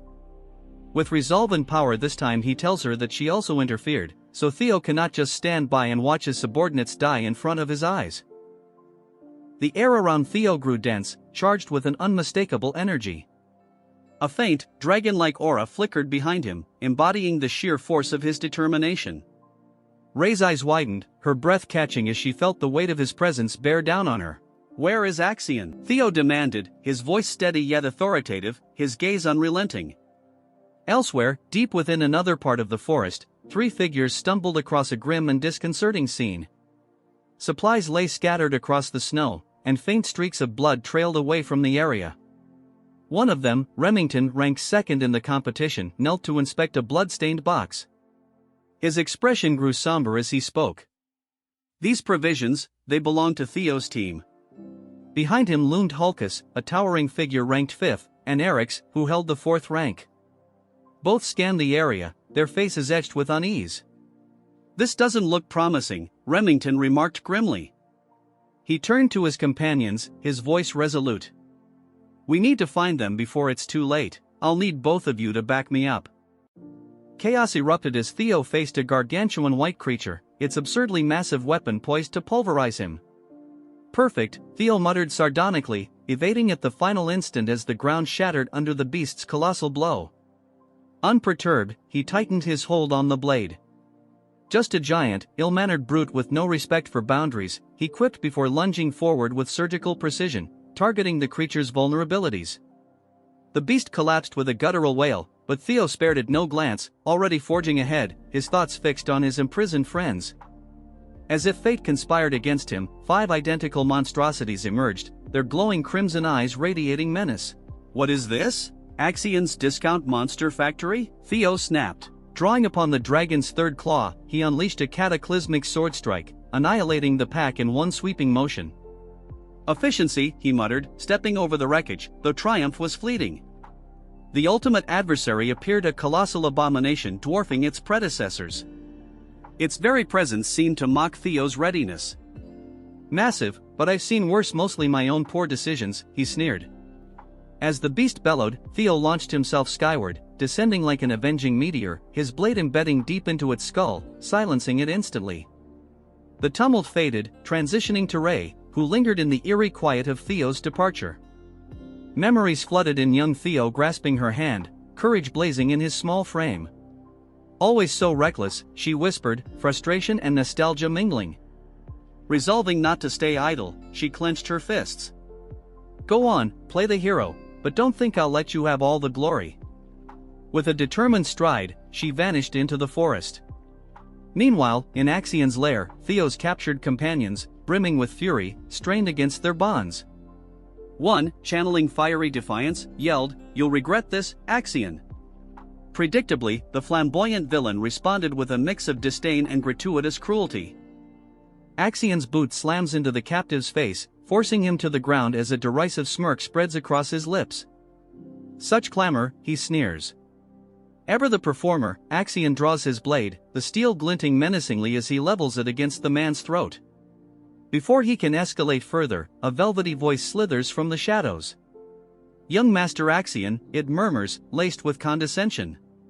Recall the Bureau's directives. Any reckless action could jeopardize the operation. Axion growls, his jaw tightening as he begrudgingly sheathes the sword. Refusing to squander a chance for theatrics, he seats himself atop the captive's back as though it were a mockery of a throne. Comfortable enough, he mutters, his crimson eyes blazing with barely restrained rage. A flicker of light through the trees catches his attention, sharpening his gaze. Ah, how charming, he remarks, voice dripping with sarcasm. The Bureau decided to send 4 elite prosecutors to assist me because evidently, my uncles believe I'm incapable of dealing with one lowborn offspring alone. Fools! His fingers tighten into fists, the tension in his knuckles betraying his simmering pride and seething resentment. The atmosphere shifts as Theo steps into the clearing, an aura of restrained power enveloping him. Every eye snaps to him from his bruised comrades to Axion's minions, even the trees seeming to lean in, drawn by the palpable intensity. Axion rises slowly, feigned indifference masking his irritation. So, he drawls, you've finally graced us with your presence, Theo Ragnar. Theo doesn't respond with words, his eyes scanning the scene with cold calculation, comrades to the left, guards to the right, and the arrogant would-be tyrant at the center. His grip on the sword tightens, the air humming with his subdued fury. You kept me waiting, Axion taunts, his tone like a serrated blade. Theo's gaze locks onto the captive beneath Axion's boot, his deliberate strides cutting through the tension. Sensing the shift, Axion's hand drifts to his weapon, but before he can act, the irksome, composed voice from the shadows cuts in once more. Young Master Axion, do not let him provoke you. Axion exhales sharply, forcing himself to regain a semblance of composure. Theo, he begins, adopting an air of authority, let's abandon the theatrics. Surely you understand the "are you frightened?" Theo interrupts, his voice as sharp as a blade. Axion's smirk falters. What? Theo steps forward, his tone cold and merciless. Are you afraid you'll be defeated by me? The barb hits its mark, and cracks appear in Axion's facade as fury bubbles beneath. How dare you? Because if you weren't scared, Theo presses, a smirk creeping onto his face, you wouldn't need this charade, hostages, guards, the entire spectacle. Tell me, Axion, what has you so terrified? Axion's jaw clenches, his fists trembling with suppressed rage. You insufferable wretch, he hisses, but Theo is unrelenting.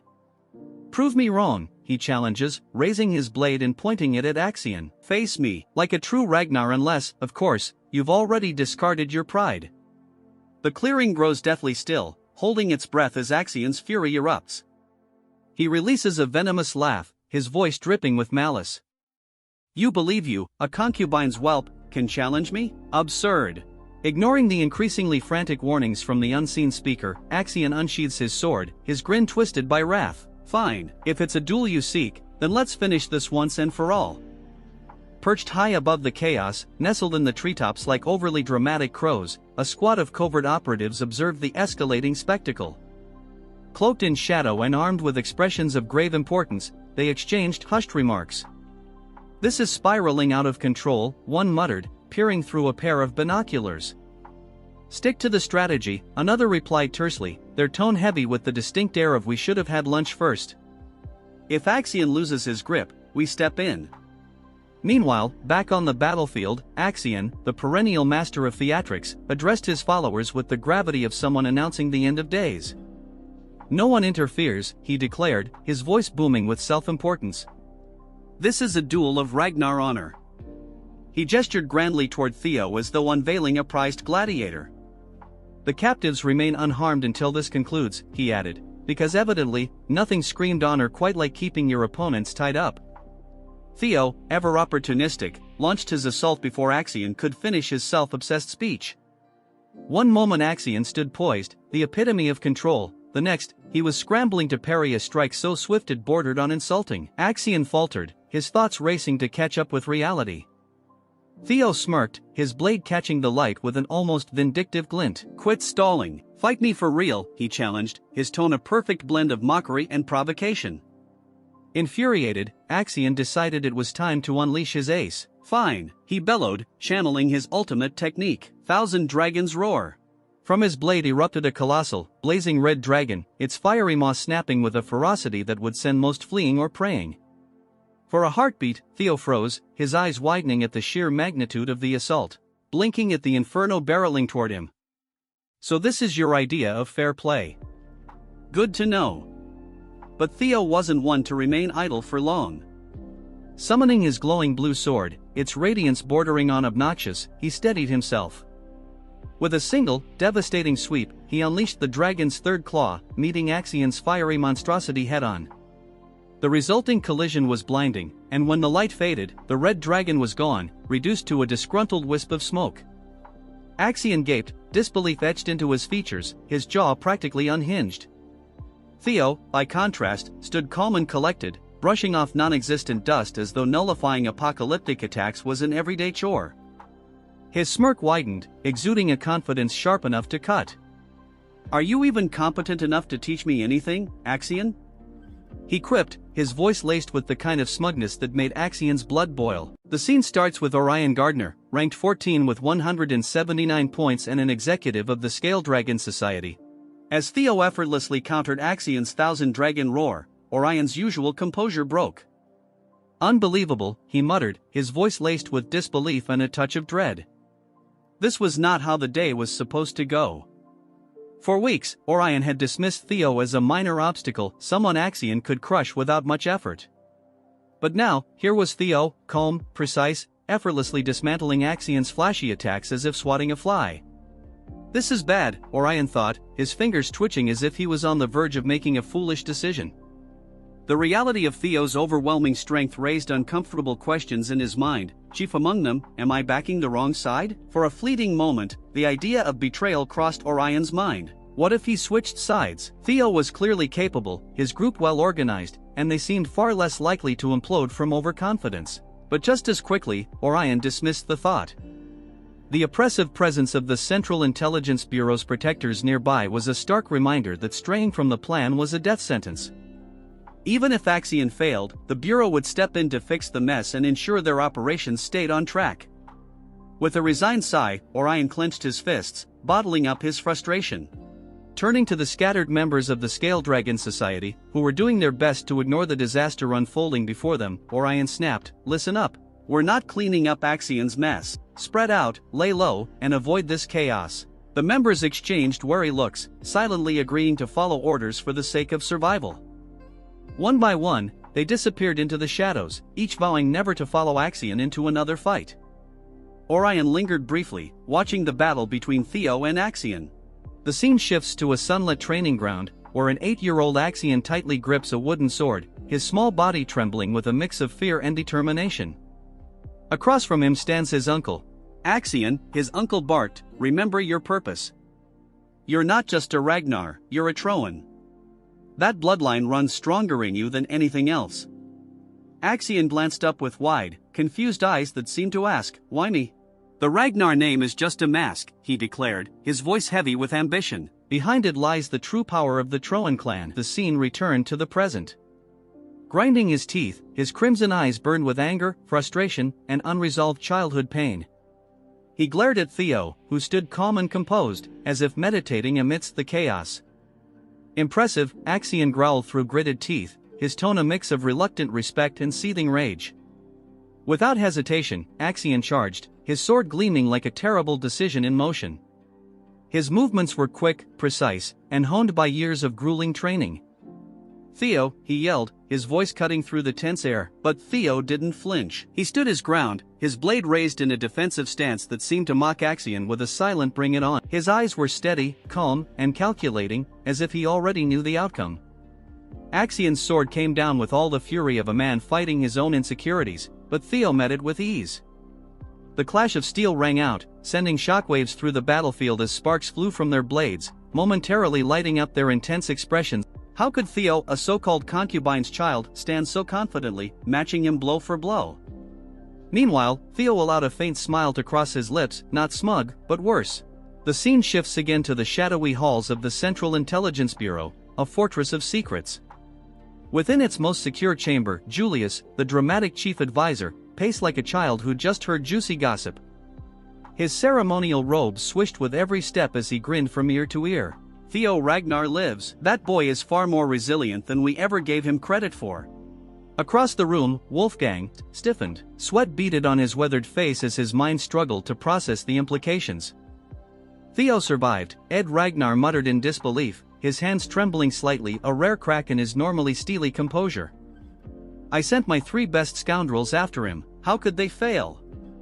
Meanwhile, seated in a highback, Ed's expression remained eerily calm. The scheming uncle of Axion, he didn't let his emotions show until the weight of the report sank in. Slowly, with the grace of someone who'd been plotting for years, a smirk stretched across his face. "So, Theo is alive," he murmured, his voice smooth and almost pleased.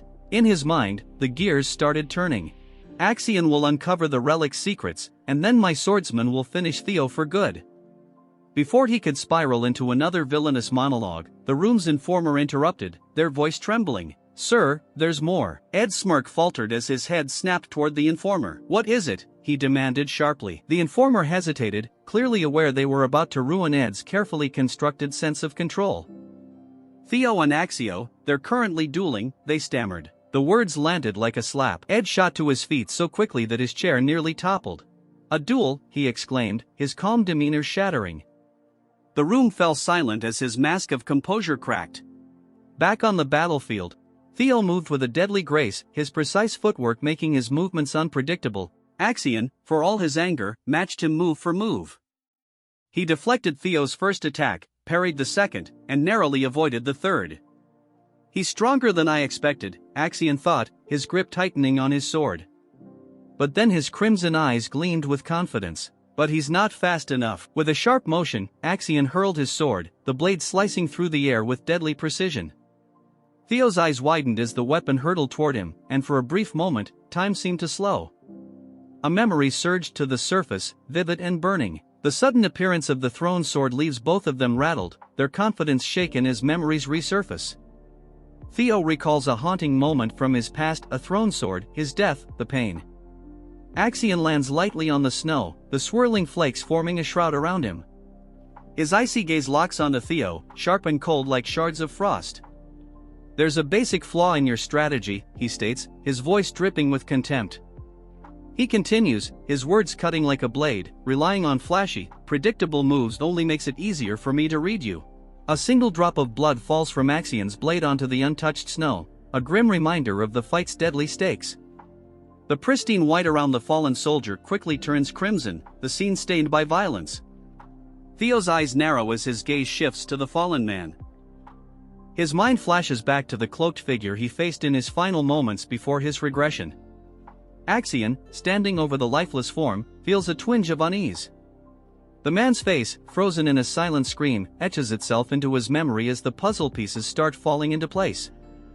In the memory, a cloaked figure pulls his hood lower, shrouding his face in shadow, an ominous presence against the snow-covered backdrop.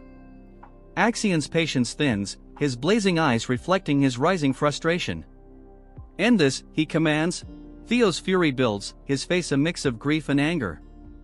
Memories of the burning palace, screams, and devastating loss flood back. "The monster who caused this," he growls, his voice heavy with venom, "will pay." His memories deepen, taking him back to the Rose Palace, now engulfed in flames. Once magnificent, it is reduced to a crumbling inferno. "The day I died," Theo whispers in the memory, his voice laden with regret. He remembers running through the burning halls, helpless and desperate. "I was supposed to die that day," he thinks bitterly, the weight of his powerlessness crushing him. And Theo recalls Evelyn's relentless investigation. Her efforts uncovered the truth. Randon and the Camellia Palace were intertwined, two faces of the same coin. The attack was orchestrated, the burning palace a cruel reminder of betrayal. Theo clenches his fists as the realization sharpens. Among all the swordsmen, only one would dare to use such a reckless technique, a thrown sword. The truth hits him like lightning. "Axion Ragnar," he whispers, the name bitter in his mouth.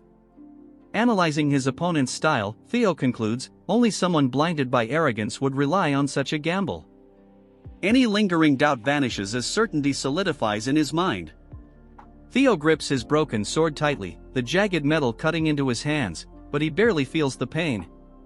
The blade cracks, breaking into two useless shards. As the pieces fall to the ground, he whispers, his voice raw with anguish, "What is it with you people?" Axion's eyes widen in disbelief, his voice shaking as he stammers, "He broke a sword with his bare hands."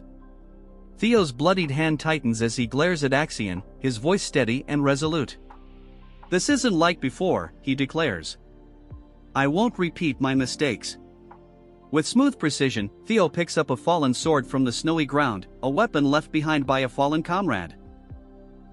With a surge of energy, Theo hurls the broken sword toward Axion. Axion scoffs, unimpressed by the act. "What kind of pathetic attempt was that?" he sneers, his tone dripping with disdain. "A poor imitation of my technique, you're truly a fool." But as Axion's words fade, his eyes narrow, and a flicker of unease appears. Something about Theo's movements feels off, sending a chill down his spine. A shiver runs through him as he senses the power radiating from Theo. This is no ordinary killing intent. "This is something far darker," he whispers, fear creeping into his voice. Theo's mana surges like a tidal wave, a palpable force exploding outward and pressing down on the battlefield. Axion feels as though he's suffocating, the sheer intensity of the energy leaving him breathless. How can his mana be this strong? He wonders, his blood turning cold as realization strikes. Axion is frozen in shock, his mind reeling with unanswered questions, failing to notice Theo's rapid approach. Theo unleashes a devastating wave of energy, a force so overwhelming it tears through the forest, shattering trees and shaking the ground. The air crackles with raw power as Theo raises his glowing blade, its light almost otherworldly. With a fierce cry, he swings the sword down, aiming for Axion's head. Axion, driven by desperation, lifts his own sword just in time to block. Sees an opening and presses his advantage. A cruel smile curls his lips as he taunts, "Is this all the mighty Axion Ragnar has to offer? I'm honestly disappointed." Axion's face contorts in rage, his voice a guttural growl. You'll pay for that. In a sudden move, Axion grabs Theo's arm, catching him off guard. Theo stumbles, his balance momentarily lost. Axion seizes the opportunity, his sword swinging toward Theo's head. Theo barely manages to leap away, narrowly avoiding a fatal blow. As Axion rolls back to his feet, Theo's lightning-fast kick slams into him, forcing him to block with trembling arms. Theo advances, his cold, determined gaze locked on Axion. "Let me show you how it feels," Theo growls, his voice a cold, menacing promise. He pauses, letting his words hang ominously in the air, his glowing blade illuminating his face. "To have a sword driven through your stomach." Theo's strike is swift and merciless. Axion's eyes widen in disbelief as Theo's blade finds its mark, aiming straight for his head with deadly precision. Moving to the Remington in group, surveying the scene, "It doesn't look like a monster attack," a voice remarks while. "It looks more like someone was taken." "The only one capable of such an act is Axion," Remington suggests. Hulkus, Erica, and Remington exchange uneasy glances before Remington adds, "Axion? But he's in first place." Hulkus wonders aloud, does he want to collect more bells? Remington's eyes narrow as he pieces the situation together. "It seems like he's taken Theo's subordinates hostage to lure him out," he says grimly, his voice hardening. "He's planning to eliminate Theo during the second blooming ceremony." Hulkus is furious. "What? He should face him fair and square. What is he even doing?" Erica, ever pragmatic, remarks coolly, "Turns out Axion's a coward." Hulkus, still seething, shouts, "So what?" Erica responds calmly, "This is Ragnar's blooming ceremony.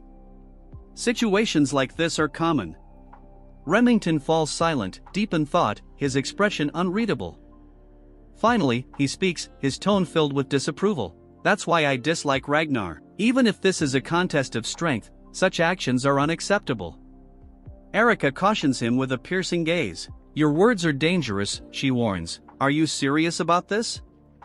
Remington, with newfound determination, declares, "I must save his subordinates." His voice is firm as he adds, "If it were Theo, he would do the same." Hulkus turns to Erica, his voice urgent. "Sister, if you come with us, you'd be a great help." Erica's reply is blunt. "No, I'm not interested." She elaborates coldly, "I followed you because I thought I'd meet Theo Ragnar, but I don't see him. And to be honest, I really hate weak men. I have no desire to save them." Hulkus stares at her, aghast. "Nuna, are you trash?" he blurts out. Erica snaps back, "What did you say, you punk?" Remington steps in to defuse the tension. "Erica," he says knowingly, "I understand why you want to meet Theo." Erica's eyes widen in surprise, caught off guard by his words. Remington continues, his voice calm yet persuasive. "If you help us now, I guarantee it will bring you closer to achieving your goal." A sudden burst of movement breaks the stillness of the snow-covered landscape. Remington, Hulkus, and Erica sprint across the expanse, their mission clear. Glancing back, Remington calls out with determination, "Hold on a little longer, everyone." Suddenly, a sword materializes in their path, its wielder blocking their advance.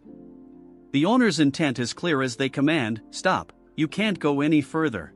In the distance, a group of figures emerges, swords drawn, forming a formidable barrier. Remington's eyes widen in recognition. "Scaled Dragon Society," he mutters. One of the figures steps forward, a smirk playing on his lips. "It's been a while, Wellington," Orion says, his voice dripping with sarcasm. "I can't believe you abandoned us to hang out with some dumbass," he sneers before adding, "and now you're running with those stupid bare-brained muscleheads." Hulkus, enraged, explodes. "What did you say? That we're dumb muscle-headed bears?" Orion feigns innocence. "I didn't say all that," he replies mockingly. Remington's voice cuts through the rising tension. "Move aside, Orion. I don't want to fight an old friend." Orion, unyielding, shakes his head. "I refuse." Remington's gaze hardens, his hand tightening around his sword hilt. "If you won't move," he warns, his voice cold, "then I'll remove you." A sword swings with deadly force, and the clash is immediate. Blood splatters across the pristine snow, stark against the white expanse. Elsewhere, Sybil desperately struggles to untie himself. Nearby lies Axion's broken sword, discarded after Theo deflected it. Grasping it, Sybil thinks, this is the chance the young master gave me. I must cut these ropes. His gaze shifts to the ongoing battle, where a hooded figure clashes with Theo. Sparks fly as swords collide, their echo breaking the snow-laden stillness. Theo, clad in his white uniform, deflects a fierce blow from a dark-haired opponent. Observing the fight, Theo whispers, a tear tracing down his cheek, he's finally stepping forward. The opponent, revealed as Liam Troyven, grimly apologizes.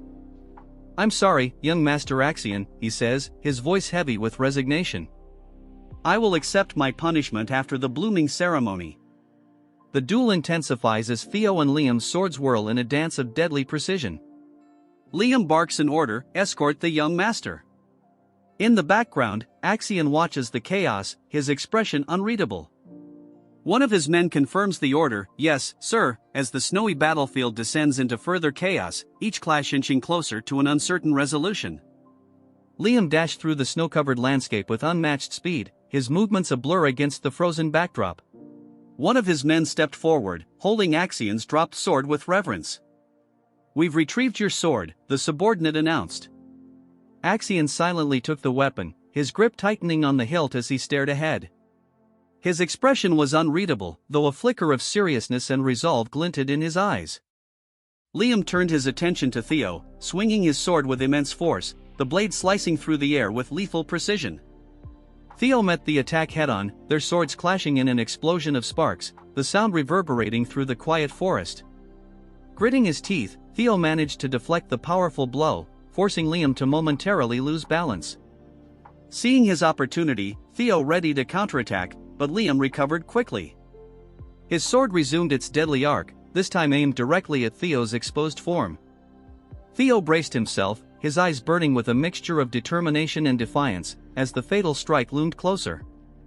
Liam's face remained a mask of cold calculation. Inside, his thoughts raced. Theo is stronger than I anticipated. He won't fall to Axion or even the senior prosecutors I brought along today. But we're not on the same level. His gaze darkened as he thought, this is my only chance to eliminate him, now that no supervisors are here to intervene. A flicker of regret passed through Liam's mind. It's a waste to kill someone so talented, but sacrifices are necessary for the greater good.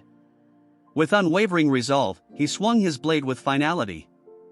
Goodbye, Theo Ragnar, he muttered, his voice cold and absolute just as Liam's sword was about to strike. Theo's eyes flared with a sudden, ominous red glow. The air grew heavy, and an unsettling aura spread throughout the battlefield. The fiery light in Theo's gaze was intense, radiating an overwhelming power. Blood splattered across the pristine snow as Liam staggered backward, clutching his chest in sheer agony. His eyes widened in disbelief as he looked down at the sword that had pierced him. Pain and horror twisted his expression as he gasped. His expression turned from shock to a mixture of anger and dread. Axion, visibly struggling to contain his emotions, stood frozen. Axion's sword pierces through Liam's back, a crimson bloom spilling across the snow. Liam's body stiffens in disbelief, his own blade slipping from his grasp and clattering to the ground. Theo is frozen in shock as Liam's face twists with pain and betrayal. Blood trickles from his mouth, and his wide, disbelieving eyes lock onto Axion. He cannot comprehend this treachery.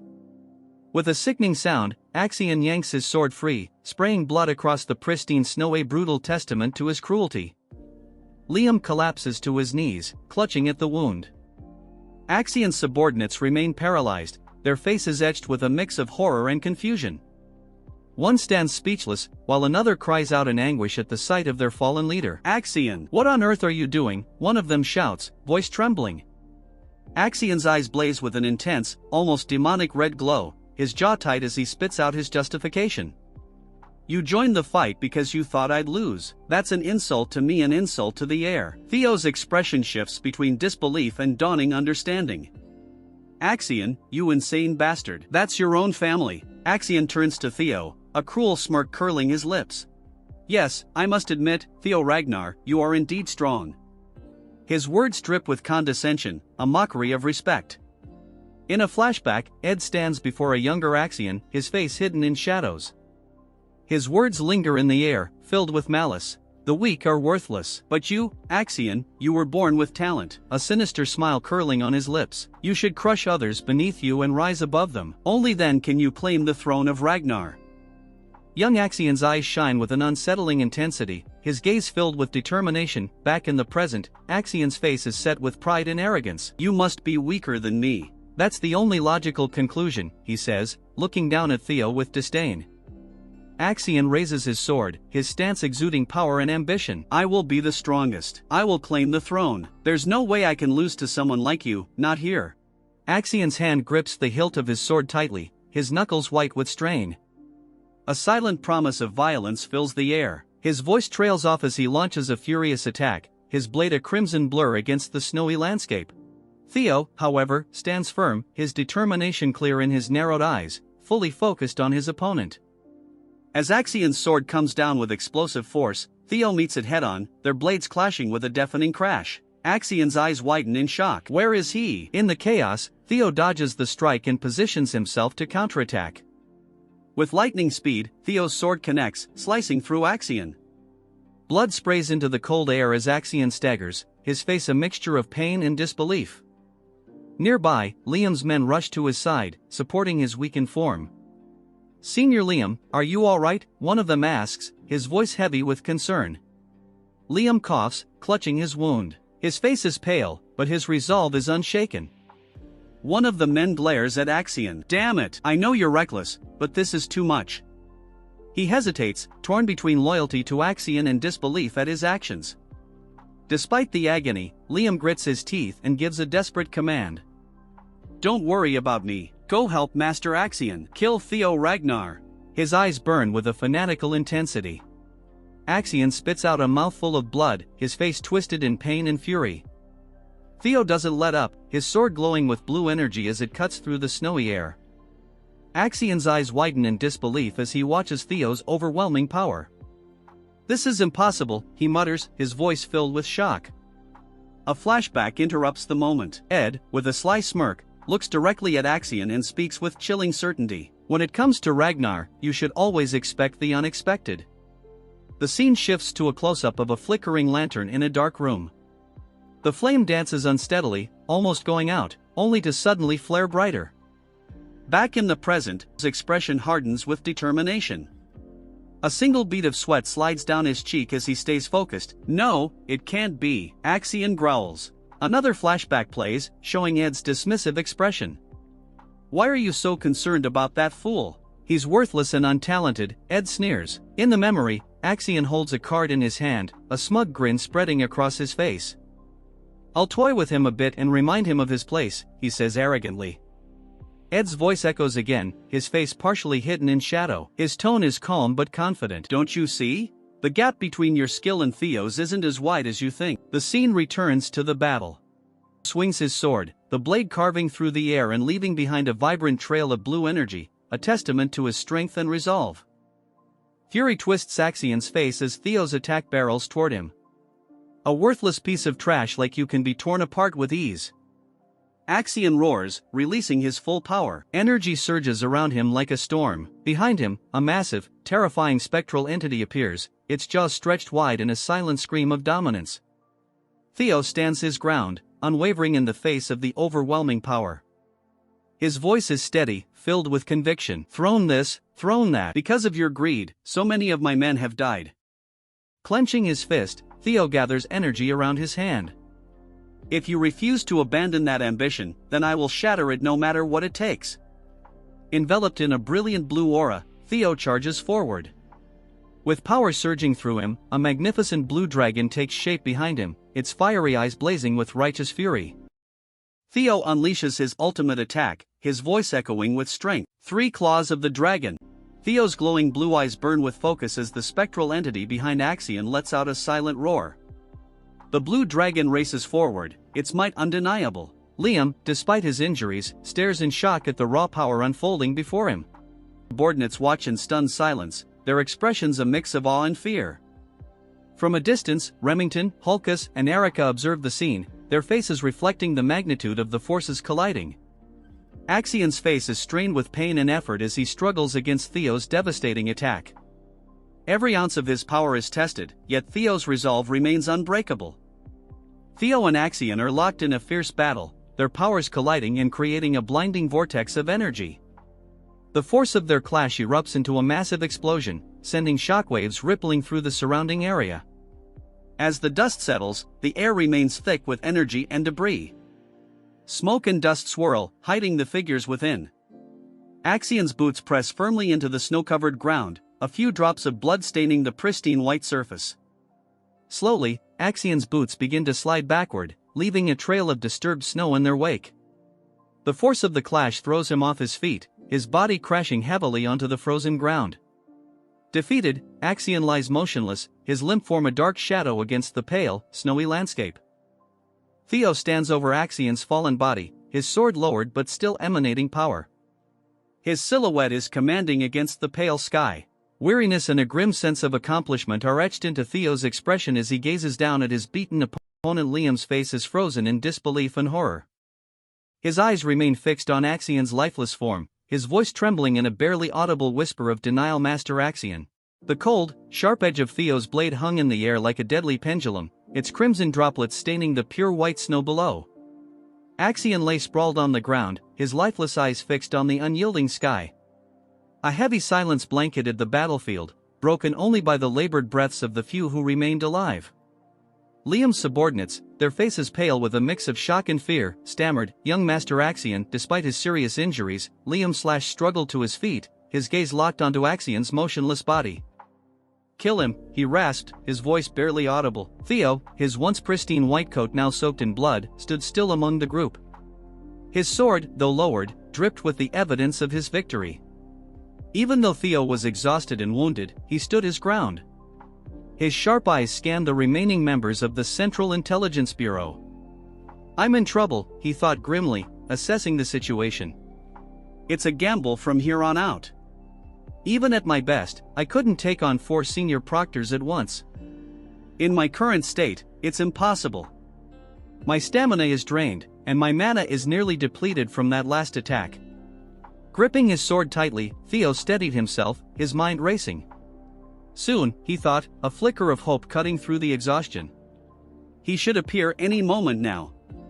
As he prepared for what was to come, 2 cloaked figures began advancing toward him, their swords drawn. Figures dressed in dark cloaks moved with astonishing speed, their swords glinting in the dim light. A startled grunt was followed by the sickening sound of a body hitting the ground, breaking the stillness. Before anyone could react, more figures joined the fight, their movements fast and precise. Remington, Hulkus, and Erica emerged from the chaos, their faces set with determination as their blades clashed with the attackers in a storm of steel. This wasn't who Theo had been expecting. "You guys?" Theo shouted, his voice a mixture of surprise and relief. "How did you?" Remington, his silver hair glinting faintly, offered a faint smile. "Isn't it obvious? We couldn't just leave a comrade in trouble, young Master Theo," he replied, his calm voice contrasting with the chaos around him. Theo, momentarily speechless, could only stare at his unexpected allies. Erica, clearly impressed, grinned and said, "Theo, you look even better in person. It's my first time meeting someone as strong as you. I like you already." Hulkus, unable to contain his excitement, chuckled. "Same here. You're amazing." Sybil, his face bruised but his resolve unshaken, stepped forward and joined the fray. "We're here to help you, young Master Theo," he declared with unwavering loyalty. "We couldn't just stand by after all the trouble we caused." Their intervention was a direct violation of the rules. Interfering supervisors were strictly forbidden, but they had chosen to fight alongside Theo regardless. "Supervisors aren't allowed to get involved," Remington shouted, his voice tinged with irony. "You do know that helping a candidate is a serious offense, right?" The question hung in the air as the tide of battle shifted. The remaining agents of the Central Intelligence Bureau, outnumbered and overwhelmed, found themselves pushed onto the defensive. Liam, his face twisted with pain and frustration, watched helplessly as his carefully crafted plans fell apart. "Sir Liam, what should we do?" one of his subordinates stammered, his voice trembling with fear. "Things have gone too far. Should we eliminate everyone here?" The situation had spiraled out of control, leaving Liam and his men cornered. "Please, sir, we need your decision," another subordinate urged urgently.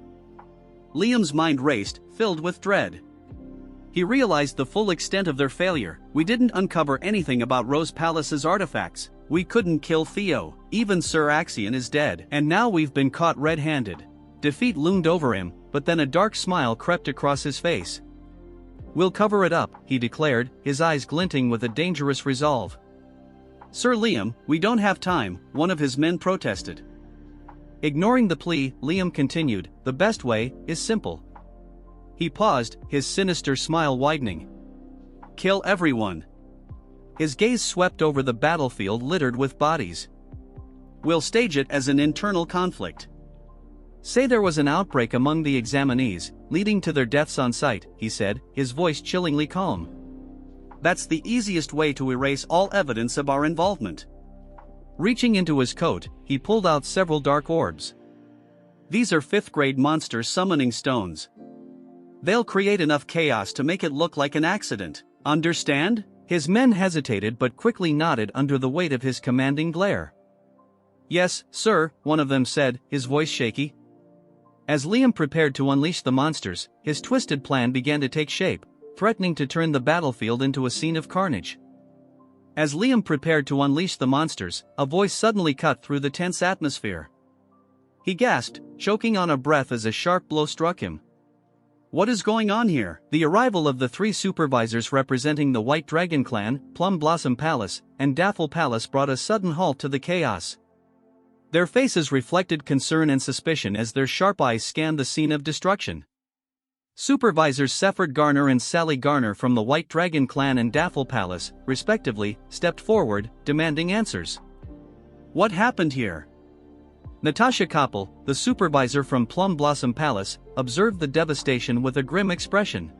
The remaining members of the Central Intelligence Bureau were confronted by the other supervisors. You 3 over there, stop, one of them commanded, their voice firm and unyielding. Follow us if you want to save yourselves. Otherwise, you'll end up like Liam. A tense standoff unfolded, the air thick with unspoken threats. Amid the turmoil, Theo stood silently, watching the unfolding events. Though he had survived against impossible odds, the cost of victory weighed heavily on him. Supervisors, Theo said softly, a hint of relief in his voice. Thank goodness you arrived in time, her expression a mix of concern and admonishment. That was reckless, Theo, she said firmly. Why would you risk so much? Theo met her gaze silently, his eyes conveying what words could not. As the chaos subsided, the snow-covered battlefield, dimly lit by the moonlight, bore witness to the aftermath of the brutal confrontation. Survivors gathered around Theo. Remington, Hulkus, and Erica stood close, their faces showing relief and exhaustion. Sybil and the others from Training Ground Number 4, their eyes filled with tears of gratitude, cried out, Young Master Theo, you did all this for us. We have no regrets, even if it costs our lives. Theo looked at them, his heart heavy with the burden of their sacrifices. His gaze shifted to Torre, her pale face glowing with unbroken determination. The strength I aspire to have. All right, she said aloud, extending her hand toward Theo. Give me the bell. I'll take first place. Ray's faint smile held a glimmer of hope, a rare light amid the desolate scene. The moonlight bathed the stark, snowy landscape, casting a somber glow over the unfolding drama. Far away, at the Central Intelligence Bureau headquarters, Ed listened to a subordinate's report, his face pale with shock and disbelief. Axion dead, he murmured, his voice barely audible. The news of Axion's death hit like a hammer. The other council members Wolfgang, OSA, and Julius sat in stunned silence. Years of planning and manipulation had unraveled in a single night. Their carefully constructed schemes were in ruins, everything had come to an end. The announcement reverberated through the air, a formal proclamation marking a pivotal moment, the conclusion of the second round of the blooming ceremony. The scene unfolded in a snow-covered forest clearing where a crowd of figures looked up toward the source of the declaration. A wave of murmurs swept through the gathering, confusion and curiosity evident on their faces. Among them, 2 individuals exchanged stunned glances, their expressions bearing the weariness of their trials. The focus shifted to the deliberate steps of an examiner, their boots crunching against the snow with a soft but resolute thud. A voice rang out, cutting through the stillness. Everyone has worked hard. The speaker, Pharaoh Ragnar the Ascendant Dragon, stood with an imposing presence. His long, white beard framed a face etched with wisdom, and his tone carried the weight of authority. The second round of the blooming ceremony has officially ended. Gasps and whispers rippled through the crowd. The Ascendant Dragon himself? Why is he here? He rarely makes an appearance, someone murmured, disbelief evident in their voice. Unperturbed by the speculation, Pharaoh continued, 45 out of 87 candidates have passed. The survival rate isn't bad. This year's talents may be the best yet. A subtle energy crackled in the air as he added, even the highest score is astonishing. His eyes glowed faintly, a reflection of the power he commanded. He moved on to the formalities.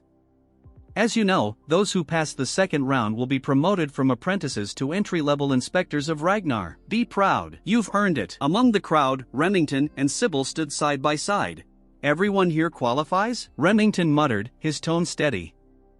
Pharaoh's voice cut through once again, I will now announce the scores. The atmosphere grew tense, anticipation thick in the air. First place, Theo Ragnar, 1,121 points, Pharaoh declared. The reaction was immediate. Gasps, murmurs, and disbelief rippled through the group. Theo Ragnar again, someone whispered. Over 1,000 points? But he had none until the last moment. Another exclaimed. Didn't you hear? It was because of Axion, someone trailed off, their voice lost in the noise. Pharaoh continued, second place, Remington Narcio, 926 points. Third place, Erica, 843 points. Fourth place, Ray Ragnar, 789 points. Fifth place, Hulkus. 45th and final place, Isla Layman, 28 points. Pharaoh paused, allowing his words to settle. That's all. You've all worked hard. However, his gaze sharpened, the blooming ceremony isn't over. The third round awaits. A ripple of confusion spread through the candidates. Did you make it? One asked. No, I didn't collect enough bells, another responded bitterly. Pharaoh raised his hand and announced, those qualified for the third round, please raise your hands. Remington's hand lifted first, followed by Erica, then Hulkus and Ray. In the crowd, Theo's gloved hand rose high, a stark contrast against the light. Pharaoh continued, explaining the hidden piece of the second round, a quality breathing method revealed through collecting bells and deciphering ancient words. Only those who mastered it during the exam can channel its essence into their magic and earn the right to proceed. Theo's mind drifted to his past life. Back then, I couldn't understand the words, he recalled, an image of a bell etched with mysterious symbols flashing in his memory. His bright blue eyes glowed as the system notification appeared, hatchling synchronization activated. You can read the thoughts of objects. The scene shifted to a vivid battle, brilliant lights, and fierce energy filling his mind. The essence of the words came to me as images, Theo explained. This time, I understood everything. His determination blazed as he prepared for the challenges ahead. Theo chuckled, marveling at the rarity of seeing 4 individuals qualified for the third round. In my past life, Ray and Remington couldn't grasp the quality breathing method, he thought. Is this the butterfly effect of my actions? Pharaoh, his expression stern, addressed the candidates. Each of you, step forward and display what you've achieved, he commanded. With a steady voice, he called, first, Theo Ragnar. Theo's resolve was unshaken. With Axion gone, the future will be better, he thought as he stepped forward. A faint blue aura enveloped his foot as he declared, what I've gained. The air crackled with latent power, and Theo's blue eyes narrowed. A glowing system notification appeared, its words etched in bold, grant, express, control, expand, solidify. Theo's voice resonated as he muttered, first, grant the mana a thunder attribute. His face was calm, yet determination glimmered in his gaze. Then, express it, he thought. The ground trembled violently as brilliant lightning exploded around him, illuminating the area in flashes of raw energy. No way, Theo has reached the level of expression, someone shouted, as expected of young Master Theo. Sybil cried with excitement. Lightning coiled around Theo like a living entity, his power drawing awe and disbelief. But Theo smirked, determined to go further. His chest began to glow as concentrated energy surged within him. With a sudden burst, he unleashed an enormous wave of lightning that tore through the ground, the skies above flashing as bolts rained down. "I like him," Erica murmured in admiration, while Hulkus yelled, "He's amazing." Pharaoh observed with a faint smile, his deep voice breaking the stunned silence. "Impressive. I didn't expect you to wield such control," he remarked. Theo, his expression steady, said nothing. Energy swirled around him as another explosive display of lightning magic erupted, leaving the crowd in awe. His red eyes gleamed as he roared, "Thunder Dragon!" The manifestation of the spell stunned the onlookers. "He's attacking the supervisor!" Someone cried in disbelief. Pharaoh merely chuckled, clearly amused. "He's already at the level of expansion," he said.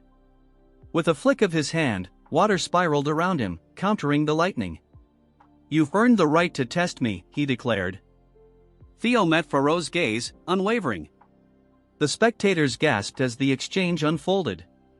"Good, Theo Ragnar, I'll grant you an additional 1,000 points, Pharaoh announced with a satisfied grin. Theo simply replied, "Thank you."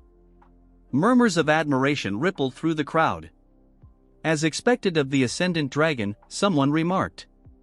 "He rewards those who rise to challenges," another added. An updated score display appeared. First place, Theo Ragnar with 2,121 points. Second place, Remington Narcio with 926 points. Third place, Erica Ragnar with 843 points. Fourth place, Ray Ragnar with 789 points. 2,000 points? That's insane, Hulkus exclaimed. He's nearly on par with Lord Thorkel, another voice cried out. Pharaoh chuckled softly. He laughs, his amusement evident. The scene shifted to the remaining candidates. Remington Narcio's turn came next. A system notification appeared, Remington Narcio with 500 points. Then Ray Ragnar stepped forward, Ray Ragnar plus 300 points. Lastly, Erica Ragnar with 300 points. Pharaoh, holding a scroll, declared with pride, "This group is exceptionally talented." Normally, surpassing 1,000 points secures the top spot, yet here we have 4 contenders. The updated rankings displayed, first place, Theo Ragnar with 2,121 points. Second place, Remington Narcio with 1,426 points. Third place, Erica Ragnar with 1,143 points. Fourth place, Ray Ragnar with 1,089 points. The snowy mountain range loomed in the background as Pharaoh addressed the crowd. Everyone has worked hard. Those not advancing to the third round may leave. Prepare for the nomination ceremony in 1 week. The crowd began to disperse, leaving the 4 candidates before Pharaoh, who stood atop a stone platform.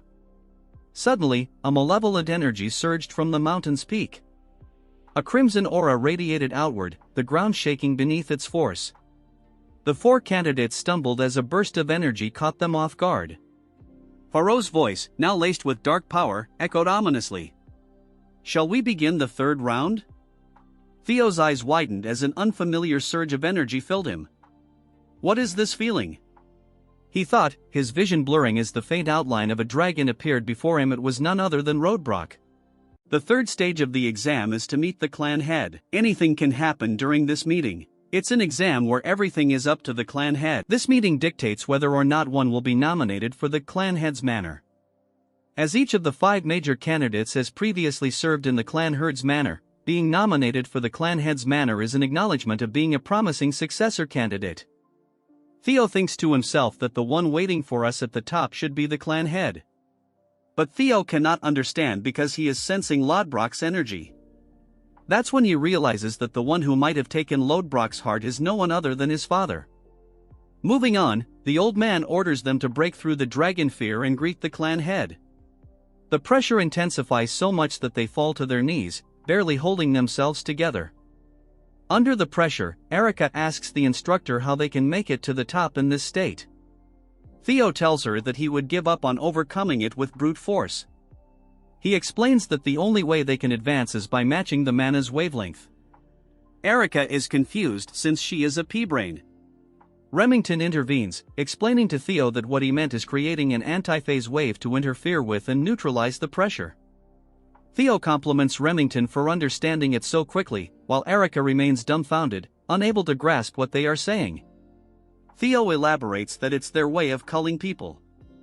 Someone who can't properly control their magic power has no right to meet the clan head. Remington understood it right away. Erica, however, still doesn't understand and asks if they're both speaking a foreign language. Remington sighs and begins to explain it to her. He says that magic power is a type of wave with vibrational properties. Naturally, the clan head's aura is also composed of waves. To get through it, they need to create an opposing magic power wave to cancel it out. Hearing all this, Erica remains in shock because she didn't understand a single word. She simplifies it, saying it just means they have to make magic power that's the opposite of this pressure. They agree it's something like that. She calls Theo a goody two-shoes and asks why he didn't explain it that easily from the beginning. While they bicker, Ray focuses on their words, trying to make sense of them. Calling him a goody two-shoes and asking if he's really 17 because he talks like a boomer. Theo, on the other hand, concentrates, releasing a blue aura so powerful that everyone present is stunned. Theo balances his mana, and the massive amount of energy cancels out the pressure. With a cold and sharp tone, he tells everyone that it's only natural since he is the next clan head. Hearing this, Remington is shocked, the old man stands stiff, and Erica grows serious. Theo spun on his heel and marched forward, his steps echoing purposefully.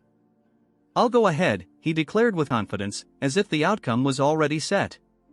Behind him, the remaining participants shouted after him, their voices filled with frustration and desperation. The Zenith Dragon observed the 3 remaining participants with an amused glint in its eyes. Its deep, booming voice carried an unusually cheerful tone as it spoke. "Don't dawdle, little ones. The points depend on the order you arrive." The revelation struck like a thunderclap. The 3 remaining participants exchanged startled looks, the stakes climbing higher yet again. Erica exclaimed, her irritation transforming into determination. Without wasting another moment, all 3 pushed themselves to the limit, breaking through the heavy aura and sprinting toward the next stage. As their hurried footsteps faded, the Zenith Dragon stood alone, laughing softly. "To think I'd start wanting a disciple in my old age. What a time to be alive," it mused. The scene shifted to Camellia Palace, its grand halls bustling with activity. A voice rang out, calling, "My precious daughter, where are you hiding?" The palace staff exchanged knowing looks as they followed the source of the voice. One maid whispered, "Oh no, the demon craftsman is at it again." The other maid chuckled. "Ever since young Master Theo became famous, she's been unstoppable." Inside one of the palace rooms, Cecilia sat talking with a guest. The atmosphere was calm until the door burst open with a loud bang. Grinning widely, Curson strode in. "So, here you are, my dear Cecilia." Cecilia turned to her mother, her voice sharp but composed.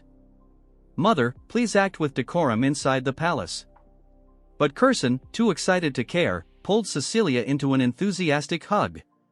"Cecilia, who cares? I'm about to become ridiculously rich." Cecilia raised an eyebrow. "Weren't you already rich?" Curson leaned back, her eyes gleaming. "Yes, but not this rich. Ever since Theo became a star, my workshop has been buried in orders. Weapons, armor, everything's in demand." A soft smile crossed Cecilia's face as she watched her mother's excitement. She thought to herself, "I always believed Theo would succeed. But now that I see him in action, I can't help but worry." Her smile faded, replaced by a worried frown as she clenched her fists. What if he gets hurt? What if the pressure is too much for him, and all I can do is sit here, helpless? While Cecilia wrestled with her thoughts, Curson continued rambling, her energy nearly boundless. "The days of just making weapons are over. I'm branching out bracelets, necklaces, maybe even an entire jewelry line. Can you imagine?" Curson's declaration suddenly sparked an idea in Cecilia. Her expression sharpened as inspiration struck. "Mother, listen," she said. "Have you ever made a prosthetic arm?" The scene shifted again, this time to a quiet, windswept field. Kyle Ragnar, the head of the clan, sat amidst the graveyard of swords, his deep laughter resonating through the tranquil space. The next clan head, perched on his shoulder, was a crow, its sharp eyes gleaming with intelligence. The bird cawed softly, delivering updates on Theo's progress. Kyle's grin widened as he listened to the report. "I know what you're worried about," he said, his tone calm yet firm. "But even a parent has no right to stand in the way of their child's dreams." He reached for the hilt of his sword, its blade old but still sturdy. Around him, the swords seemed to whisper of battles fought and aspirations pursued. "It's impossible to extinguish the fire of youth," he reflected. "Even we were like that in our prime, weren't we?" He gestured to the countless swords surrounding him. "This place is proof of it, the graveyard of swords. Each one stands for a dream, a challenge, a legacy." The crow let out a sharp, disapproving squawk, as though questioning Kyle's confidence. He chuckled but remained steadfast. "I told you, don't worry. All I want is the prosperity of the Ragnar clan. Anything that threatens that, I'll handle it." The crow tilted its head, still unconvinced. Kyle's grin faded, replaced by a steely, unyielding expression. "Even if my damn son is a regressor." The words hung heavy in the air. They missed a few things from the novel. There are 6 primary elemental attributes in the world: Therma, the thunder attribute; Vatten, the water attribute; Fror, the frost attribute, and last but not least Elder, the fire attribute. The world was a blur of red dot. "You're finally here, my son," the clan head rasped, his voice a deep growl. The words felt heavy, more like a declaration than a greeting. He stood there, an imposing figure, with a massive sword at his side. This was the beginning of it all. The air seemed to challenge Theo, thick and suffocating. He struggled for breath, each inhale ragged. The climb had drained him, and every gasp reminded him of his exhaustion. A dizzying storm of red energy swirled around him, a chaotic tempest that pressed down on his trembling body. "It should have taken me just an hour," Theo thought, "but it took 4. His legs shook under the oppressive weight. "What a suffocating pressure," he murmured. The world pulsed with a sinister energy. The ground was scattered with swords, grim reminders of those who had come before. Blades jutted out like fallen tombstones, surrounded by a crimson haze. "Do you know what this place is?" Kyle's voice broke the silence, echoing through the empty space. Theo had heard stories, but seeing it was entirely different. "This is the graveyard of broken swords," he said, his voice heavy with realization. "I've been told these are the swords of those you've defeated, my lord." He tried to steady his voice, but a tremor betrayed him as he faced the enormity of the scene. Kyle's tone was sharp, cutting like a blade. "Correct. That is the position of the clan head," he said. "It's a role where you must stand alone against endless threats and challenges, a position where you can never truly rely on anyone."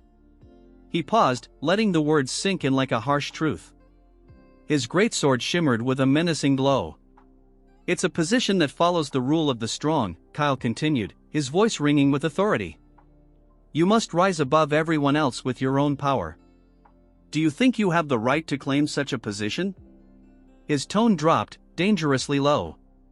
"Yes," Theo replied, the word firm but quiet, a small act of defiance. Kyle's gaze darkened, his displeasure evident. "Don't answer lightly," he snapped. "I've killed thousands to stand here," he growled, his voice heavy with the weight of bloodshed. "Can you do the same? Can you bear their hatred?" Before Theo could answer, the air crackled with violent energy. Ghostly blue figures appeared, their voices a mix of rage and sorrow. "Kyle, Kyle, I curse you for eternity," they roared. "How dare you commit such atrocities?" The spirits of those Kyle had slain materialized, their faces twisted with anger and pain. Their hatred was so intense it felt like a physical force.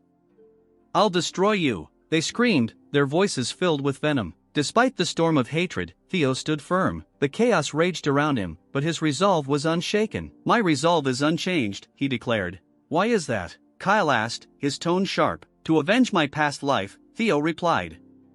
"To become the clan head and put an end to this cursed battle for the throne."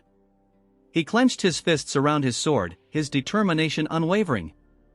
"I'll face any challenge to achieve my mission." But doubt flickered in Theo's mind. "I know that's not the answer he wants," he thought. With a sharp movement, Theo raised his sword, his voice ringing with determination. "I'll answer with my blade." Kyle's lips curled into a cruel grin, a glimmer of excitement in his eyes. "Very well," he said, his voice laced with anticipation. From this moment on, I won't see you as my son but as a challenger. His gaze pierced through Theo. Let's see what you've learned from her teachings. The mention of her startled Theo, confusion flashing across his face. But there was no time to dwell on it. He exclaimed in surprise, his mind racing as a dark thought began to take shape. Did he just say her? Theo wondered to himself. Drawing his blade, Theo's face hardened with grim understanding. His eyes widened in realization, but there was barely time to react. A sharp gasp escaped his lips as the world around him exploded into chaos. Am I dead? Theo questioned, his vision blurring. He felt disconnected, as though his body no longer belonged to him. Then, suddenly, a shocking surge of power erupted. His heart raced as Kyle unleashed a devastating attack. Kyle's expression shifted from cruel amusement to one of disinterest. A black bird appeared, perched beside him. Are you worried that our little prodigy might die? Kyle asked, addressing the bird. The bird chirped twice, its glowing eyes locked on the unfolding scene. Kyle nodded at the bird's response, his gaze growing serious. You're right, he said, his tone firm. Only those with an unyielding will and determination can escape the heartsword. His voice carried a strange mix of pride and uncertainty. Kyle's demeanor grew colder. It's a harsh test for someone so inexperienced, especially in the middle of the awakening ceremony, he muttered. His voice hardened, turning icy and calculating. But if his resolve isn't strong enough, it's better for him to die here as nothing more than a wandering soul. He clenched his fist. I don't need a regressor who will only bring ruin to the clan. The world around Theo dimmed, consumed by a suffocating darkness that seemed to seep into his very being. I'm dead, Theo thought, his consciousness slipping away. I guess it's only natural since I was struck down by father, he reflected. His thoughts felt strangely detached, almost clinical, as he observed his own demise. I have no regrets, he told himself, a strange peace washing over him. Reviewing the events of his life like a series of fragmented memories, he recalled his past deeds. I stole Camellia Palace. I killed Rendan and Axion, he noted, his mind heavy with the weight of his sins. Everything was just a stroke of luck, he admitted, his thoughts fading into the growing void. The truth hit Theo like a physical blow as he observed it, but as his life flashed before his eyes, a strange calmness settled over him. This life was happier than my previous one, he realized, his face softening into a serene smile. That's right, he said softly, my time has come. It's time for me to go now. His thoughts began to fade into nothingness, the edges of his consciousness blurring. Rest peacefully, a distant, hollow voice echoed as his awareness slipped further away. The last thing he saw was a swirling darkness that soon dissolved into oblivion. But then, a harsh, guttural voice shattered the silence, startling him. It was loud and clear, and it didn't seem to be meant for him. Out of the shadows emerged a magnificent beast, a creature woven from light and darkness. Enough already, get up, it commanded, its voice brimming with authority. If you were going to sulk like this, you should have just let me devour you. A small spark appeared, faint but powerful. It grew rapidly, flames licking at the edges of the void. You're right. Thanks, Theo thought, a newfound strength surging through him. He felt alive again, the icy grip of death retreating as his determination rekindled. I can't let it end like this, he resolved, his consciousness stirring. I swore it to myself. Lifting his head, Theo's eyes shone with a fierce inner light. His mind was sharp and focused. Drawing his sword, he felt a surge of power flow through him. I may break, he thought, his body stretched to its limits, but I will never yield. He roared, his voice a raw challenge to the encroaching darkness. His body moved instinctively, a symphony of power and precision. His sword became a blur of light, unleashing a devastating attack that shattered the darkness into countless fragments. As the chaos subsided, Theo stood dazed, his vision clearing. The shattered world around him began to reform as he lunged forward, his sword glowing with a brilliant blue light. The air vibrated with a violent energy, but Theo had survived. Kyle lowered his gaze, his expression unreadable. His eyes were shadowed beneath his dark brows. You pass, Kyle declared, his words starkly different from his earlier cruelty. Though his tone was still sharp, there was an edge of pride. He had been pushed to his absolute limits but had prevailed. 1 week later, the clan headquarters buzzed with activity. The day of the nomination ceremony had arrived, and the air was thick with anticipation. The grand hall was alive with murmurs, the tension almost tangible. Hulkus stood beside Erica, visibly uneasy. "There are way too many people here," he muttered, his voice tight with nervousness. "It's making me anxious." Erica rolled her eyes, a teasing smirk playing on her lips. "How can someone so big be so timid?" she asked, her tone mocking yet playful. Hulkus bristled, his voice defensive. "I'm not timid. You're just too bold," he shot back. Erica shrugged, her smirk widening. "Look around, Hulkus. Commanders of every unit, the 9 dragons, the former clan head, and the current one, so many heroes are here," she said, her voice deliberately exaggerated. Hulkus glanced nervously around the room, his voice rising with each name Erica mentioned. "That's exactly the problem. All these important people are here," he exclaimed in a rush. "You're such a baby," Erica muttered. "No one's going to care about someone who couldn't even master elemental breathing," she said, her voice dripping with mockery. "What was that?" Hulkus sputtered, his eyes wide in disbelief. His face twisted in frustration and embarrassment, his lips pulled into a deep frown. A sudden jolt ran through Hulkus as he began to shake. "Can you just tell me already?" he demanded, his voice growing louder. "What did you get from the clan head during the 3rd stage?" "It's a secret," Erica replied coolly. Hulkus's face twisted into a mask of outrage. "You're so stingy, sis," he yelled. "My Theo would have been cool about it and shared it already." Erica raised an eyebrow, her expression a mix of skepticism and amusement. "My Theo?" she repeated, her tone questioning. "What are you talking about?" Hulkus turned away, his expression hardening. "You know the life of a Lank is to serve as the sword of Ragnar," he declared. "We have to stake our lives for a Ragnar." He thought back to the power of a dragon, a majestic creature of bone and fire, surrounded by a horde of bears.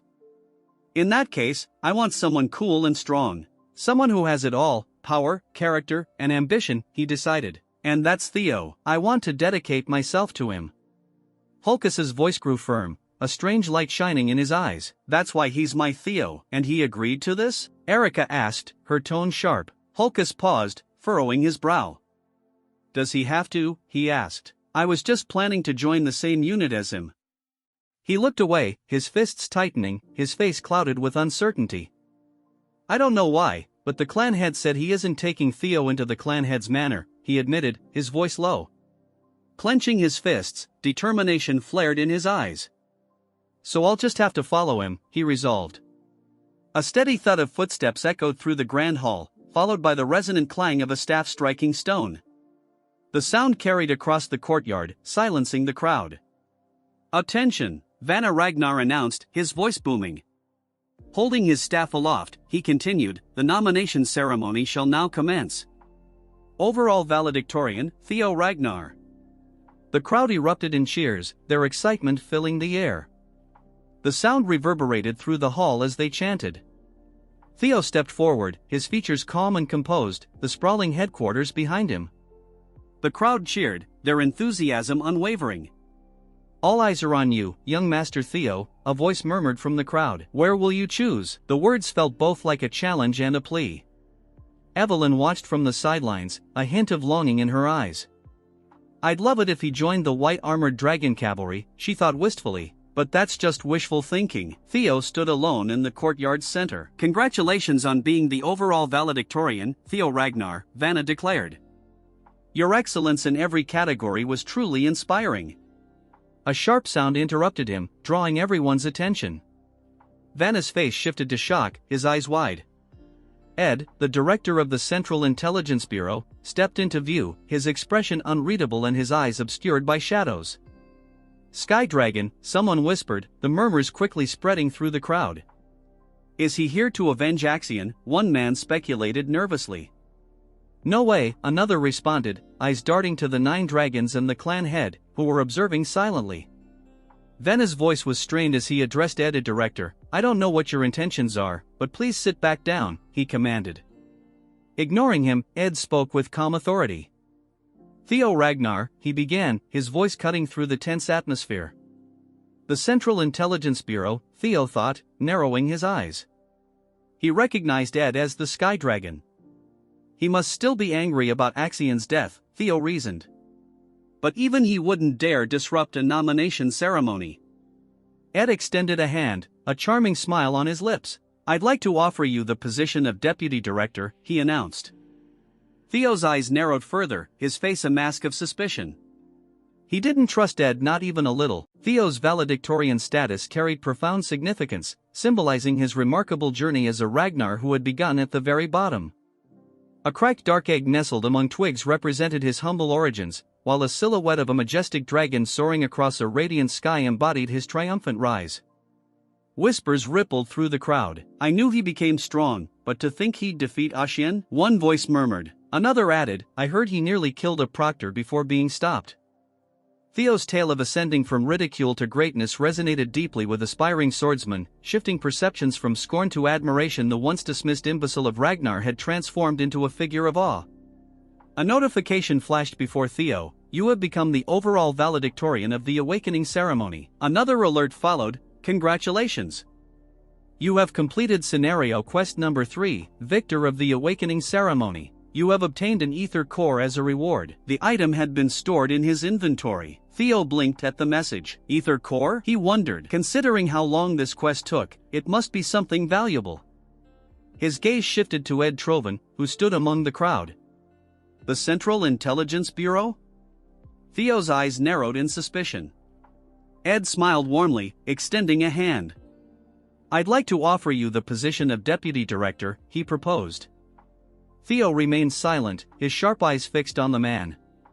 Activating his skill, he assessed Ed, age 46, title, Skydrag, talent, wolf in sheep's clothing, status, aims to recruit Theo Ragnar as a pawn to uncover the secrets of the primordial dragon's relics. Theo's lips curled slightly. "So that's his aim. He probably knows I already have one," he mused grimly. "But nothing will ever go your way again, Trovans.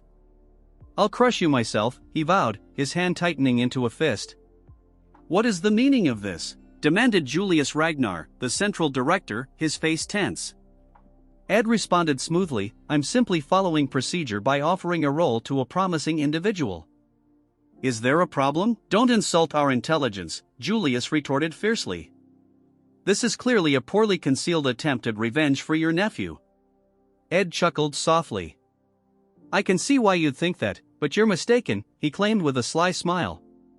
"While I may harbor personal anger, as central director, my only objective is to recruit top talent." A snake, he thought bitterly. He cares about nothing but his mission, even after his nephew's death. Vanna Ragnar intervened, stepping forward. "I understand the desire for skilled individuals, but we've yet to officially begin the proceedings." "Hold your horses." Turning to Theo, he asked, "Theo Ragnar, have you made up your mind?" "Not entirely," Theo admitted. "That's why I'd like to hear what offers there are." His gaze swept across the grand hall until Osa Ragnar stepped forward. "I offer not only to take Theo Ragnar as my disciple," she declared, her voice clear and bold, "but to appoint him as junior lord of the Plum Blossom Palace." The crowd erupted in whispers. "Did she say junior lord?" someone exclaimed in shock. "Lady Plum Blossom doesn't have any children of her own," another murmured in disbelief. "This is like promising to accept him as an adopted son," a third voice added, filled with astonishment. Theo observed Osa Ragnar calmly, aware of the weight of her offer. "He'll become the successor of the Sword Dragon," someone noted, casting an impressed glance at Theo. "2 of the 9 dragons have already made their offers," Remington remarked with enthusiasm. "You truly are remarkable, young Master Theo."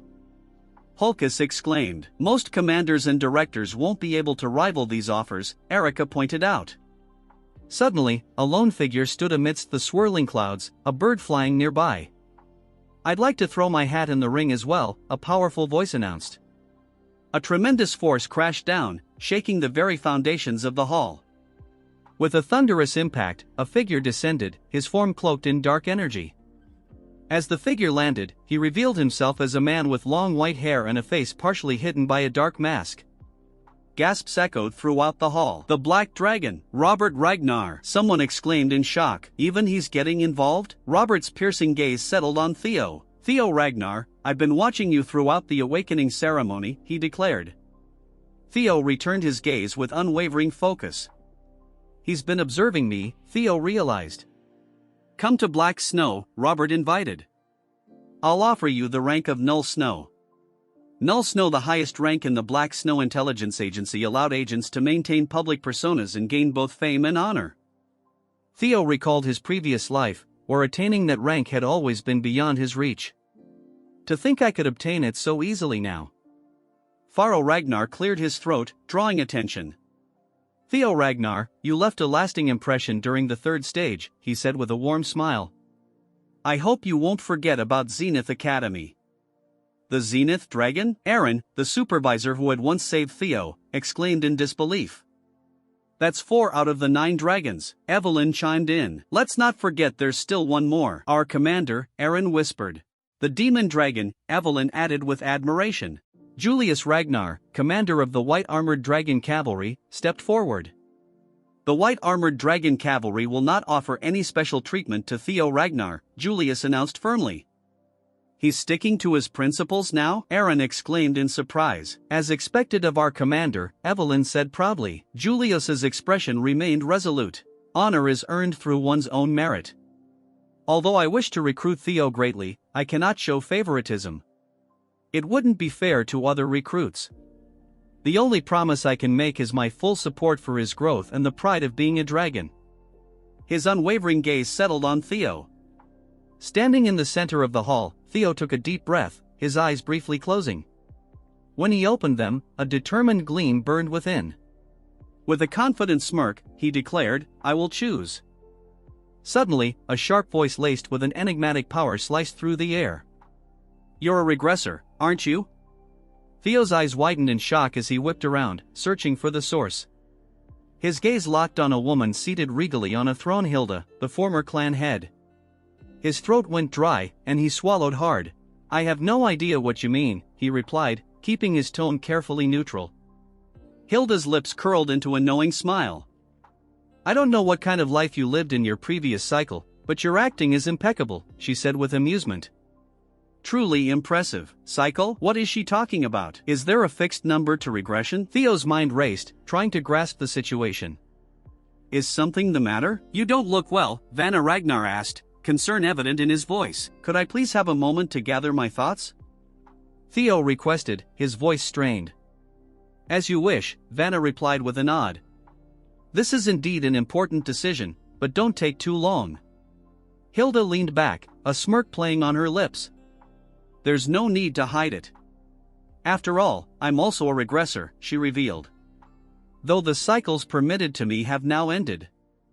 Theo's mind reeled. She said it again. Her words imply she's regressed multiple times. His eyes narrowed as questions flooded his thoughts. Could there be more regressors? How many? Realizing the quickest way was to ask directly, he said, by cycles, do you mean one can regress multiple times? Hilda's expression turned amused. Wait, you don't know? Kay must not have told you anything. I shouldn't be surprised Kyle hates regressors, she explained. I found it strange that he let you live. Theo's voice trembled with confusion. Is that why he gave me such a brutal challenge? Hilda chuckled softly, a glint of understanding in her eyes. You have many questions, but sadly, we don't have time. If you wish to learn the secrets of this world and our clan, come find me.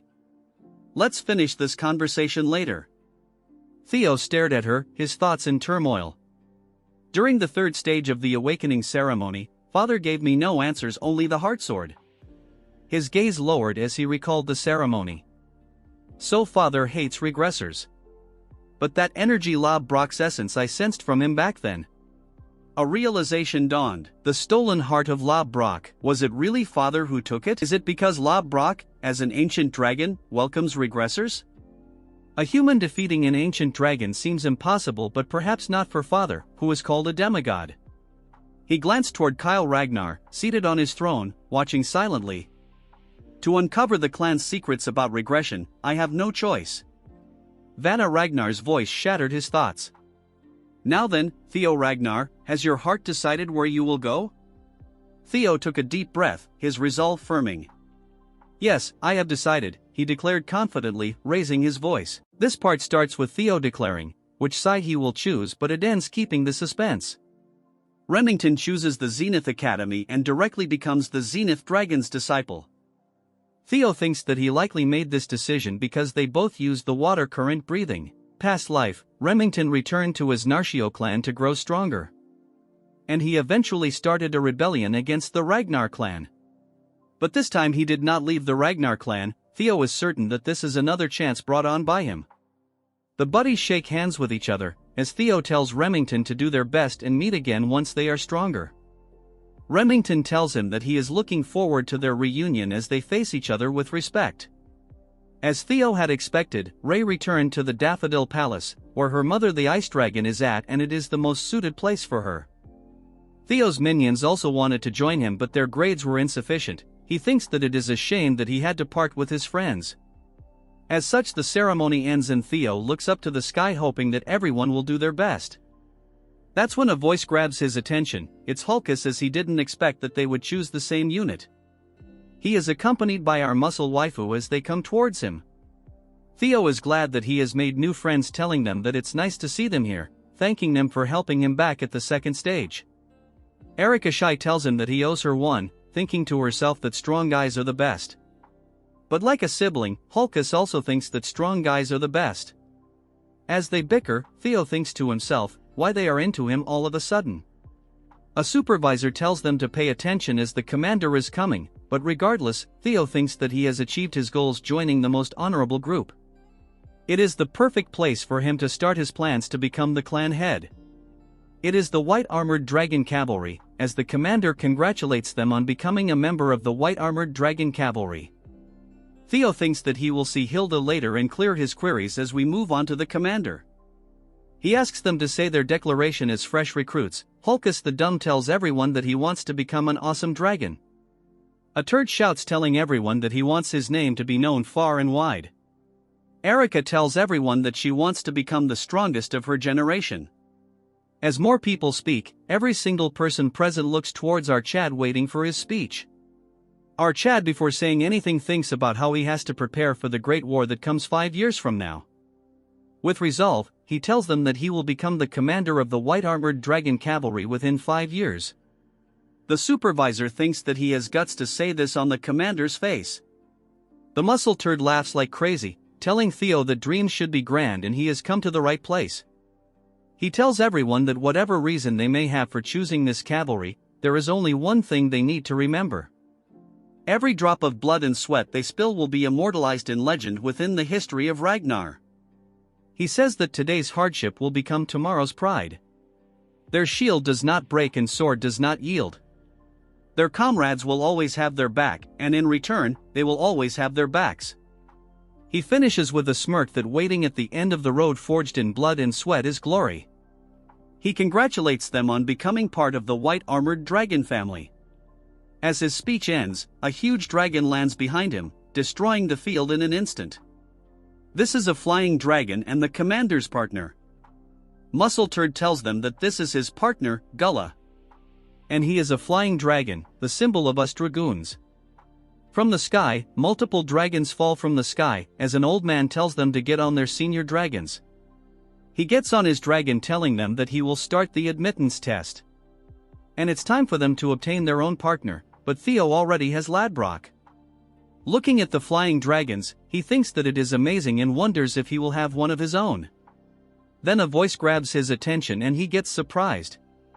It's Evelyn, as she is glad that he has joined the White Armored Dragon Cavalry. Theo, surprised, asks her if she is on active duty again. Hearing this, she smiles, telling him that it sort of happened. But the surprise on his face is clear as Evelyn smiles towards him with admiration and a new arm.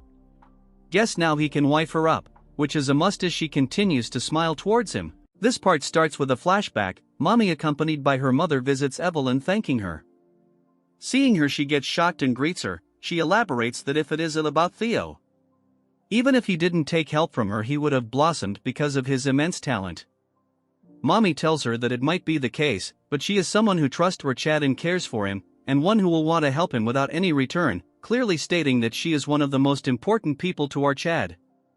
Hearing this, she gets stunned, telling her that she is only an one-armed trainer. Mommy elaborates, telling her that the light illuminates the way in the darkness. There are many times when they don't even know how bright they will shine. She says that Evelyn is that kind of light and she will guide it. Hearing all this, she gets shocked. The scene beautifully shifts to the present where she is seen riding the dragon. She thanks Theo's mom and him because he wrote all this to her, and thanks to that, he was able to take reins again and return to her squad. Theo thinks to herself that this is something he should have done earlier, but it looks like his mother took care of it for her, thanking her in his mind. As for Evelyn, she thanks our Chad again and pledges her loyalty as his sword, more like waifu, but that a different story. As they fly through the vast area, Theo laughs, enjoying the beautiful scenery.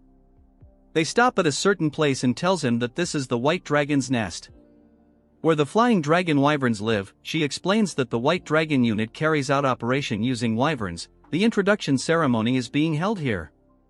She tells him that he has to find a partner or else he cannot join. He asks her if he cannot find, can he join. She tells him that it is possible but very rare. He wonders her if his friends are okay, but imagines that it would not be a good fit for them. Evelyn tells our Chad to roam around. Usually one can tell right away which wyvern will be her partner. The first dragon is the Opteryx, a huge predatorial monster with a massive body that has massive body and can get as big as 15 meters. Next is the poison dragon Avalon. It has a snake-like body and a stringer attached to its body. Then comes the blade dragon Shijika. It's a calm herbivore, but if it senses danger it will retaliate severely. Finally there are the velociraptors. They are agile and smart, usually hunting in group and have the ability to breathe fire. Just visiting them, our Chad turns into a deformed Lego. Evelyn says that the wyverns managed by the White Dragon Corps are usually divided into 4 types. She asks him if he is feeling anything. Thinking like a retard, he thinks to himself that he has an eye for a guy, but he cannot see it. 6 years after the Great War, a wyvern suddenly raided the White Dragon unit. It annihilated over 100 wyverns by itself, which were carefully raised by the Corps. It got the name the Shadow Evil Dragon. This Chad wyvern burned down 8 villages and killed dozens of inspectors. In the end it was finished, but the demon dragon and the sword dragon to stop this.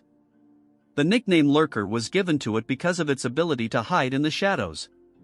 He thinks that this is the ideal type for his partner, but he then tries finding the guy he was in his last life.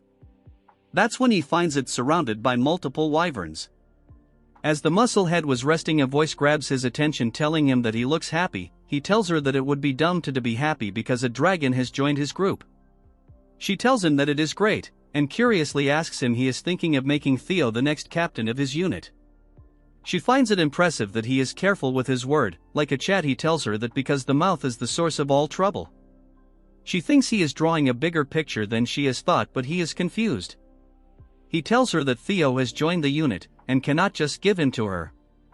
Because she tells him that she is here to provide a suggestion, she tells him to give Theo a double enrollment. Hearing this, he gets shocked. Moving on to our duo Evelyn, and scared as Theo asks her if she knows the blue and white wyvern. She elaborates that it is something that has been bullied for a long time. They tried to prevent it, but nothing seems to work. It is likely because this is not a wyvern, that is why it is being criticized. He is confused, asking her if it is not a wyvern. She says that it was born from a male wyvern, that is why it is a beeper. Theo is confused because a beeper is a first-class monster that lives in the deepest parts of the forest. Evelyn tells him that is the mystery, because originally it was impossible for it to be born. Usually first-class monsters are considered natural disaster because they could cause enormous damage and can even destroy the Great Wall. Among them, the beeper is one of the strongest that lives in the deepest parts of the forest. He thinks if its ability is because of it being a beeper. As Theo laughs thinking about it, Evelyn says that when the child was born it was a big issue in the unit. At first she decided to observe its nest, but realizes that it was not getting accepted. She has a lot of concern because completely isolating them is not a good thing. Theo thinks that this is one more reason to choose this because it resembles his life. He tells Evelyn that this is going to be his partner. Before she can finish, he jumps from the wyvern, thinking that he will make it his as. A huge collision of thunders lights the entire area. Theo launched himself into the air with a powerful burst, catching Evelyn completely off guard. "Cried out!" she exclaimed as young Master Theo soared gracefully through the sky, his expression a blend of exhilaration and determination. A blue-bordered system notification window materialized before him, indicating that Theo was now harnessing his newly acquired telekinetic abilities. With a mere thought, he summoned several swords to his side. Their blades shimmered with an otherworldly azure glow, matching the eerie luminescence emanating from his eyes. Hatchlings could also employ telekinesis to manipulate specific targets. He landed softly, the conjured sword circling him protectively. Using controlled bursts of energy, Theo propelled himself upward, his motions rapid and exact. Goodness gracious! When did he learn telekinesis, let alone how to wield it so skillfully? Evelyn murmured, her voice tinged with both astonishment and admiration. Wow, his progress is simply astounding. The wyverns in the nest reacted to Theo's display of might. Their cries were a blend of dread and unease. One particular wyvern, Umbra, bellowed, its eyes blazing with a fierce white light. Undaunted, Theo continued his climb, his focus unwavering on Umbra, recalling the similar treatment he had endured in the past. Imbecile, others had once jeered, questioning Theo's heritage. Is he truly a Ragnar? He's far too inept, even for a bastard child, another sneered. Theo's eyes narrowed, a flicker of ire crossing his features, causing sparks of blue energy to sizzle around him. He unleashed a surge of power, activating his Thunder Dragon breathing technique. The atmosphere crackled with energy, and a visible emblem, the dragon mark, ignited to life upon his skin, enveloped by a cobalt-electric aura. The wyverns, sensing Theo's formidable strength, shrank back in terror, their shrieks growing louder. A few tried to escape, their actions frantic and disjointed. Fleeing at the first sign of intimidation, Theo commented, his tone dripping with disapproval. Bullies are nothing more than cowards hiding behind masks, he added, his gaze locked onto the retreating wyvern. Theo, noticing Umbra's distress, called out, "Are you all right?" Umbra responded with a low growl, its voice laced with a mix of fear and defiance. "Key," Umbra cried out as it began to take flight. Sensing the wyvern's apprehension, Theo shouted after him, "I'll wait." Evelyn, observing the scene, cautioned Theo. "He's on edge, so approaching him won't be easy. You should give it time and try again later." However, Theo remained steadfast. "No, that's precisely why it's more crucial for me to be by his side right now," he countered. Turning his attention back to Umbra, his tone softened. "Why do you think he stays near the nest despite being shunned?" Theo mused aloud. An emotional scar is far harder to endure than a physical one. Theo glanced at Evelyn with concern. "He's injured, he couldn't have gone far. Please help me find him." In a mountainous area, Umbra was spotted exhausted and startled. Theo approached a glowing rock, which illuminated brightly. Many had attempted to tame Umbra, but none succeeded. The commander, his gaze sharp and voice firm, remarked, "He's extremely wary of people. In his current state, it will be even more challenging." He then asked Evelyn if she could fetch something to feed him. "In the meantime," Theo said, "I'll try to understand him. After all, this is my admittance test." Theo unleashed his ability, Wyvern Fear, while Umbra countered with Drake Fear. Umbra let out a thunderous roar. Theo took a step forward, Umbra mirrored him. Theo advanced again, and so did Umbra. Using his abilities, Theo began to heal Umbra. Holding a vial of healing potion, he splashed it onto the wyvern. "How's that? The pain has lessened, hasn't it?" Theo asked gently. Umbra appeared bewildered. Theo pondered silently, "Perhaps it's because of the dragon heart, but I can sense Umbra's emotions, his fury toward the herd that cast him out, the conflicting sorrow and attachment, the longing to still belong, the prolonged and agonizing loneliness. His feelings for me are contradictory too. He's suspicious of me, someone who appeared out of nowhere offering kindness, yet at the same time, he hopes I won't abandon him." Theo reached out and touched Umbra's face. "Don't worry. I won't turn my back on you," he reassured him warmly. With that, Theo reached into his inventory. He knows how much he adores things like this. A gem materialized, catching Umbra's attention. The wyvern stared at the gem with a gleaming expression. Theo asked, "You want it?" Umbra, clearly captivated, reached out for the gem with an eager look. Theo handed it over, saying, "Here, it's a gift. If you follow me, there's plenty more where that came from." His eyes sparkling, Theo inquired, "What do you say?" Umbra was speechless.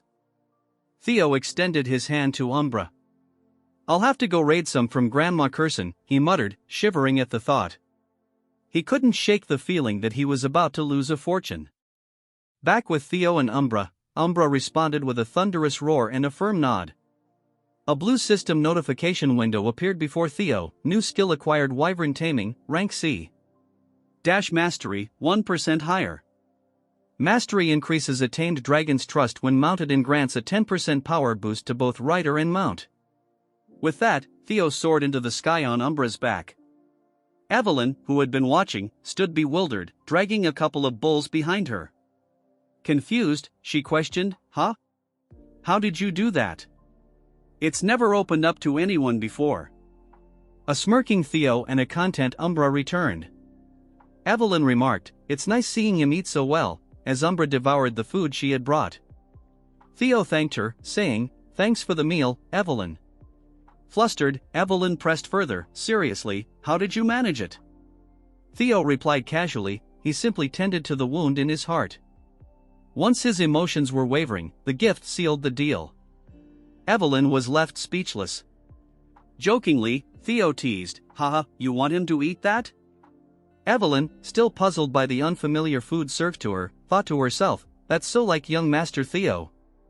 Not only is he skilled at charming people, but he can even win over a wyvern." Evelyn, now astonished, exclaimed, "Congratulations, young master. He's acknowledged you as his partner." She explained further, "A wyvern offering its neck and back is a sign of trust." Suddenly, panic struck her. "Wait, no, what are you doing all of a sudden?" she cried as Theo prepared to mount Umbra. Theo calmly reassured her, "It's fine, I've got this."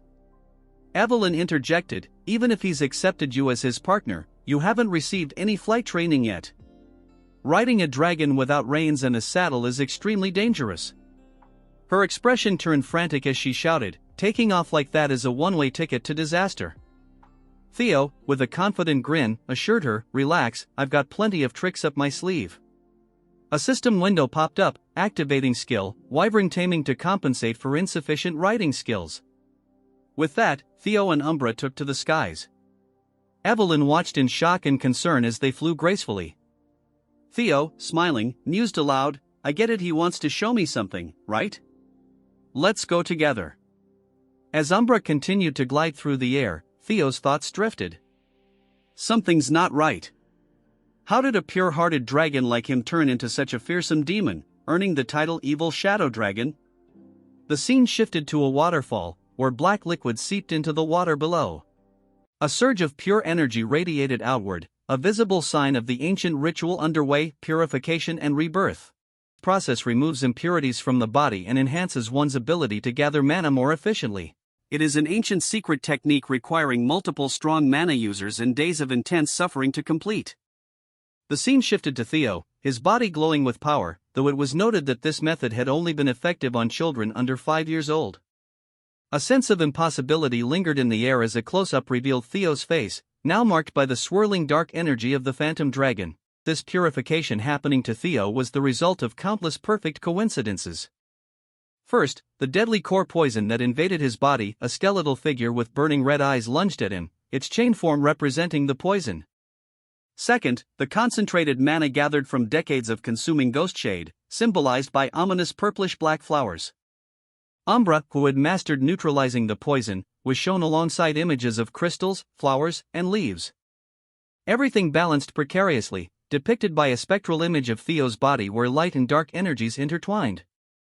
Instead of rejecting or being destroyed by the demonic poison, Theo absorbed its essence, transforming him completely. As the swirling vortex of dark energy faded, Theo gasped in shock and pain, feeling overwhelming power surge through him. Evelyn, her voice laced with worry and relief, asked, "Are you all right, young master?" Kneeling beside him, her hand hovered over his, concern etched on her face. "Theo," he whispered weakly, with a faint smile, he reassured her, "Sorry for making you worry." Evelyn appeared dazed but relieved as a blue-bordered system window appeared before Theo, showing his updated status: Theo Ragnar, 17 years old, male, title Flash Tiger, the greatest prodigy in a millennium, talents Ragnar player. Looking around the mystical cave, he remarked, "These crystals are condensed pure energy, their diluted toxicity acted like medicine instead." Glancing at Umbra, he expressed gratitude for trusting him before stating, "Ragnar's already perfected physique has gained both purification, rebirth, and phantom dragon traits." He raised his fist, declaring his growth speed would now be unimaginable. Taking a deep breath, Theo shifted his focus to a more urgent question: who was the old man? His attention turned to the skeletal figure hanging from chains nearby. Theo and Evelyn approached the wall behind the corpse, where faint inscriptions were carved into the stone. "What is it?" Theo asked. Evelyn replied, "There's something written here, a journal." Theo squinted at the faded markings, noting that only a master craftsman could have engraved such fine lettering. The words painted a chilling picture of a life consumed by vengeance, mentioning Kyle and Robert, who had defeated the writer. Shocked, Theo and Evelyn read on as the entries described the writer's rapid physical decline, possibly due to Robert damaging his mana core. Consuming a ghost shade to survive seemed to be killing him, causing frequent blackouts as his demonic nature took over. Desperation and despair filled the fading words as he admitted there was no hope left. He decided to melt his cherished jade serpent blade to bind himself, hoping someone would find this place and fulfill his wish for revenge. Theo and Evelyn exchanged disbelieving looks when they discovered references to phantom sword art and storm thunder god techniques, realizing this man was the legendary wind-controlling figure and tragic hero who, 40 years ago, had competed against Lord Hector Ragnar. Theo was stunned. He had been told Wind Lord was dead, yet here he was. Evelyn, overcome with grief, fell to her knees, her voice trembling with emotion. "What are you doing?" Theo asked, concerned. Evelyn explained that harming Wind Lord, a rightful heir of the Ragnar bloodline, was a grave offense punishable by immediate execution.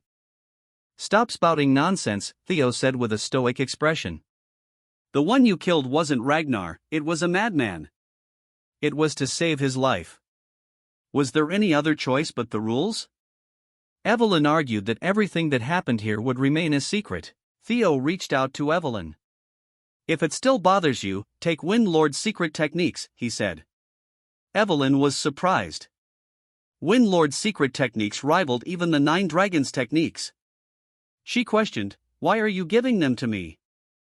Theo replied, "Become the successor of Wind Lord and grow stronger. Carry on his legacy." Evelyn, on her knees, was shocked.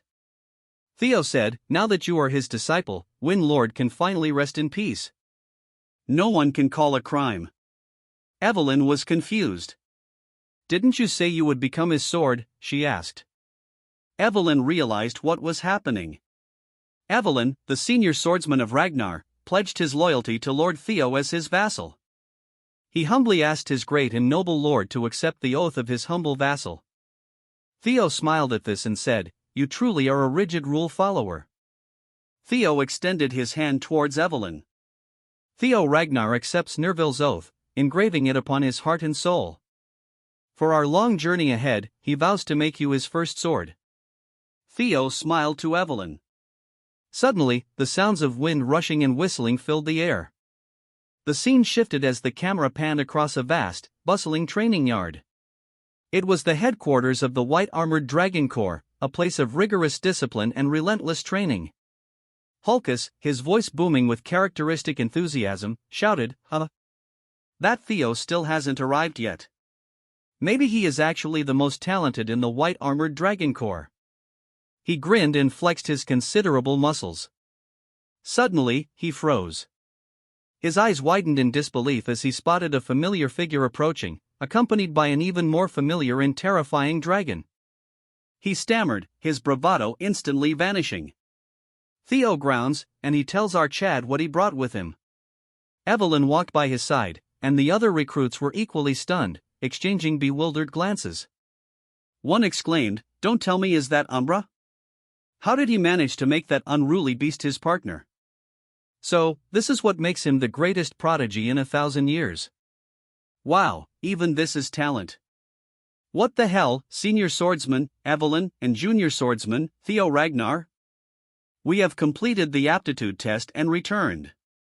But where's the captain, Theo? I noticed the absence of our commanding officer. I received an urgent message just now and returned to my office." A young recruit replied, his voice laced with a hint of nervousness. Evelyn's expression darkened, and a sense of foreboding washed over her. "An urgent message," she muttered. Her eyes narrowed, and a sound of something moving echoed through the room. A rush of wind and sparks of energy crackled as if something was moving at incredible speeds. Julius stated, he knows you just completed the initiation, but he's sorry, everyone here.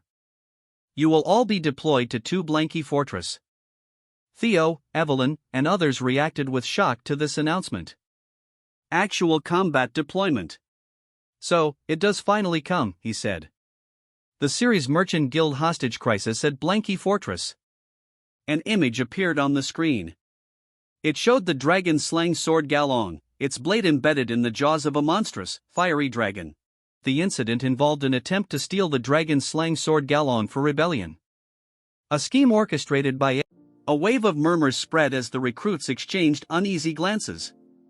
One of them, his voice filled with disbelief, asked, "Commander, what's happening? What mission is so urgent that we're being deployed without proper training?" Julius clenched his fist, his voice tight with restrained emotion. Platoon 5, led by Captain Trainer Istvan and his 14 subordinates, has disappeared. Theo's eyes widened in shock, a cold dread settling in his chest. Trainer Istvan, the oldest knight in the white-armored dragon cavalry, was highly respected. Even Julius sought his advice. He was not someone to fall easily. A chilling thought crossed Theo's mind. Could this be the result of the butterfly effect I caused? A bead of sweat rolled down his temple. Julius continued, his voice heavy with determination. According to a report from the Black Snow, there is an 89% chance they are dead. Even if they survived, they would be in no condition to continue their mission.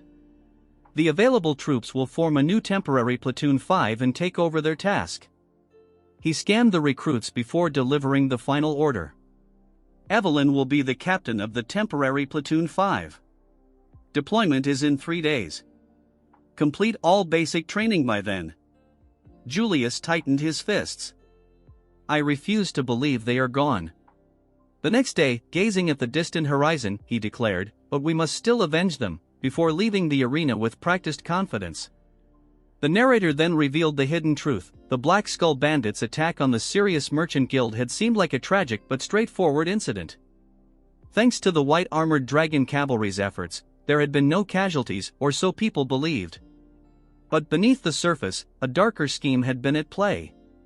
The true goal was not the attack itself but the theft and transportation of the legendary Dragon Slayer sword, Bamung. A mysterious, masked figure had orchestrated the chaos, while Ed Troan had used a smuggled bomb to stage his coup. Theo, his expression troubled, reflected on the unfolding events.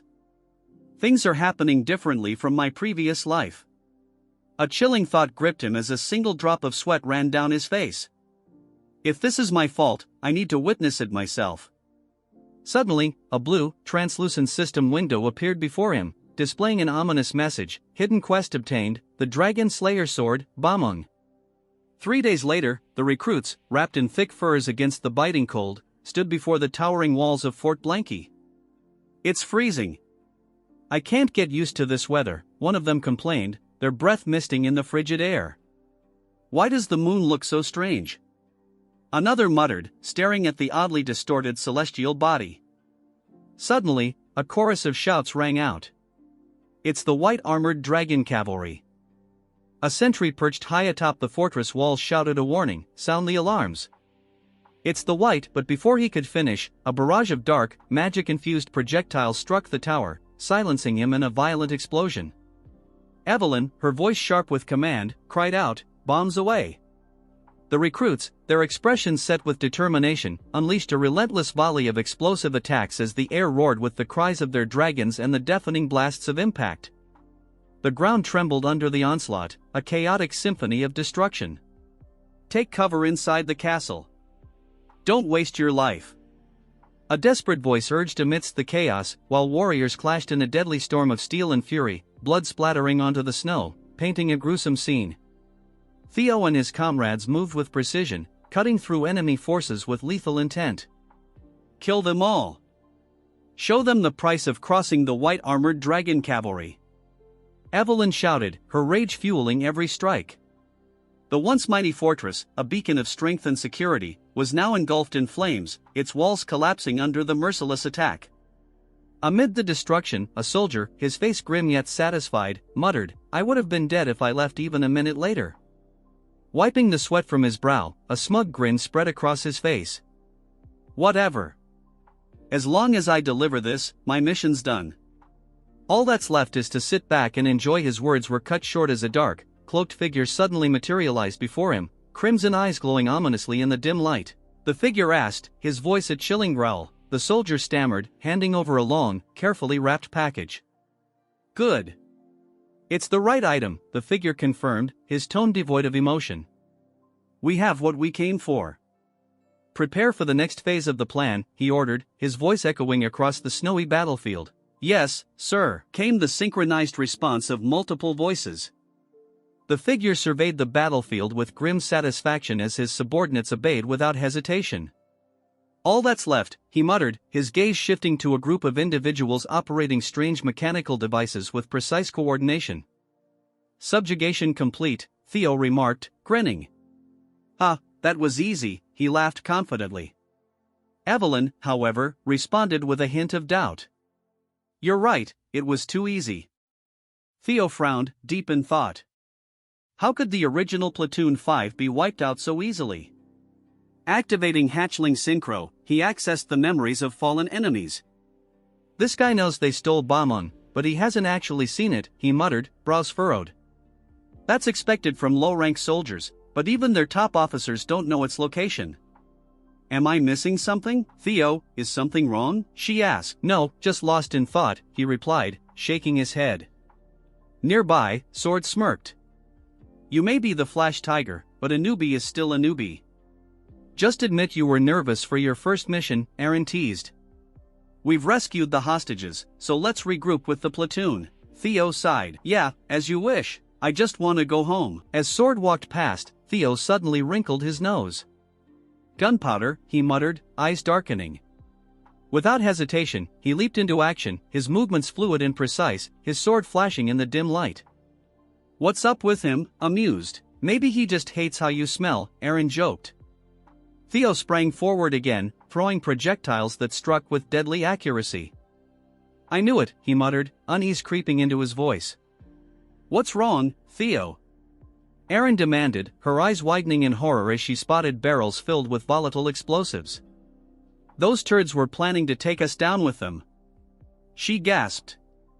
We need to get out now. Theo ordered, his tone sharp with urgency. Understood. His allies responded. Suddenly, a swirling vortex of darkness appeared. Theo's eyes widened in alarm. He shouted, frustration and despair surging through him as the fortress exploded, the shockwaves tearing through the air. Reload, a cold, emotionless voice commanded. The figure, unfazed by the destruction, extended his hand into the dark void. Another wave of explosions rocked the fortress, its foundations shaking under the relentless assault. Exterminate them all. Leave no survivors, the figure ordered, his tone merciless. The scene shifted to a grand, lavishly decorated chamber where Amelia, her face pale and drawn, cradled a swaddled infant in her arms. There, Axion, my baby, she whispered soothingly against the backdrop of chaos. Her eyes, once filled with sorrow, gleamed with a terrifying, unholy light. Did it hurt a lot? She murmured, grief twisting into fury. Mom will bring you the head of that filthy vermin, she vowed, her voice venomous with hatred. A swarm of shadowy figures descended upon the fortress. Their movements were swift and silent, like wraiths in the night. Evelyn, her sword drawn and her stance firm, prepared to meet the attackers head-on. Don't let anyone escape, she commanded, her voice echoing through the chaos. Yes, a chorus of voices responded as they launched themselves into the fray. Evelyn, her face set in determination, faced her foe head-on. So a mask of disbelief stared at the attackers as the entire 5th team, led by the trainer, was wiped out by these people. She muttered, her voice, barely a whisper, no, there's no way. Her eyes narrowed, and a flicker of suspicion crossed her features. A chilling premonition washed over her, and her gaze filled with dread. Suddenly, a devastating barrage of fiery projectiles rained down upon them. The force of the explosion sent shock waves through the air. Team leader, a voice cried out, desperate and filled with panic. Evelyn's movements were swift and precise as she deflected the incoming attacks.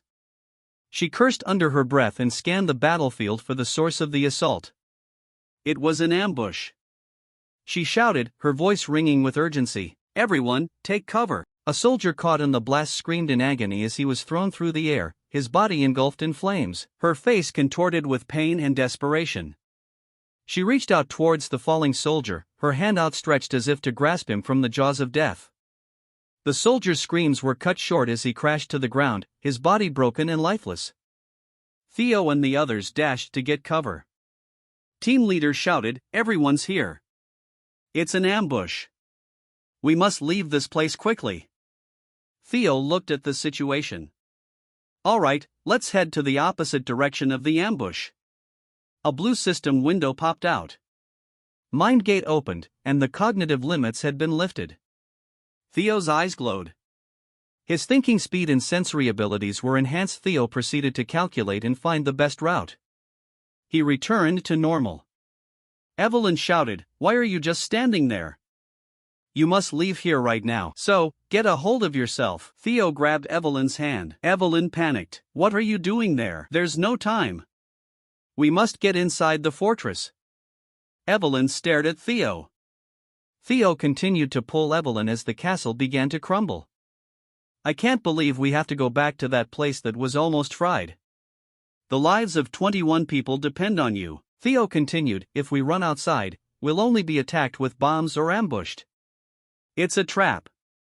He explained that they must think we won't survive inside the castle. With shining eyes, he used his hatchling synchronization ability to read the layout. He continued, "They must believe we won't be able to survive here." Using his abilities, he noticed that there was gunpowder buried on the left and cannonballs on the right. They must head to the stairs ahead. The group ran through the stairs, but Evelyn noticed something was wrong. It was a dead end. The soldiers looked betrayed. "Hey, you told us to trust and follow you," Evelyn said. "What's the plan? We can't even turn back now." As the fortress started to collapse, the group looked frightened as they fell with the rubble. Theo looked at the falling rock with Umbra and Hulkus. He landed on solid ground, surrounded by the falling debris. The fire spread, and all the cannonballs were used. A soldier said, "Keep in mind, this is our revenge for young Master Axion. I don't care if he's all crushed, just bring back his head." After the explosion, Theo thought they were going to die. The group was tired as expected. Theo had his plans, and he managed to think of breaking the floor in a split second. As the group spoke, the enemy appeared behind them. "What's this? Why are you guys here? Black Skull? Why are they here?" Theo questioned. "I only came here because the ground layer is particularly hard," Theo said. Theo was shocked. He looked through the holes in the walls and saw soldiers. He looked down and saw a chained-up man. It was the 5th team leader, Trainer Ison. He continued to look at him. Evelyn was relieved. "Thank goodness, you're alive, Trainer," Evelyn said. Evelyn looked at Trainer, but this was shocking. "I can't believe the one who this was Ragnar's Intelligence Bureau." Trainer's chains fell to the ground. The trainer fell to the ground and asked, "I guessed it wouldn't be possible to do an ambush like this without an insider, but how can one point a sword at a family member?" The other replied, "This is clearly treason." "That's right, we must pay back the trainer." He stopped the other donkey. "Don't even think about it. It's better to not rush about it. They planned all this to catch us from the start. It will be hard for us to face them with our current numbers. We should go outside and inform the Black Pillar." Theo looked down. "That's not possible. Seeing that there's no backup from the Black Pillar right now means that the Black Pillar members who were ambushing them were also trapped. That's why I brought us inside the castle. However, there's a chance of winning those guys. They even buried their men underground. They must intend to cover up this incident. They will definitely come to check our dead bodies once they're sure of their victory and come to confirm it. We can ambush them back while hiding in the ruins and win." Isvan looked at Theo. "He's opened the mind gate at that age. I even gave up in such a situation. I think the new recruits were chosen very well this time." Isvan jumped up. "You're right. The White Dragon Squad can't be beaten up. The plan is as you've heard just now. White Dragon Squad, prepare to fight. This part starts at the bloodied battlefield under the crimson light. Let's stop here. I didn't know my scriptwriters were writing such trash. I fired most of them." After the battle, the minions flocked together to search for the bodies, more like getting themselves killed. As they looked through the bodies, they found bodies of their allies and one of them was alive, but instead of saving him, this ugly Barbie kills the man. He asks his lackey if he found the bodies. The trash tells the Barbie that they have yet to find any bodies. They are done searching the western side of the fortress, and now they will look around the eastern side. The Barbie thinks that the results were negative from the ambush team as well. As this Barbie goes around catwalking, he thinks to himself that the bodies of the white-armored dragon cavalry are the only ones missing. He tells his guys to stop and asks them if he has seen any member who are from the white-armored dragon cavalry. From the rubbles a sword flies out aimed directs towards the Barbie's ugly face. He barely manages to dodge the attack, clearing some distance. But as he was about to counter, Evelyn kicks his chest, dodging the attack effortlessly. As she lands gracefully, the disfigured Barbie shouts, telling his minions that the white-armored dragon chivalry have ambushed them, ordering them to change formations, but before they can do anything, most of them get killed by our Chad squad members. Evenly tell Barbie that she hoped it would not be the Central Intelligence Bureau, so by the laws of Ragnar they will all be executed for treason. As bloodlust fills the eyes of our beautiful waifu. As the battle continues between the Barbie and our waifu, they are evenly matched. The Barbie thinks to himself how they were able to avoid the bombardment. He uses his full strength to overpower Evelyn. As she is in a tight spot, she pulls a hidden weapon from her artificial hand. The Barbie barely manages to dodge the attack, but giving him no room to breathe, she launches another attack aimed directly towards his neck. Although he blocked it, he gets severely injured, falling on his knees. Evelyn shouts that the Central Intelligence Bureau has been surrounded and any further resistance is futile. Since the moment their ambush succeeded, they had no chance of winning. If they were to willingly surrender, at least they will be able to save their lives. Out of nowhere, this attention-seeking Barbie shouts, telling his minions that they can now use the secret technique. Hearing this, everyone stands still, wondering what secret technique he is talking about. From behind of the minions starts transforming. Guess they got upgraded to level 2. The minion who was scared of Theo charges towards him, veins popping from his face as if he has constipation. Theo realizes that the technique he is using is the reverse blood surge technique. It a forbidden technique that drains one's life force. He has gone so strong that he manages to push back our Chad, who was overthinking like you guys. Theo notices that multiple minions are charging towards him when he is off balance. But before it lands or Chad, one of the captured members uses his body to block all the attacks. As he falls to the ground, he tells our Chad to leave this area with his life. Useless sacrifice, since our Chad is stronger than him. Seeing the guy fall tot, he ground. Theo gets angered as he starts using his real power. Using the Thunder Claw technique, our Chad lands such a strong attack that it raises all the minions in a second. Then Theo activates his mind gate, and in a matter of seconds he breaks in between everyone duel and finishes the minions off effortlessly. Since they are large in numbers, Theo uses the triple Thunder Claw, a move so powerful that it raises the entire battlefield, killing almost all of the minions present. The power behind the attack was so great that it pushed back everyone present in the battlefield. The battlefield had formed patterns of the sword strikes our Chad lost. The Barbie managed to survive, but he cannot believe that our Chad dealt so easily with their secret technique. As such, he cannot let an anomaly like our Chad live. The other members cannot believe that our Chad pulled of such a technique. Glasses thinks that they will have to work harder to reach his level. As for Theo, he is vomiting blood because he sued the mind gate to raise his powers, and because of that his body has received a penalty. Since the power he executed was too much for his current self. The Barbie rushes towards Ken, telling our Chad that since he is going to die, he will at least take him to hell with him. Theo realizes that there might be something wrong with this mana core. Then he realizes that this ugly Barbie is trying to blow himself up with our Chad. But Evelyn comes in front of her future husband and uses the powers of the God Tempest. This is the technique Theo gave her. Using the first move Squall, she throws him afar and then rushes towards him, and uses its powers to attack him.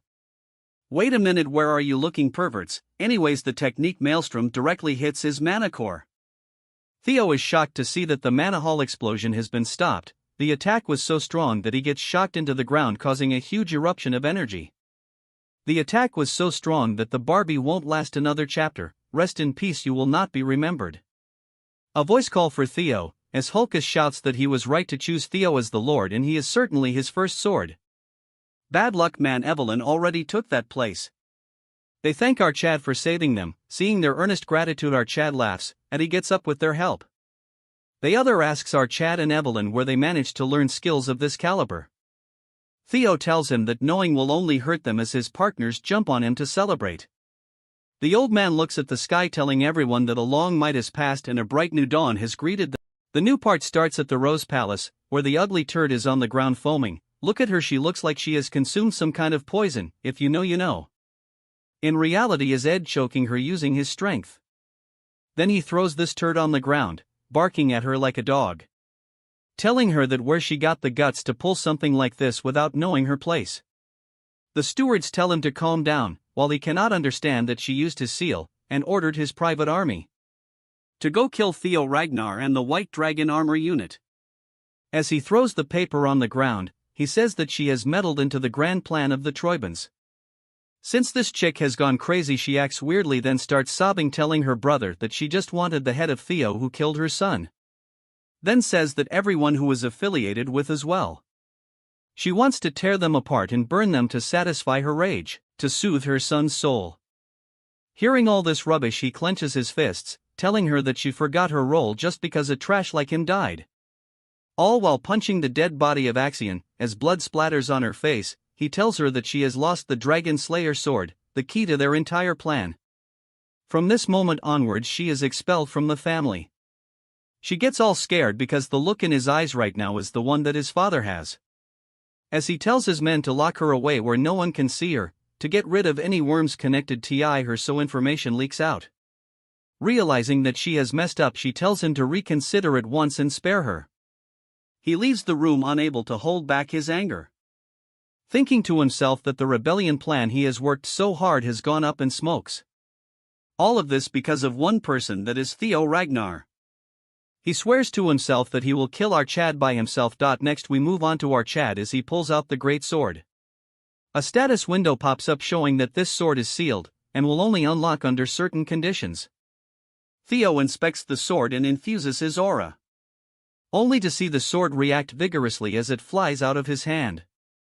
Theo realizes that it reacts vigorously with his hands as it even caused minor wounds. He had suspected earlier that he cannot use the sword without unlocking the mystery. A legacy from the ancient mythic age, like a phantom it's not easily grasped by human hands, but if one uncovers its secrets it grants my mystical powers like those of mythic heroes. A legendary item. In his past life Ed managed to unlock the mystery, so he recalls his movements from back then. After a while he smiles, thinking that only one place comes to his mind. He puts it back into the inventory since until he unlocks its secret, it nothing but a useless lump of metal. As he throws it into his inventory, someone knock on the door. It's Evelyn. She formally call our Chad, apologizing for disturbing him, wanting to have a moment with him. He says that the commander wishes to see him. Moving to the commander, he is glad that his friend came back alive, but cannot understand why he is planning to retire. Old man says that it is embarrassing to say, but he has lost leg and his Drake in the last battle. Besides, his old body won't last much longer, so he plans to spend the rest of his life back home honoring his fallen comrades. The big bear knows that he cannot stop his stubborn bum, so he can do whatever he wants. As the man sips his tea, he says that is not a replacement, but he has something to say about the new recruitment Theo Ragnar. He says that at 5 his age he has unlocked his Thunder Gate. Big Bear finds it hard to believe that he has crossed the wall separating the ordinary from the superhuman. He was shocked to see it at first, since it is clear that he was not a prodigy born with it already open. It felt like him that he had forcefully opened it, but nonetheless his vessels have expanded. Compared to what he holds, it was absurdly vast. Hearing this, Big Bear gets excited, telling him that he has to fill the enlarged vessel. The old man says that's all he has to say for today. Moving to the night, the big bear confronts Theo, telling him that from now onwards he will have to learn and grow by his own. Hearing this, Theo is all tensed up. He then tells Theo that he heard our Chad played a huge role in the mission. Theo gracefully tells him that it not just him but his comrades also helped him. Big Bears tells him not be so modest and asks him how much his martial path has developed. Theo thinks that if he is talking about combat power and says that he has become much easier compared to before. He tells our Chad that he is not talking about the level of his combat technique. With a cold stare, he asks him what sort life his sword is trying to express. Hearing this, Theo gets taken aback for a second, then he says that he is not entirely sure about it. Big Bear takes out his sword and tells him that he is trained with the sole desire to emulate the Patriarch's sword. He says that's how everyone starts, and as he pulls out his sword the entire sky turns blue. Then the next second the sky falls apart, turning everything red. This is the magic dragon's glass realm. It is completely different from the glass realm that the sword dragon showed before the second awakening. He realizes that this is because this martial world might be shaped by one's personal martial art. As the pressure intensifies, the Big Bear says that his sword represents demon, forming a huge sword. Theo is overwhelmed by what he is seeing.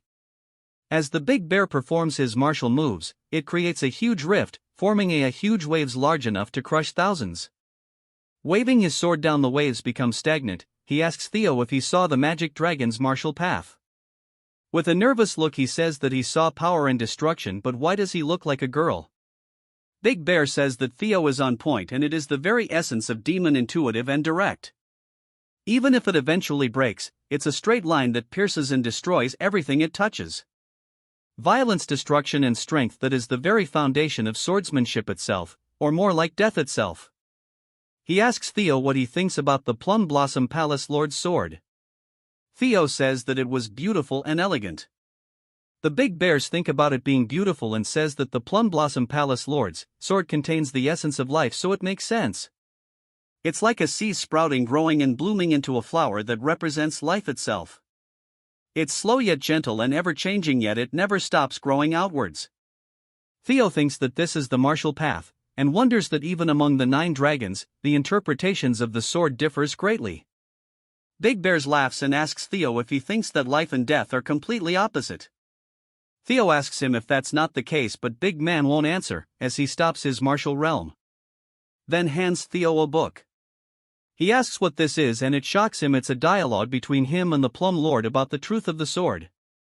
Hearing this, Theo gets shocked, and Big Man says that it's extremely rare, but Theo got it, since he is a joint member of both the Magic Dragon and Sword Dragon. Hearing this, he is finding it hard to comprehend, as the 2 instructors sit together in a secluded place. This scene has happened when they were completing the book. He thinks that she is very cruel since Theo belongs to him, yet she wants to share him as a joint disciple. She tells him to be not jealous, because at the end of the day, this is all for Theo's, and he cannot deny that. Since he should be aware that Theo has garnered expectations that rival the other successor candidates. His talents means that he is growing rapidly, so he will hit a wall much harder. When he does face that wall, this will help him a lot. Old Man says that it's all fine, but what if a time comes when our Chad becomes an enemy of Ragnar? Hearing this, she gets shocked, because she is also aware that those who grew rapidly like this meet an unfortunate end. He says that if history repeats itself, the teaching will return to them as blood spilled for Ragnar's. She finds it unexpected, because she thought that his head was full of love for him. But after hearing his concerns, she is now certain that he is the right person to hold on to this. She hands him the manuals and tells him that when he is worthy of being a Ragnar and can value every moment, he should pass it on to him only. Moving on to the present, he has handed Theo the manual. To Theo, he thinks that the 2 dragon number 1 and 2 swords of the clan. To become a joint disciple of both the Sword Dragon and the Sword Dragon and the Demon Dragon. Theo asks him if he is really worthy of all this. Hearing this, Old Man says there is no need to be this humble, since he thinks he is worthy of this. Theo remains quiet, thinking to himself that he was able to grow this much all because of them. Even though he has not done anything from them, they continue to help them. Theo says that from the first day he has helped him a lot, and he promises to repay him one day. Hearing this, he gets excited, telling him that he can repay it right now. Taking out his sword, he says that it's been a while since he had a new disciple. Since he cannot stand by, the real lesson will start right now. Hearing this, Theo thinks that the real lessons will start now. Evelyn takes this opportunity to run outside and lock the door. As Theo asks for her, she apologizes, holding the door. At night, with a satisfying look, she opened the door, only to get shocked seeing Theo sitting like a mean character. She asks him if he is okay, consoling him that the commander went a little overboard. He says that he not only went overboard, she tells him to leave this aside, telling him as per his orders, she has confined someone in the underground detention hall. She asks him if it is alright to leave him be, since he is not the type to spill any beans no matter what they do. Theo tells her that it's all part of his plan, telling her to get close, and he whispers something in her ear. Hearing this, she gets shocked. The scene shifts to the Plum Blossom Palace, precisely the palace training ground. Theo greets her and she tells him that she has been waiting for him, asking him if he got the present that the demon dragon and she prepared for him. Theo says that her present has been great help to him. She summons her sword gracefully, flying in the air as plum blossoms surround the entire ground, and she gracefully land to the ground. What a way of flexing. She plans to continue to teach our chat about the building blocks of the technique that one might easily overcome, which is the root of swordsmanship. She again flexes, telling him that she would love to discuss how to blossom life with the sword. So she asks our chat again if Theo would like to become her disciple. Theo says that before he answers this question, he has something to ask her, telling her as she is asking this question as the Heaven Dragon Sword Master. Hearing this, she is surprised that he is aware of something that most people of the clan aren't aware of. She won't deny it, telling him that the Heaven Dragon School is a secret school that passes its teaching down through only one disciple, and she is its sole inheritor, asking if he wants to know her true intentions. Theo apologizes, telling him that she won't scold him, elaborating that she has no ulterior motives. From the Plum Blossom Sword technique to the Heaven Dragon Sword, she was going to pass all of it to him. Hearing this, Theo gets shocked, unable to speak a word. After some time, Theo exits the hall, when a nobody call for him, asking him if he is Theo, the new recruit of the White Dragon Cavalry. Hearing this, he asks him what if he is, and it's none of his business. This guy gets offended, calling Theo a curt for not even exchanging proper greetings. This busybody says that, since he has now become a member of the Plum Blossom Palace as a disciple of Lady Plum Blossom, he should be showing the bare minimum of respect towards his seniors. Since Theo is a type to get bullied, he says that he was wondering what this was about, but it was just an immature attempt at protecting his fragile egos. He asks him to bust his ass since he is not even his direct senior, so their ranks don't matter. Hearing this, their fragile egos get hurt. This turd shouts, telling him that what is he then, since he is not a disciple of the Plum Blossom Palace. Before Theo leaves, he says that they are gravely mistaken. The lady offered him to become her disciple. Turning around with overflowing aura, he says that he rejected her. Hearing this, they get shocked. We move on to what happened before. Theo asked if she is serious about passing both techniques to her. She asks him if it's enticing, which obviously is. Theo cannot understand why she cherishes him so much since he hasn't done anything for her yet. Hearing this, she tells him to stand up and tells him there is no big reason, but it's because it's just him, telling him that he reminds him of the clan head, her husband Kyle. She says that he is exactly like him in his youth. Now that she thinks about this, it's not just the appearance, but even he used to chase after dreams and ideals when he was young, or maybe he is still thinking of it. This is why he could not despair and worked hard to break through any trials and challenges. Every day was an unending hardship, despite that not even for once did he yield or bend his principles. She has seen a side of him in Theo for which she fell in love with him, so she cannot stand by and remain still. She asks him if this answers his questions, so now it's his turn to reply. He tells her that although it's an attractive offer, he will have to decline. Hearing this, she asks him what the reason behind it is. He says that currently he has too many teachers, along with her, who has taught her many things. The demon commander Julius, his teammates, and his friends Hulkus and Erica, and even Ed and Axion, he considers them all his teachers. She gets shocked that he even considers Axion and the Sky Dragon teachers, since she heard they are on bad terms. Theo, in a nervous tone, says that because of the hardship they created is what built the current him. She remains quiet as he says that his sword has learned and changed because of everyone who has either loved or wronged him. For this very reason, he is not confident he will be able to uphold the school's tradition and pass it down to the next generation. She thinks it is regretful because his sword is ever changing, but Theo tells her that although he cannot become her disciple, he will gladly become her son. Hearing this, she seems genuinely shocked. Moving to the present, she is chilling in her garden, sipping wine, when her assistant asks her that she must have taken a liking to him, which she agrees while laughing. She says because the heavens didn't permit, she could not have her own child, yet a child just like her husband promised to become her son, so it's foolish if she is not happy. The assistant says that she is happy to know that she is delighted. She says that she should thank Theo for making her a mother, so she tells her to prepare a letter for her to send it to her husband. She asks him the contents and she says it's about his promotion exam. Hearing this, she gets shocked, telling her that Theo is rookie who just finished his awakening ceremony.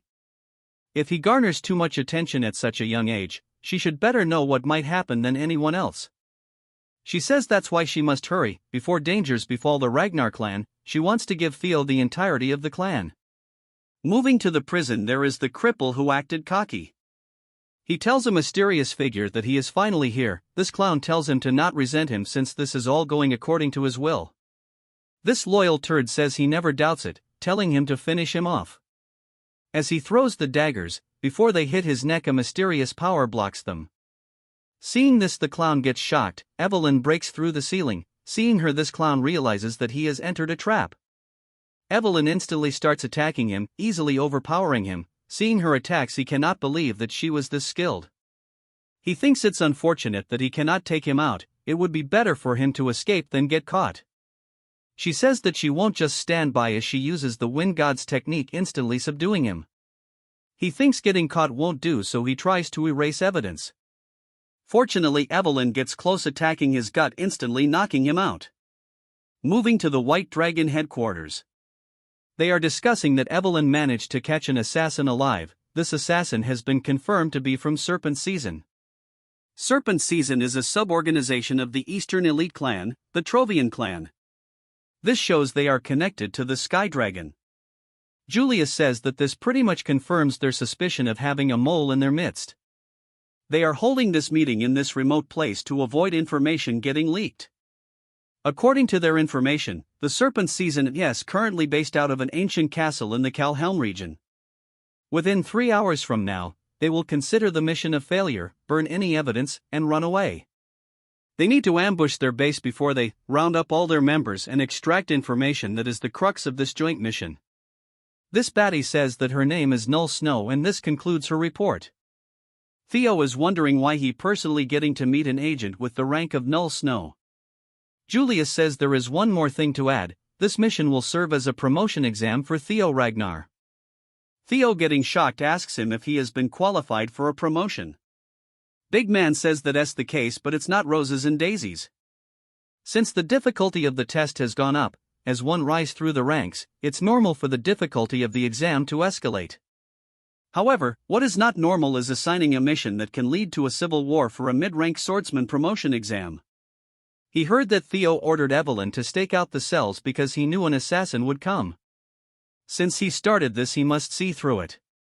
Theo apologizes as he says that even if he is an heir, it is disrespectful of him to plan things without discussing it with the higher-ups. Since it has come to this, he must complete his mission flawlessly. He bumps heads with Archad, telling him to get promoted to a mid-rank swordsman and earn solo mission privileges. A status window pops up telling him that it's his chance to clean up the dark ties of his previous life. Even Theo is curious what it is that tied him and them together to cause all this. This baddie asks Theo if he has any problem. Theo says that no matter what, he will complete it no matter what. Old Man says that it concludes the meeting, and now it's time to start the snake extermination mission. This part starts deep in the forest. Pretty Mask tells them that there is a possibility of a mole, so they have limited this mission to 3 people. So including our couple, she herself is involved in this mission.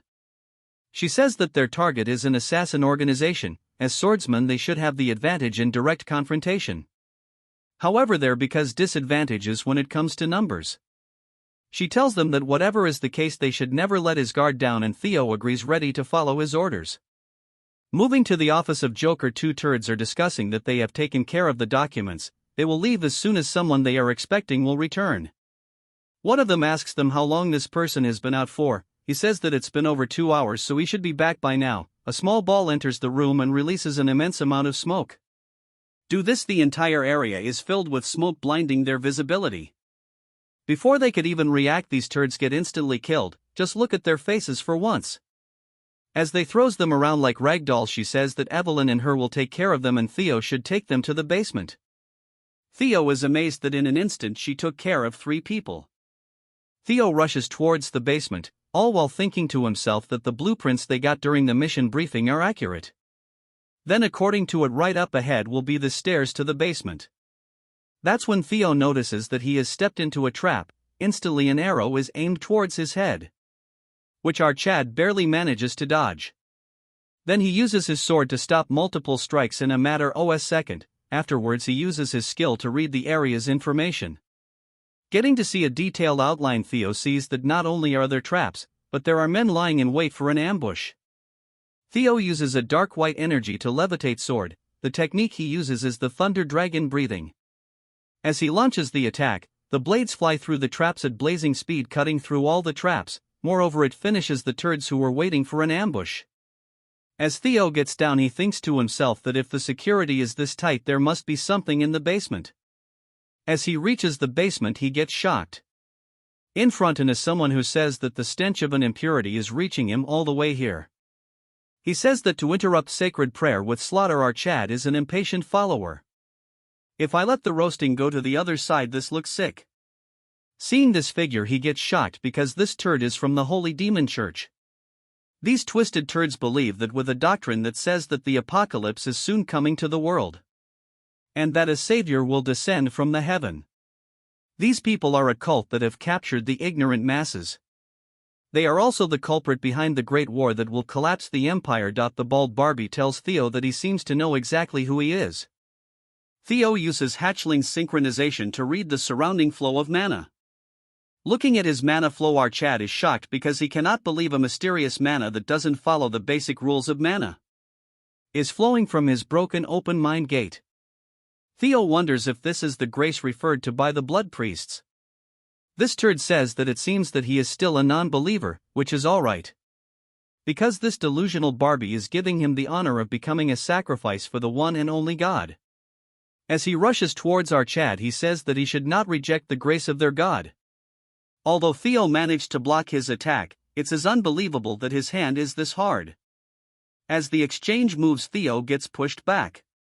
So he uses his dark aura to land a strong attack, but to his surprise this turd blocks sword using his bare hands. Theo cannot believe that he blocked a full-powered strike this easily. This Mortal Kombat character uses a fatality move and our Chad blasts through a wall. Theo is finding it hard to believe that he is a blood priest, who is part of the bottom ring of the demon church, yet he is this powerful. And inside here he cannot use his ultimate move unless he wants to get buried down here alive with him. But the problem is that simple mana attacks don't work on him. So he wonders what he can do with his sword now. That when Theo remembers the essence of death and the life he was taught, since they are polar opposites, it would be hard to combine them. As for the turd, he is ready to strike our Chad, calling for his lord, saying that the sheep is spilling precious blood. And as he tries to use a finishing move, giving our Chad as a sacrifice. The impact was so strong that it shattered the ground, but looking at his side he sees Theo rushing from the side. As their eyes meet, this TikToker says that he is a persistent young sheep. Theo has realized that the two swords were not opposites. Life and death are a natural cycle. Death always waits the end of life, and using death as a nutrient, life blossoms. They are not two powers but one. If he apples that principle on the four, that's wasted by being applied too widely.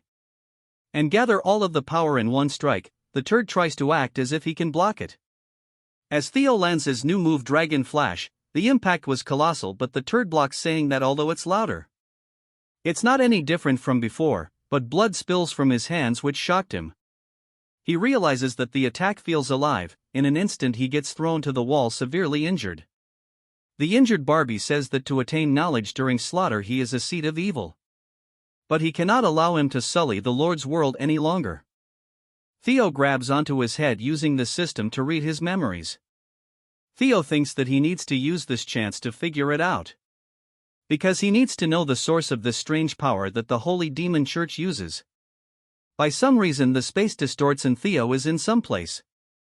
Theo thinks that this is a completely different from all the other times he has read memories. It's as if he has been transferred to another place. That's when Theo realizes that this system is malfunctioning. It says that he has encountered an enemy who is at a far higher level, so he should run away. Theo cannot believe what is happening. That's when a voice asks him who he is. asking him what he is. A huge ice surrounds the entire void. A huge creature the size of a planet asks our Chad why he is breaking his sweet slumber. Theo is nervous, thinking if this is the being that the holy demon church worships. The ugly trash orders him to answer his question. Theo thinks that if this is their god, at the grace that they are all on about. Our Chad is very nervous, as the ice comes closer, taking a look at our Chad. It recognizes him and call our Chad by his name. Theo cannot understand how he know him, as the minster says that he has been searching for him all this time. As he calls Theo the blight of this world, he devours our Chad. As the eye turns into a weird liquid devouring him.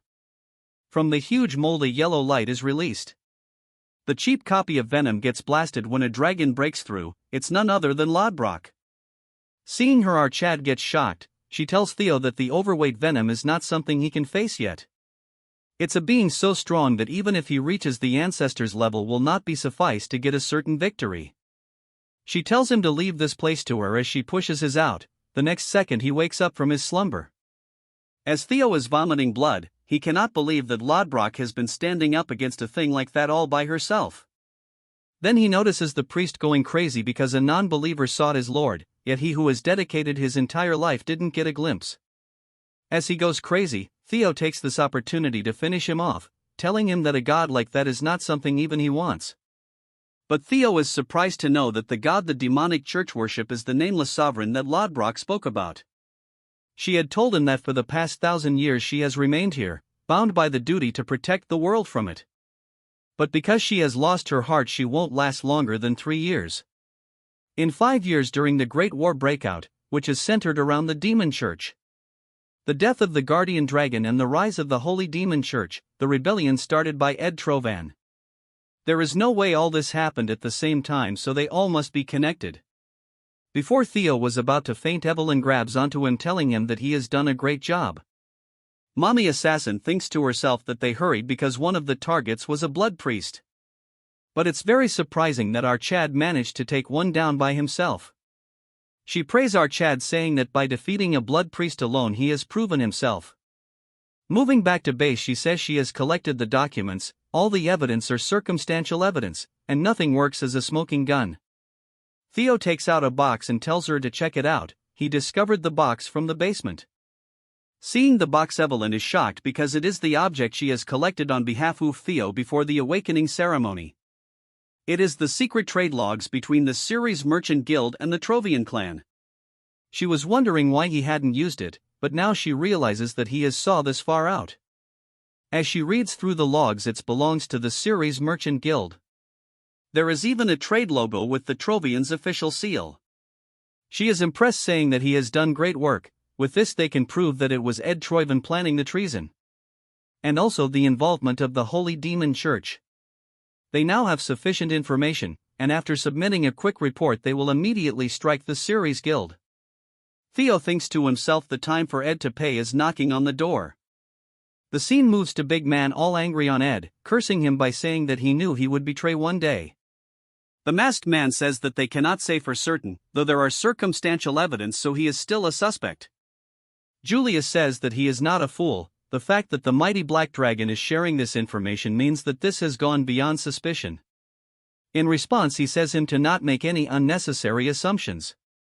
Julius says that judging by his response, it sounds like he was aware of it, yet he let it happen. He says Theo named shocking our big man. He elaborates that according to Cleve's report, he defeated a blood priest by himself. Julius tells him to not go there, as he tells him to hand Theo over since he is a very talented individual. He explains that Theo has excellent perception and deduction. The ability to see the bigger picture from the tiniest clues. These methods greatly resembles those of the Black Snow. It is as if he has personal experience. He tells him to get lost since he has called dibs on him, telling that he and OSA are both thieves. The Black Dragon is surprised that he has called him Big Brother. All four of them became sworn brother and sister centuries ago, trying to get emotional. Seeing this, he tells him to scram and he won't be getting Theo no matter what. He tells Julius that he has yet to realize something. In an instant he gets behind him and says that it is natural for a big brother to take from his little brother. He steals a few alcohol bottles, telling him to prepare something more expensive next time. As he was rushing out, he thinks to himself that he is relieved that there is no mole in the white armored dragon cavalry. Only a few places have stayed away from the sky dragon. He thinks it would not be bad to leave the mission to him, since they should be arriving soon. And as he leaves, he thinks it would be interesting to face the Serus Guild / moving to the Ceres Merchant Guild Central Branch.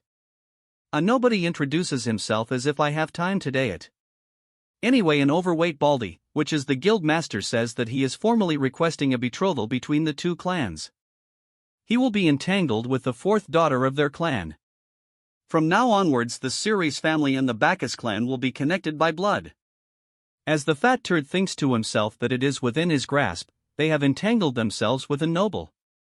And it won't be long before they make the Ragnars pay for looking down in them.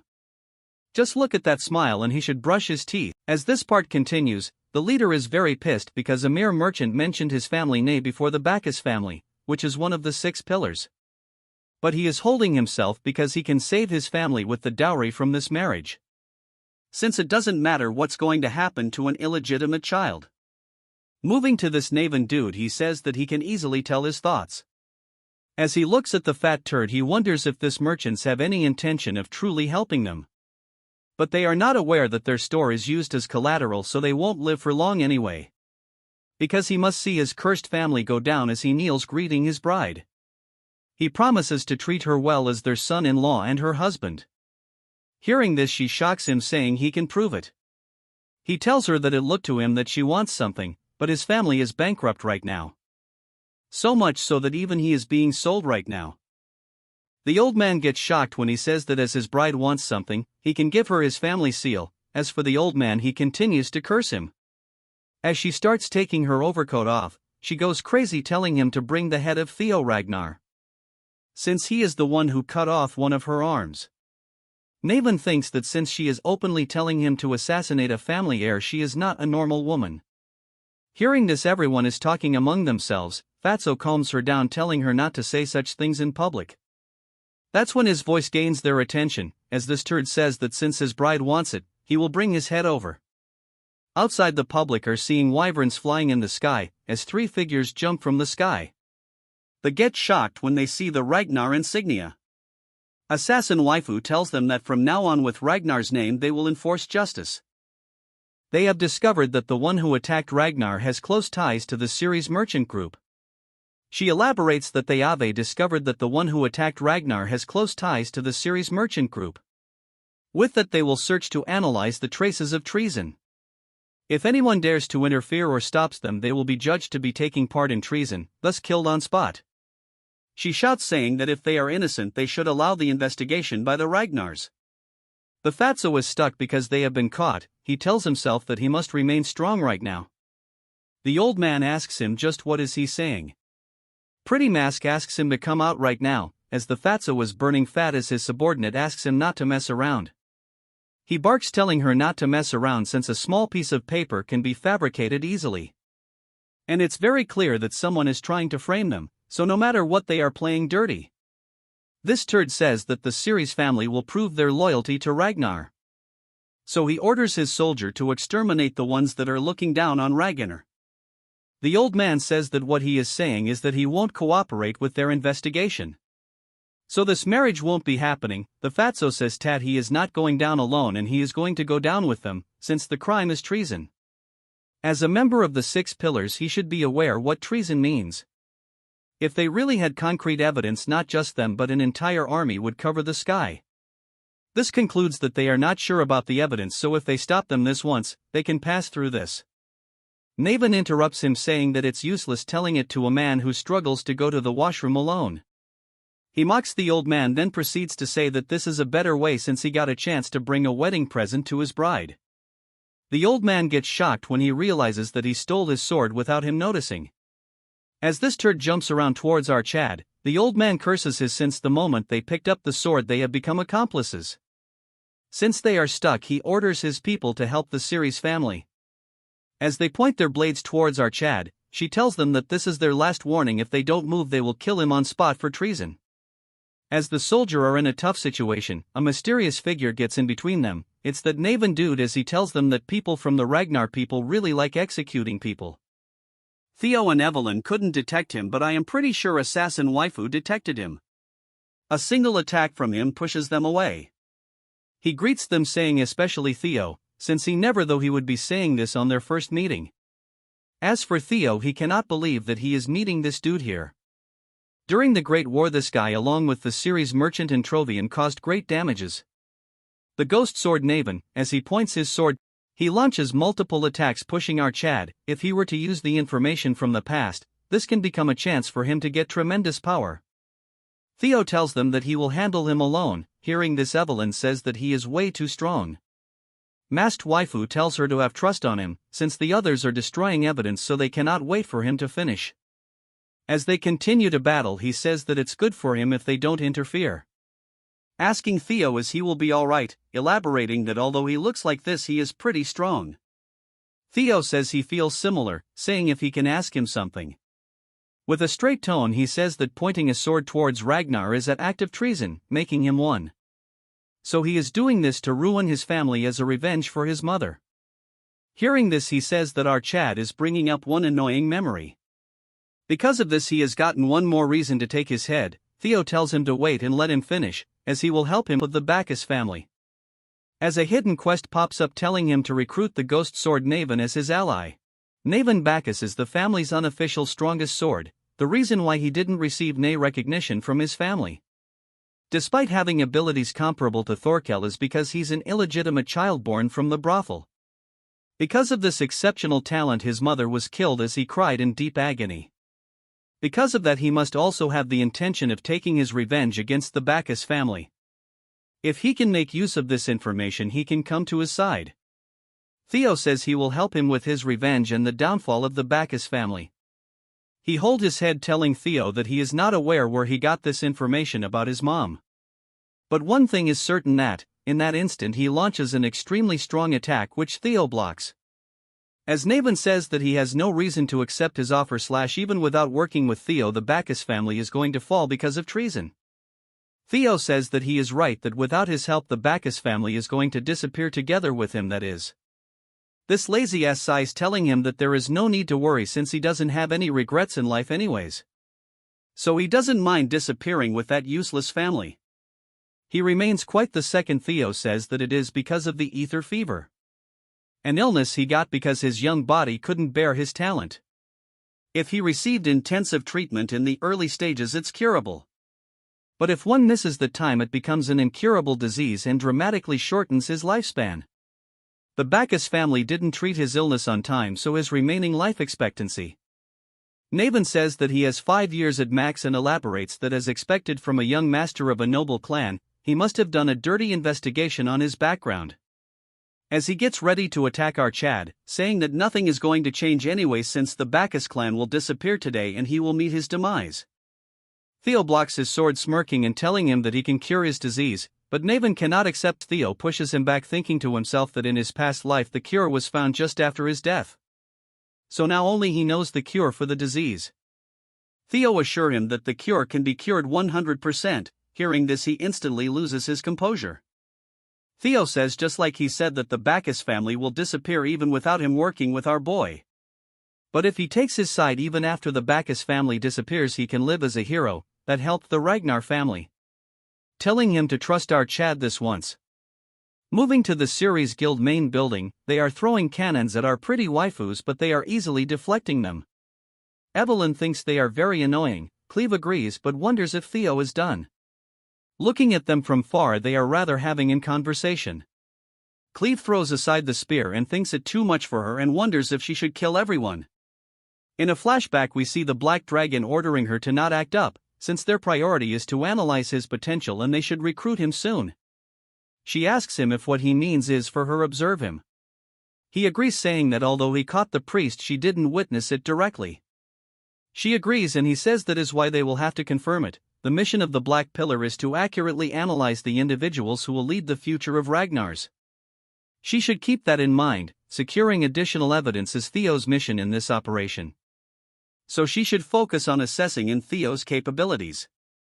She says that she will keep that in mind, but what is the limit beyond which she can intervene? He thinks for a second, and since it is related to the demonic sect, he will let him interfere for the level of bishop and above. Moving to the present, she thinks that the leader is going to nag him a lot if she interferes at only in this level. But if the mission is delayed, her time off time will also be delayed.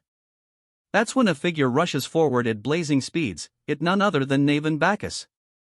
Evelyn is worried if our Chad lost to him, but her future husband is rushing behind him. Seeing all this, she gets shocked, as he blazes through all arrows, telling the ladies that if they will forgive him for the discourtesy with this. Since now they are on the same side, the hidden quest of making the ghost sword Naven an ally succeeds. The three of them charge towards the minions, with Naven being overexcited. As he leaps in the air, one of the turds say that they can shoot him down, since he won't be able to avoid the arrows mid-air. But he is no ordinary fighter, as he jumps over them and lands on top of one of the weapons. Then he proceeds to destroy the weapons along with the people operating them. The clan leader curses him, saying that he dares to betray the family that raised him, telling him how he could point his sword towards his family. Hearing the word family, Naven charges towards him. With cold-blooded eyes, he says that for an illegitimate child there is no family. Then in an heartbeat he splits him in half. In a matter of seconds he finishes them off. Seeing the display of power, she is surprised that he lives up to his reputation of being able to fight equally with young Lord Thorkel. She wonders how he managed to convince him. Hearing this, our Chad says that he just promised him what he wanted, telling them to not stay still and follow him. As Theo leads the group, he tells them to capture Quadrax Ceres. Moving to the Fatso, one of his minions informs him that they are getting pushed back. The Fatso is aware of all this, so he tells them that they must destroy all documents. At first, they must burn documents related to the Trovian clan. He tells the minions that they cannot burn those documents. He tells Fatso to think rationally, or else there will be unnecessary casualties. This side-eyed pig says that if they burn those, how will they get back their investment? Asking him if he is going to give up on that money just because of these turds. A figure enters the scene, telling the pig that he cannot think far because he is drunk on his greed. With a frightened look, he says that he is here and require his help.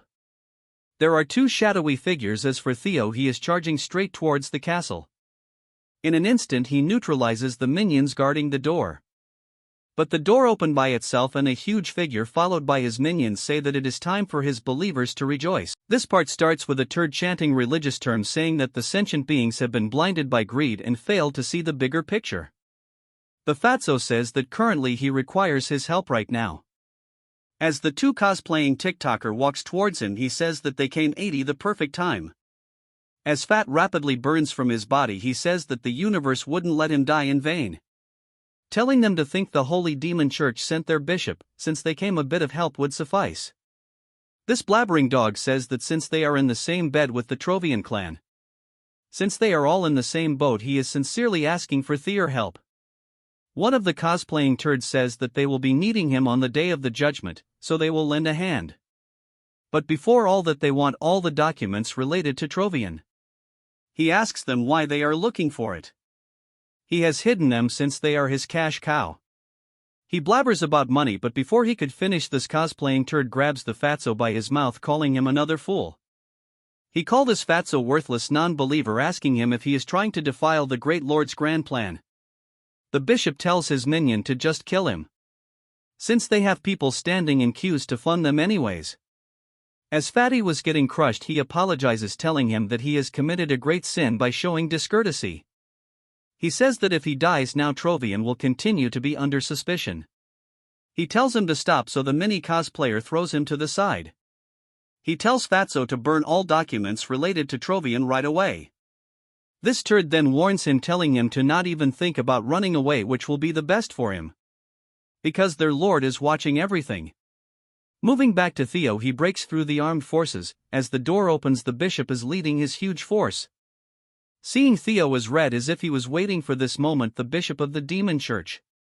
He tells his followers that with their blood the shall descend. With their blood the god shall descend, and worship their lord. As these crazy lunatics charge towards him, as they come face to face with each other, Theo slashes through them, as he says to himself that he had suspected that the Holy Demon Church would be hiding here. But he never expected them to send someone as high-ranking as a bishop. As Theo continues to charge through the pile of turds, everyone from their side is getting overwhelmed because of their sheer number. Cleve stands still as she thinks to herself that the bishop really came. So this is gonna be way more of a hassle than she had thought. Or maybe this is good thing as she puts her hand on her swords and draws two at the same time. My friends, this looks so damn hot. After all, this is more than enough reason for her to step in. As Theo is serious, he says that they are back to where they started. As Cleve enters the battle with a single strike of her sword, she eliminates hundreds of them. As she tells Theo that she will take it from this point, as she won't allow those standing in Ragnar's way to head away with it, so she will annihilate them all here. Theo tells her to stop stating that they must not forget why they are here, since they have to secure the documents before they destroy them. She sighs, telling Theo that she seems to have overestimated him. As she continues to chop them up like slicing butter, she says since the demon turds have intervened, they don't need any more evidence. Theo runs with her as he disagrees with her, telling her that intact they are currently trying to stop them right now, which means the documents are much more important than they thought. Cleve understands and asks him what his plans are. Theo says that no matter what happens, they need to go through here before anything else. As Theo kills more of them, he says that he has a solution to this. For the first time in many chapters, he opens his mind gate and uses the hatching synchro to scan the surroundings. As Cleve continues to kill them, he says that he doesn't have any solid proof, but considering the Black Dragon said she will wait and watch. One of the turds tries to act up in front of her. She is so quick that she instantly finishes him off, telling her that she will trust him just this once. As Theo leaps forwards, hundreds of these turds are surrounding him. A strong gust of wind rips through them, but Naven interferes, killing more of them, as he tells him that his humble self has cleared the way ahead for him. Hearing this, Evelyn gets pissed as she asks him from when did he starts calling him Lord. Theo uses the dragon's footwork to leap through them as he thanks them before leaking. It's called the Thunder Dragon, breathing the dark mark. He swiftly travel through them in a matter of seconds, since they wouldn't leave the task of destroying classified documents to someone else. The right person for this job would obviously be the Fatso. Moving to the big belly, he stares at the documents. As for Theo, he is pissed. The status window says that he can resolve an ill-fated relation from a past life and stop his evil scheme. As they both land on the ground, blood draping from the sky like rainfall. Then, like a savage, he says that he is the Lord's first sword, Naven Bacchus. Hearing this, Evelyn says that the joke is too much for him. Hearing this, Naven says that judging by her reaction, she is the first sword, so he doesn't have to worry too much. But if it was Cleve, he would gladly be the second sword. As our goddess continues to chop them up like cutting vegetables, Evelyn asks him if he thinks he is better than Herm. Hearing this, he charges towards her and using his sword. But instead of attacking her, he chops multiple of them who try to attack her. As he points his swords towards her neck, she says that it just so happens that they are on the same side, so they can decide it here, and the one who catches the most believers becomes the first sword. She says that they are on a mission and she has no time to participate in trivial stuff. Evelyn gets pissed because he taunts her by saying if she is scared to lose. Evelyn charges towards her, shocking her as he thinks he might have said too much. But he gets surprised as she kills multiple of them behind this chatterbox. She will be the wife so he can take the first sword. As she goes past her, she says she will clearly show him why she is the first sword. Even Naven gets motivated as he rushes towards her direction. Moving to the Fatso, he goes past multiple hidden passages to reach the place where the documents are stored. Seeing the documents, the turd is nervous because this the evidence to collect money from Trovian. He will just have to burn this and they can escape from being charged with treason to some point.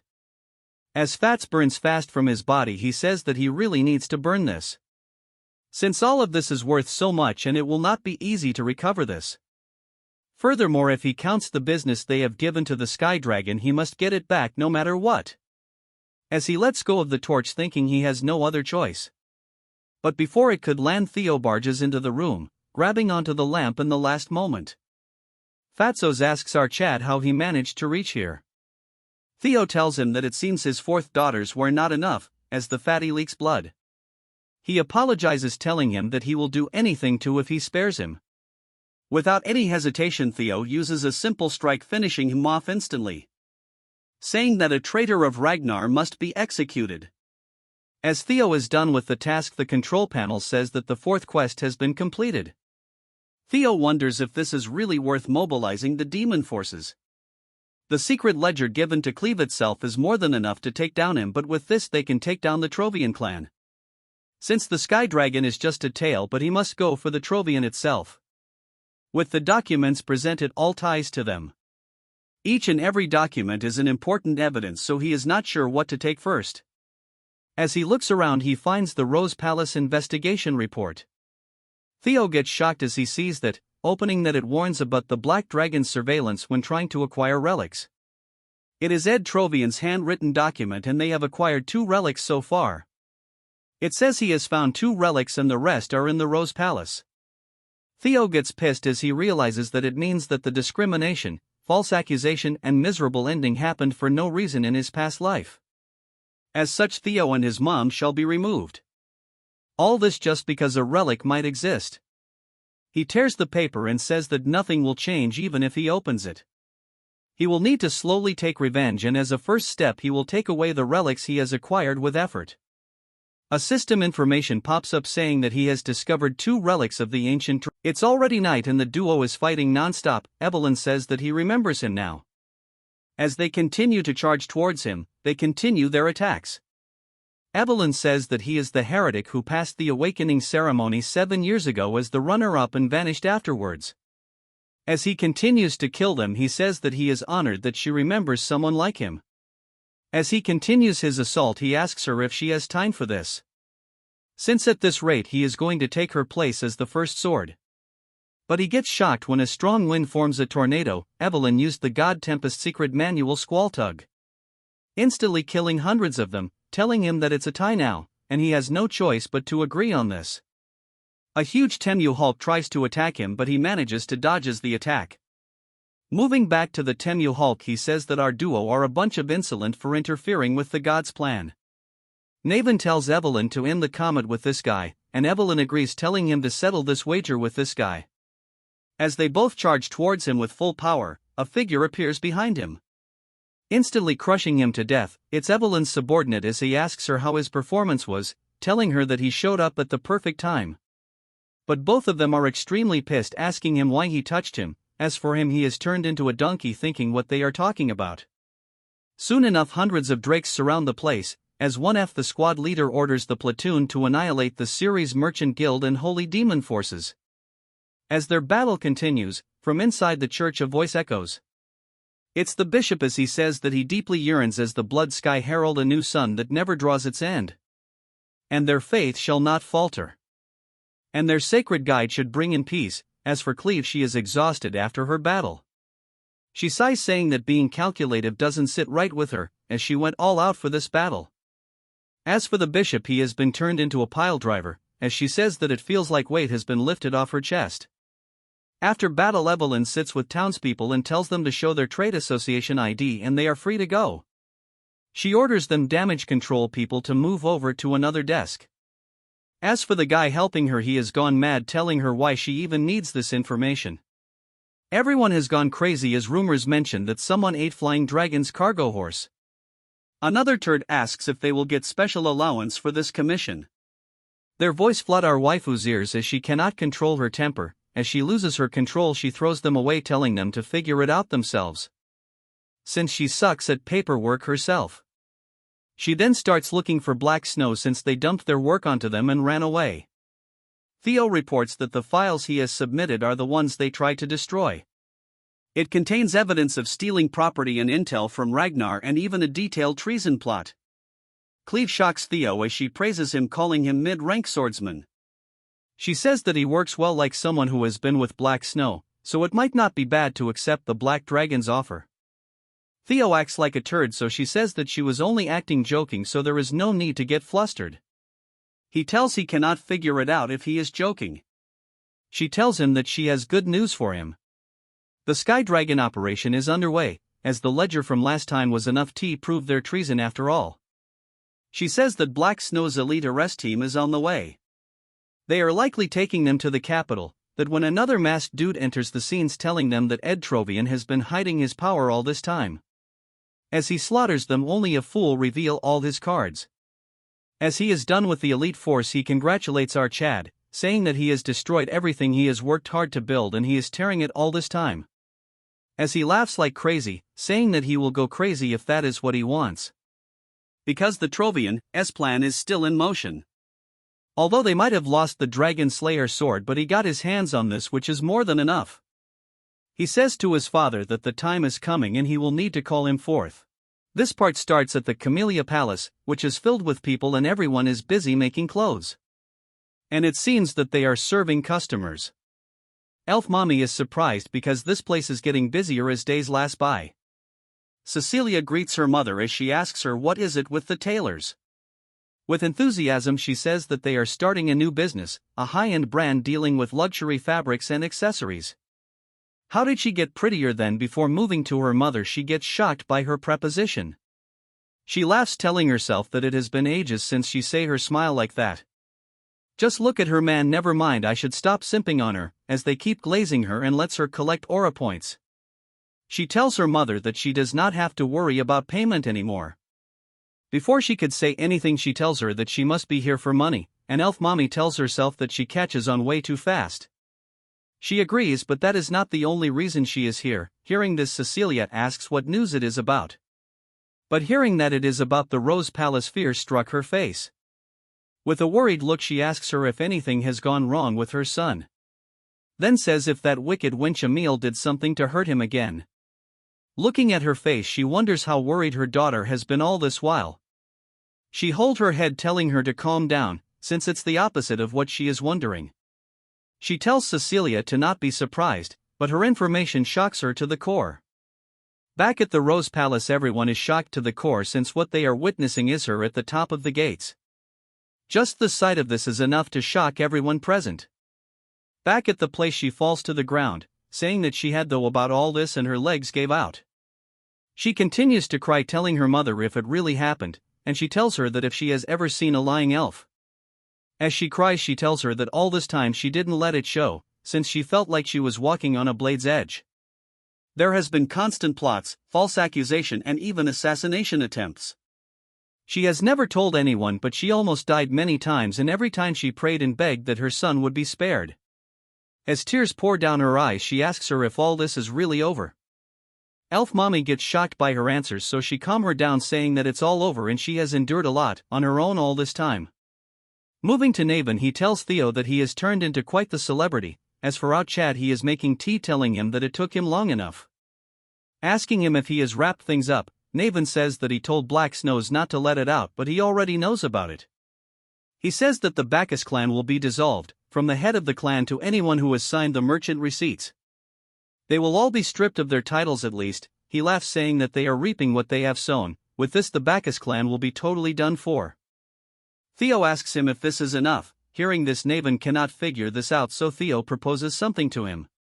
He gets shocked because he says that he will become the head of the Bacchus clan. With a focused look he says that if everyone besides him loses their title, he will be the only one who can become the head. Also he should join hands with him for the coming war with Trovian. Naven laughs, realizing what is happening, and thinks to himself that he was aiming for this from the start. The power struggles between them is in the open and a war with the Trovian is inevitable. The involvement between the Holy Demon Church and Trovian has been confirmed in the Sky Dragon Rebellion. Outside this information is available in the notice board. And the people of Ragnar thinks that it is a declaration of war between the clans. Since they have been exposed, the Holy Demon and the Trovian won't stay silent. Naven says that these mean nothing to him since he has no time left. He also needs to be getting something in return as well. Theo laughs, saying he has done something about it, and he drops something on the table. It's an Iron Man heart core, as he says that this is the cure to his disease. He hands him the recipe for the cure of the ether fever and the main ingredients of an ether core. Although it is not publicly known yet, but ether fever is caused by disrupted internal mana flow. The core will stabilize his mana flow, saying he didn't expect this. Theo gets shocked, saying her had figured he would treat him just enough. And he wouldn't and keep him on a leash, then suggests if what he takes what he wants and then run away. Theo says he wouldn't mind if he did. Right now, the way Ragnar's only obsessed with power has a lot of problems. Both of them are victims of that culture after all, and he doesn't want to dominate all this through strength but trust alone. Hearing all this, Naven remains quiet. What Theo wants to build is not oppression or pressure but trust. As he picks up the teacup, he says that he tried not to look down on Theo for being young but not an immature romantic. After drinking his tea, he take out his sword, saying that he Naven Bacchus of the Bacchus clan. Swears to serve him as the sword of Theo. Ragnar hearing this, he says if this is enough for him. And Archad says that it is more than enough. After dealing with him, Theo gets up wondering that the war with the Trovian is unfolding quicker than he had thought. But he is not worried since everything is going smooth so far, and it's time for him to open the treasure box. The second he touches one of them, a sub-quest pops up telling him to conquer the 2 relics. As Theo touches the Erificat, he says that till the relics he has absorbed are of the Lesser Drake and the Griffin, which has been very effective. As he opens the box, he comes across a ring which according to Theo is the relic. As he wears the ring, a system panel pops up. It says that the primordial dragon relic, the thirsted ring, has been equipped. As such, the entire space distorts and he gets teleported to a desert. All Theo can see is sand and rock, and if this is the desert he talked about, but it is hotter than he had expected. As he sweats crazily, he wonders what he is supposed to do here. The system panel informs him that he has entered the Guardian's territory and he must survive for 72 hours. Theo continues to sweat. He cannot believe that he has to survive for 72 hours, as he feels like he will have a heat stroke. All of a sudden the ground starts shaking and from the ground something bursts out. Seeing the entity, Theo has a face that you would make in front of your mom if you guys failed in exams. A huge worm, which is the boss, has appeared. In front of it, Theo looks like an ant. Seeing Archad, it recognizes Theo as an intruder and opens its smelly mouth to eat him. As Theo creates distance, he summons his sword and instantly uses the Thunder Dragon breathing mark. Although the strike looks strong and heavy, it just left a small mark.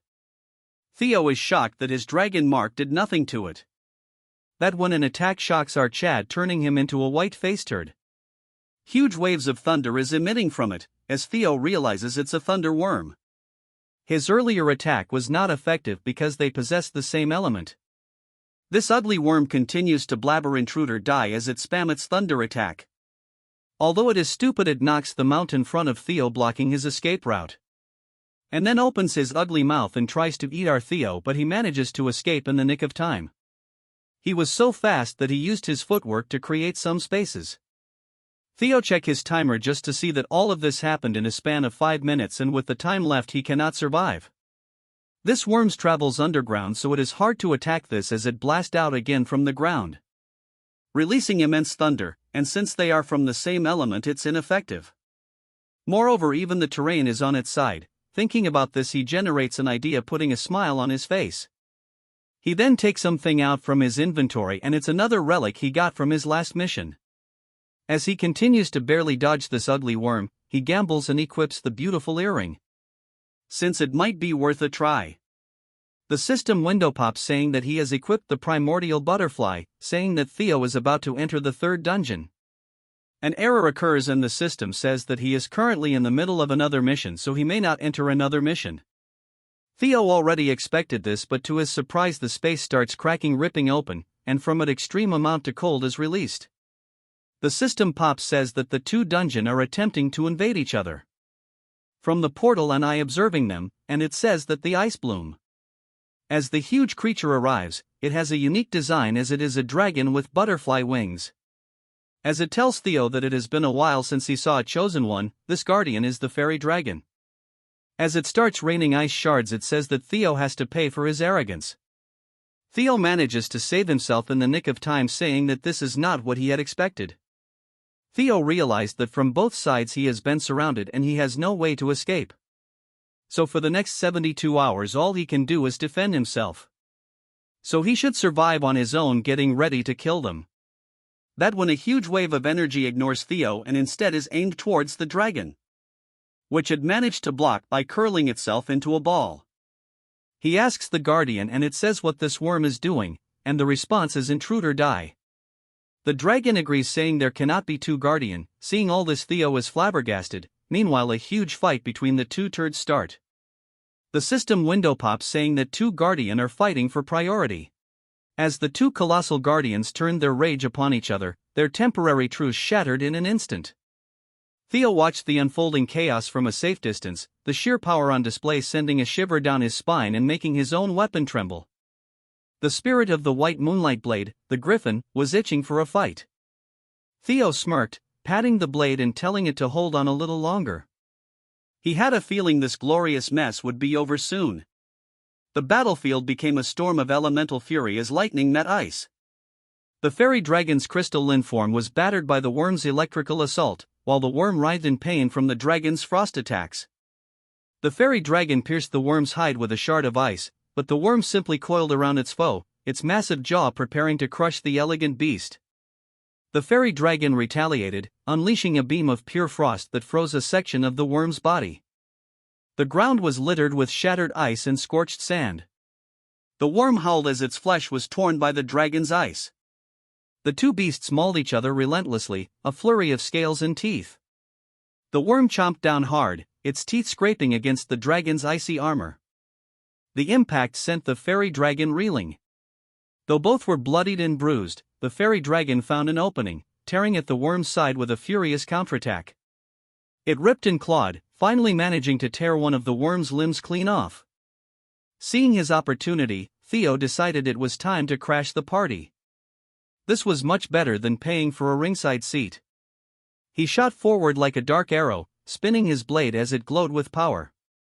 He declared that the worm was first on his list. His attack, amplified by the chaotic energy, struck the wounded dragon. The beast shrieked in pain. Theo then gave his blade permission to run wild. With a surge of power, he unleashed the spectral form of the griffin. The ethereal beast dove towards the shocked desert worm, its talons outstretched. Phantom claws tore through the monster's spiritual essence, leaving the fairy dragon stunned and horrified. The battlefield fell silent as Theo landed softly on the now frozen ground. A pair of system notifications confirmed his success, congratulating him on hunting the desert worm and updating his subquest progress to 1 of 2. As he suspected, hunting the boss was the same as conquering the relic. He turned his cold gaze to the last one standing. Panicked, the fairy dragon pleaded for him to wait, asking for a chance to escape. Theo had a moment to talk. The dragon insisted this wasn't the proper way to conquer a relic, claiming to be the most knowledgeable guardian there to test his wisdom. It offered to spare him if he could solve its riddle, a proposition Theo found amusingly timed. He simply stated that he had proven his wisdom already, much to the dragon's confusion. Theo explained that his wisdom was making them fight each other, a revelation that made the dragon tremble in terror. He told the so-called most knowledgeable guardian that if it was truly wise, it would accept the outcome. Defeated, the dragon stammered that they could have the riddle anyway. A final flash of light consumed the creature, and another system message congratulated him on hunting the fairy dragon. He was back in his room, the 2 relic boxes now sitting open before him. He focused on the ring in his finger. Letting out a long, shaky breath, a triumphant, exhausted grin spread across his face. He had cleared them both. The system confirmed the completion of his subquest. Now, a malevolent energy pulsed from the white moonlight blade. He felt a presence stir calling out to the griffin. A dark spectral eye formed from shadows, its voice echoing in his mind. It addressed him by name, Theo Ragnar. The entity declared its desire to eat his heart, lunging at him with shadowy claws. Theo instinctively grabbed the manifestation, wrestling against its power. He cursed himself for forgetting. The blade was constantly craving flesh. He realized with dawning horror that before returning, the blade must have consumed the guardian's powers. The dark energy grew exponentially, erupting from his arm. It had eaten both souls, and now it was far stronger than before. If this continued, he was going to be consumed. The griffin's voice boomed in his head, promising to swallow him whole and chase the moonlight once more. The darkness closed in, a prison of shadows. His world condensed into a black sphere suspended in nothingness, woven together by ethereal threads. With a gasp, he snapped back to awareness, finding himself standing in a rippling, colorless void. He wondered where he was. Shadows coalesced around him, revealing the spectral forms of the guardians he had defeated. It became clear he was inside the griffin's stomach. The fairy dragon informed him that the griffin had finally swallowed him. Having waited for such an opportunity, the dragon warned him that the beast would soon consume his heart, a fate Theo seemed grimly prepared to accept. The guardians called him a foolish chosen one for desiring their power when he couldn't even control a single griffin. Theo calmly asked what would happen when his heart was eaten. The fairy dragon stated the obvious: he would die. The desert worm added that as guardians, they never die. He was the only one facing oblivion. The fairy dragon confirmed this, noting they would simply revert to relics and wait for the next chosen one, though it would be quite boring. Theo remained silent for a moment, letting their words hang in the air. Then he asked if they had forgotten their mission from the ancient dragon, which caught them completely off guard. He reminded them of their duty to aid the chosen one against the nameless monarch, warning that if he died, the world would collapse again. He chided them for their irresponsibility, leaving the fairy dragons speechless. With a smirk, he questioned whether they only cared for their own interests. Just like the griffin, the fairy dragon erupted in fury, accusing him of bluffing by invoking their master's name. It threatened him, saying it seemed he truly wanted to die. It reminded him they could simply wait for a new chosen one. Theo looked the dragon dead in the eye and told it to kill him. He dared it to stop the empty threats and just do it. He added that they should if they truly wanted to see the world ruined by their failure. The guardians fell silent, their threats deflated. The worm was the first to speak again. Its crystal prison shattered. Both guardians conceded. The worm called him brave while the fairy dragon admitted he was good. The fairy dragon confessed it liked his confidence. It announced it would open a door for him to escape.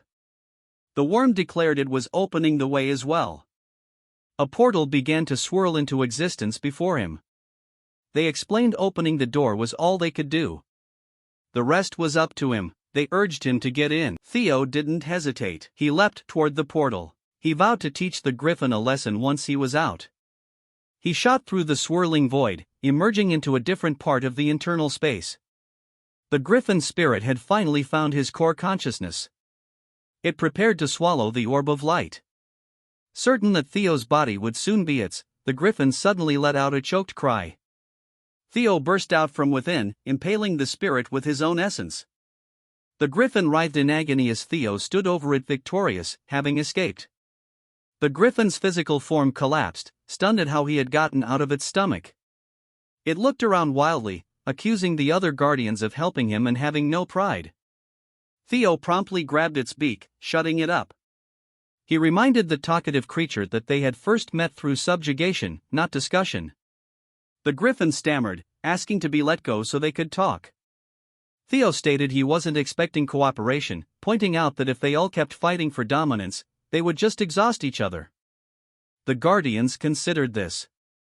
The griffin's glowing eyes dimmed slightly. Theo simply told them to be sensible. As the griffin relented, Theo noted it was a wise choice, but he was interrupted by another presence. The lesser drake, his first relic, materialized, greeting the chosen one and asking if the others had forgotten it. The drake explained that pitting the spirits against each other to control their power was a method used by past chosen ones. When Theo asked about these others, the drake dismissed the question as something he didn't need to know yet. It simply promised that they would all help him grow. Now they would be looking forward to what he did from now on. Back in his room, system notifications confirmed new buffs. The fairy buff granted enhanced immunity, while Worm Eater provided resistance and increased attack power. The dark corrupting energy receded from view, causing Theo to stagger slightly. The ordeal was finally over. He was surprised to find that the guardians were not dead, but living inside of him. His eyes narrowed. The white moonlight blade lay still on his desk, its malevolent aura gone. It was finally calm. He walked over and asked if it had finally settled down. He mused that things had actually turned out for the better, as he now had a deeper understanding of the ancient dragon's power. He picked up his relic boxes, knowing that whether they liked it or not, he would be in their hands. Meanwhile, in a desolate snow-covered graveyard of swords, two powerful figures stood. Robert Ragnar, the Black Dragon, asked Julius if he was truly going to recognize Theo as a successor candidate. Julius confirmed it, but asked if Robert was worried because Theo was a regressor. Robert admitted he was, and Julius noted his well-known loathing for them. He recalled that Robert had killed every last Ragnar regressor with his own hands, a fact Robert confirmed without emotion. This was precisely why he would take this chance to test Theo himself. Julius was taken aback. Robert explained that to be an official candidate, Theo must pass the proper procedure. Julius's eyes fell to the sword in Robert's grasp, noting its dangerous aura. Robert agreed, but said there was no sword more suitable for the task. He revealed it was the sword of the previous family head, the crazy dragon whom he had also killed himself. At that moment, Julius entered Theo's room, announcing that the family head had summoned him. He was to go to the sword grave immediately, a command that left him utterly shocked. The air in the sword grave was thin and cold, each snowflake a frozen whisper. Theo's boots crunched on the icy ground, the only sound in the desolate field of blades. He walked with a grim purpose past the countless monuments to fallen warriors, a crushing weight pressing down on him, far heavier than the last time he had stood here. He understood now, the spectral resentment clinging to this place felt heavier because he now had more burdens to bear. He recalled his father's words from their last meeting, a grim smile touching his lips as their meaning finally clicked into place. A voice cut through the wind, announcing his arrival. Theo immediately dropped to one knee, formally greeting the great family head. Kyle Ragnar stood before him, dismissing the formalities with a wave. From the mooching instructor to his own brother, Axion, Kyle began, listing Theo's recent accomplishments with cold precision.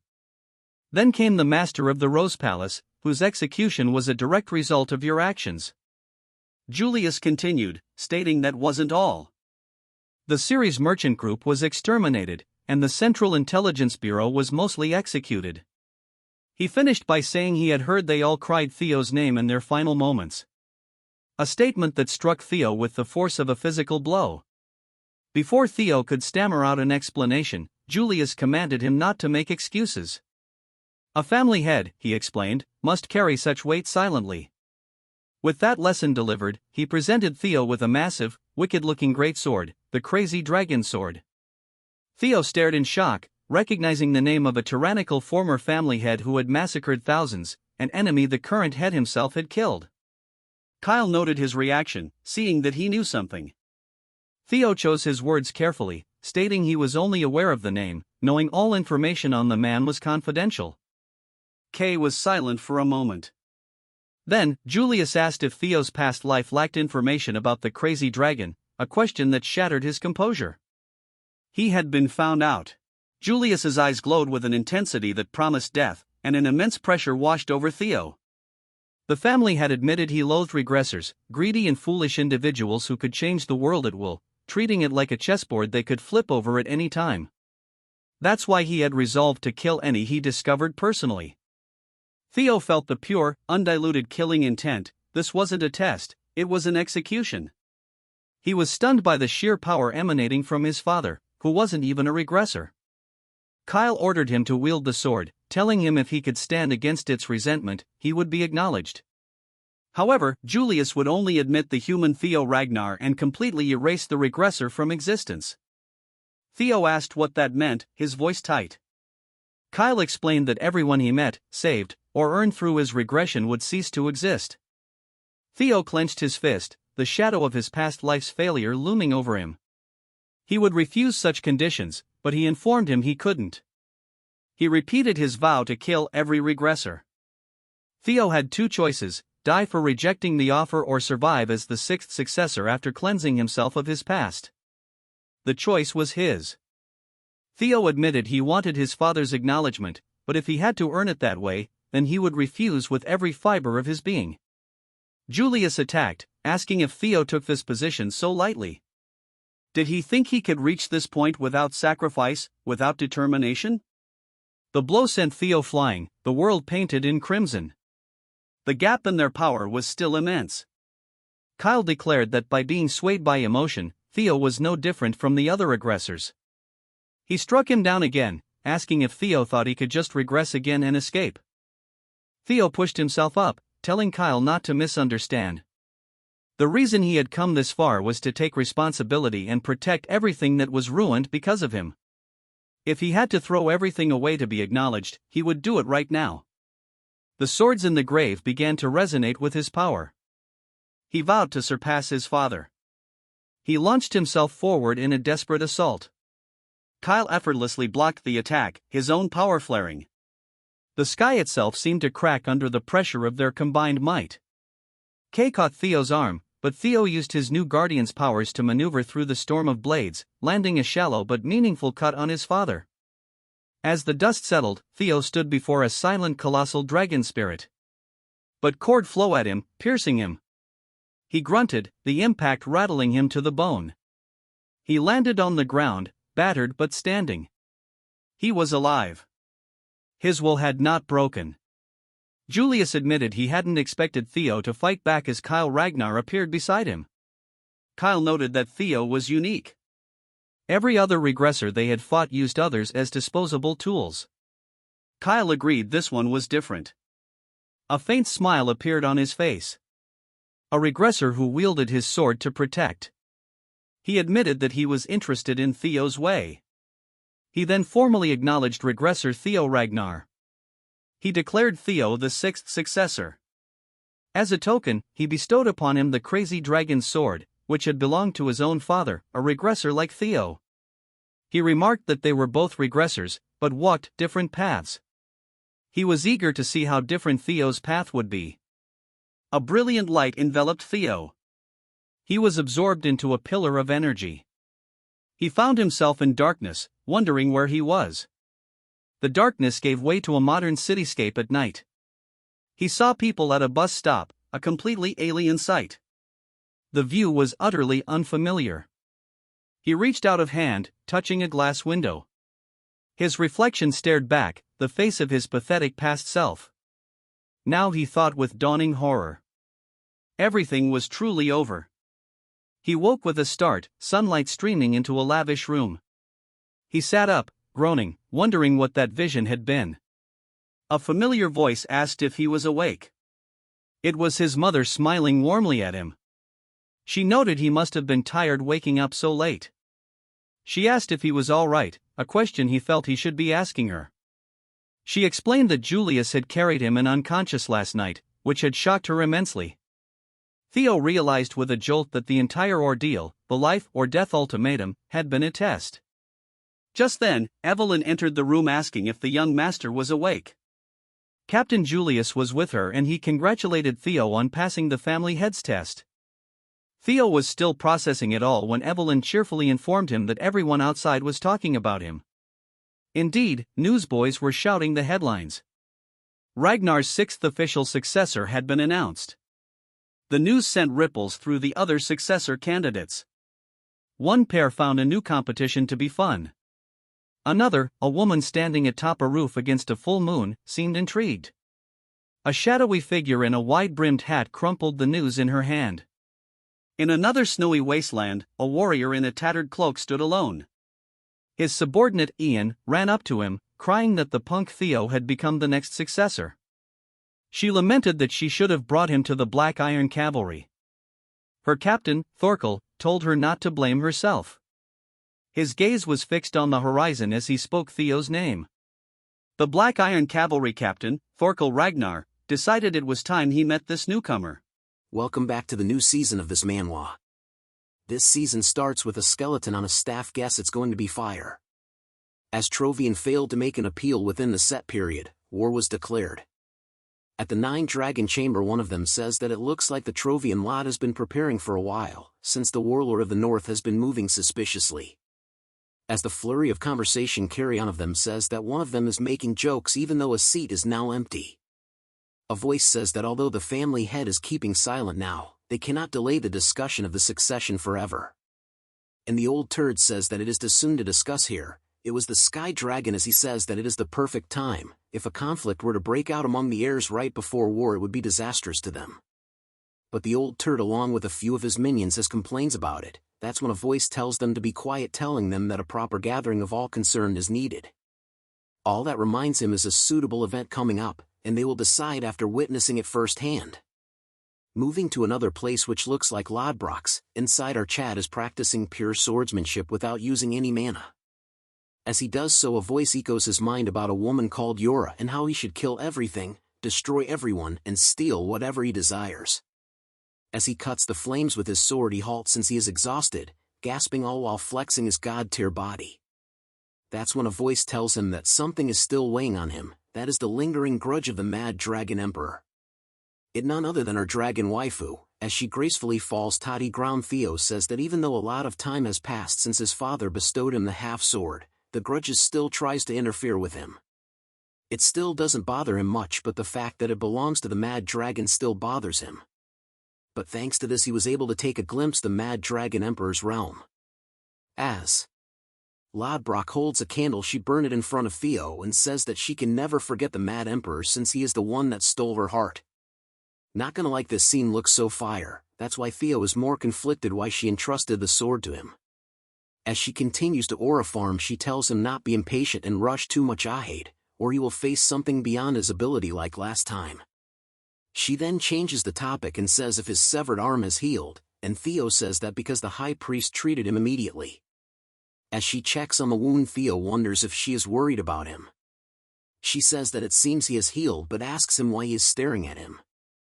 She says he has done enough for today, now he must go now since it seems like someone is looking for him. She also tells him not mess with her nest every time he comes. Hearing this, Theo gets angry and asks what it is the meaning of this. She angrily says that one has to make the mistake and the other one has to clean, so he has no excuses. The scene that now shifts to the Camellia Palace. We see an envelope, and after Theo opens it he reads that it is an invitation. It is an invitation from the Daffodil Palace, since it's to celebrate Ragnar's 18th birthday. His friend says that it's crazy that a war is on the doorstep, yet they are celebrating a daughter's birthday. Moreover, it's a grand setup. Theo says that because a war is on the doorstep it must be grand. He cannot understand, so Theo explains that it's because of Trovian's betrayal that has thrown Ragnar's internal balance upheaval.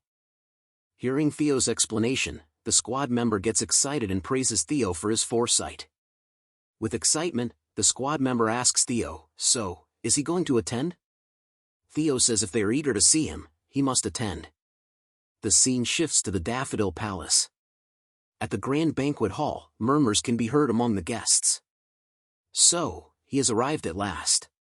That's the new heir, young Lord Theo Ragnar. Seeing the banquet hall's environment and hearing the whispers, Theo thinks, as expected, all eyes are on him. Naturally, the birthday celebration is just a pretext. They have come to see the new heir. If he wants to leave a strong impression here, he needs to act decisively. Naven approaches Theo from behind and says he couldn't sit still and caused quite a stir. Addressing Theo as my lord, Naven respectfully says he has been waiting. With a pleasant smile, Theo tells Naven he almost didn't recognize him.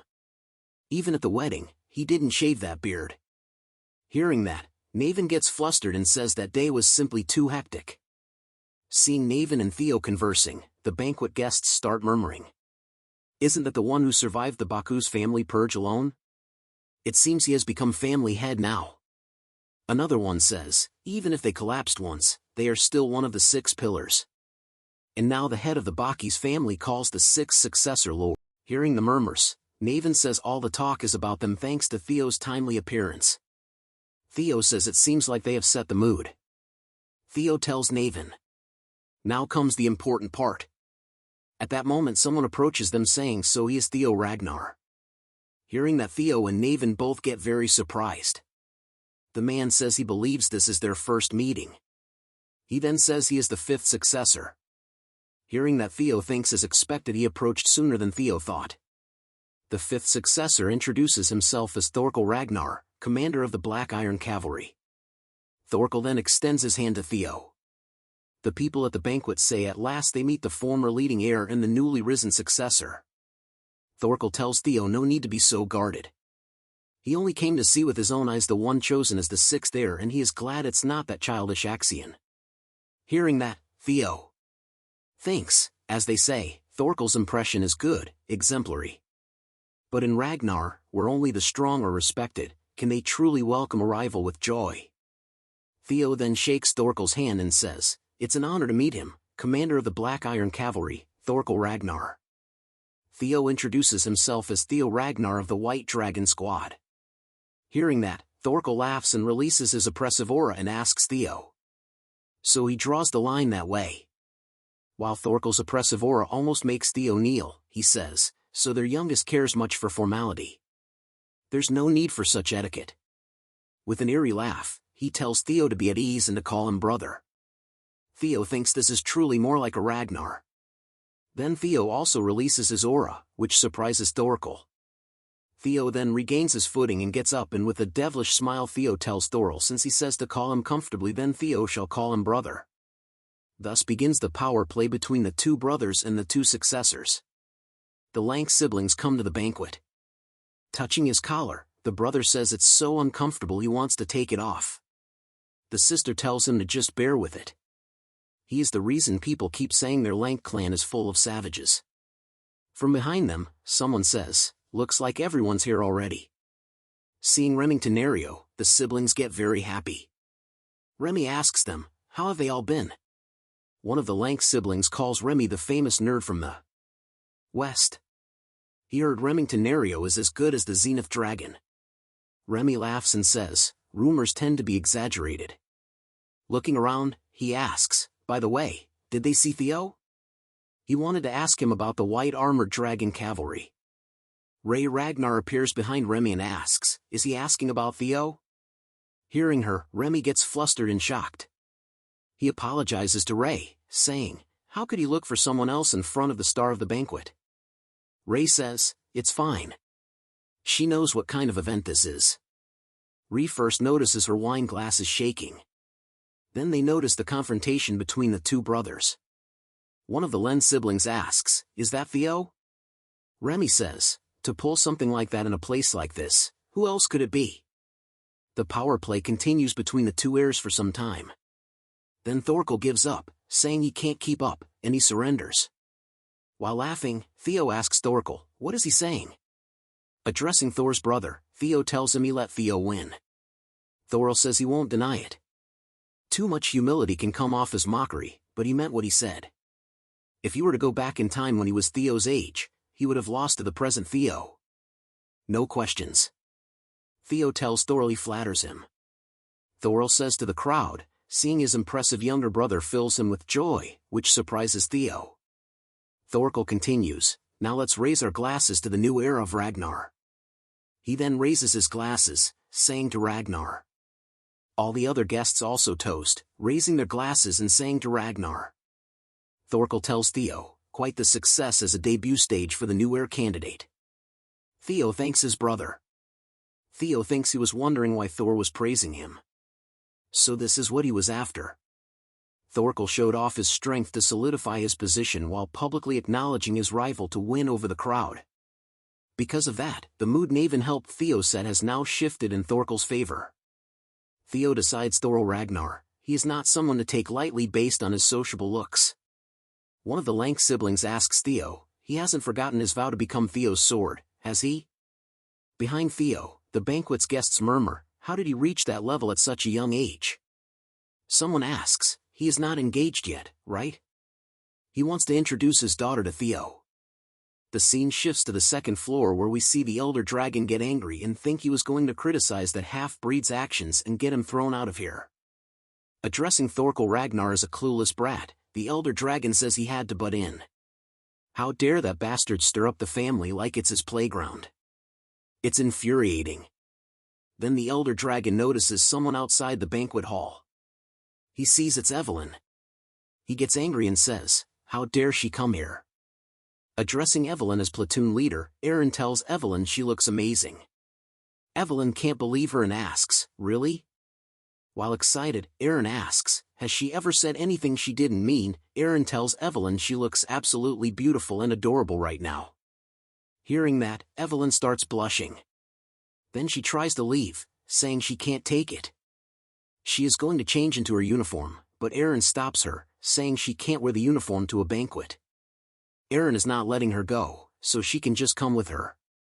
At that moment, someone throws a wine glass in Evelyn's face. He says, Just dealing with that one bastard is already making his blood boil. Evelyn gets terrified hearing the voice. Evelyn starts shaking. The Elder Dragon asks Evelyn, "So, why the hell did she come crawling out here?" Eren gets angry hearing that and lashes out, saying, even as one of the 9 dragons, he can't treat Evelyn like this. But Evelyn stops Eren saying she is fine. While gritting her teeth, Evelyn keeps saying she is fine. She requests Eren for her sake not to do anything. Evelyn begs Eren. Seeing Evelyn's condition, Eren thinks she has never seen the leader this terrified before. She wonders just what did the Elder Dragon do to her. The Elder Dragon then approaches Evelyn and says he is sure he told her to never show her face to him again. Looking at Evelyn's mechanical arm, the Elder Dragon asks, "And what is this now?" Then the Elder Dragon rips out Evelyn's mechanical arm. The Elder Dragon drops the arm on the ground and asks Evelyn, does she really think strapping on that pathetic toy would bring things back to the way they were? If she is trash, then live like trash, crushed and crawling on the ground. He tells Evelyn if he sees her again, he will tear her apart. Then Evelyn starts leaving while running. The Elder Dragon laughs saying finally the stench is starting to clear. Eren tells the Elder Dragon she will make sure to report this to the tribunal. The Elder Dragon tells Eren she can do as she pleases. While going to the banquet hall, the Elder Dragon tells Eren she will learn once again what Ragnar's law of the jungle is. While leaving, Evelyn thinks she knew she shouldn't have come here. She tried so hard to overcome it. The scene shifts to the past when Evelyn was little. The Elder throws Evelyn on the ground, causing her to bleed. He tells her if she dares call him father with that filthy mouth one more time, he will tear her apart. He tells Evelyn to get out of here right now and not to show her face to him ever again. Evelyn thinks in the end nothing has changed since that day. Seeing Evelyn crying, the demon dragon stops her and in a calm tone asks Evelyn, where is she rushing off to the banquets the other way? Seeing the demon dragon, Evelyn looked at him like the father she never had. Back to the banquet hall. While everyone was chatting happily, suddenly they hear someone screaming. We see the demon dragon breaking the Elder Dragon's arm. While screaming, the Elder Dragon asks the demon dragon, does he realize what he has just done? White Armored Dragon Cavalry Commander, Julius Ragnar. Then the demon dragon releases the broken arm of the Elder Dragon. The Elder Dragon immediately backs off. In anger, the demon dragon tells the Elder Dragon he told him, didn't he? That he would do the same to him. While screaming in anger, the Elder Dragon tells the demon dragon he is really turning his back on Ragnar. He orders to restrain the demon dragon right now. The tribunal immediately encircles the demon dragon. Seeing the tribunal hall, the banquet guests get surprised. The tribunal commander says, White Armored Dragon Cavalry Commander Julius Ragnar, you are to be detained for injuring the head counselor. They ask for cooperation. In a serious tone, the demon dragon asks, and if he refuses? Hearing that, the tribunal commander gets scared. The demon dragon says, even Ragnar's clan code states that oaths made upon the sword must be honored. For years ago, he swore before those old men, if they ever laid a hand on Evelyn again, he would do the same to them. The demon dragon then releases murderous aura, which scares the tribunal hall. When Theo arrives, he hears that the demon dragon shattered the Elder Dragon's arm. The tribunal won't be nearly enough for this. Theo thinks this didn't happen in his past life. He wonders what happened. Then he looks at Evelyn and realizes what's happening. Evelyn Narville, she is Wolfgang Ragnar's illegitimate daughter. To Wolfgang, who values pure bloodlines, Evelyn's existence as a bastard was simply a shame he wanted to bury at all costs. He planned to exile her from Ragnar. But the demon dragon saw her potential and recruited her into the White Armored Dragon Cavalry, ruining Wolfgang's plan. After Evelyn rose to prominence and became vice commander, Wolfgang, fearing his disgrace would be exposed, used the mistake as an excuse to try to kill his own daughter. Evelyn barely survived, but she lost her left arm and couldn't hold the reins anymore, so she retired. She has been managing training ground force since then, so Wolfgang wouldn't have known she would be here. In the end, this whole mess is the result of Theo's actions after regressing to the past, which means it's only right that he set things straight. Seeing the demon dragon releasing murderous intent, the Elder Dragon tells everyone to look at how the demon dragon mocks the elders who protected Ragnar. He is using the authority of the 9 dragons bestowed by the clan head to intimidate his own kin. If this isn't blatant treason, then what is? The demon dragon gets angry hearing that and calls the Elder Dragon a son of a batch. How dare he speak of authority? Then Theo approaches them saying he thinks they are both far too worked up. Because of their conflicts, his sister's banquet meant to be filled with joy is now turning into a night of terror. Hearing Theo, the demon dragon calms down, but the Elder Dragon gets surprised. Theo continues asking how about they settle it this way. The traditional Ragnar way, a dual trial. The Elder Dragon gets scared after hearing Theo and says, "This is all nonsense. The demon dragon clearly assaulted him. There's no need for a trial. The demon dragon is obviously at fault." Theo tells the Elder Dragon he is absolutely right, but they mustn't let this chaos escalate further.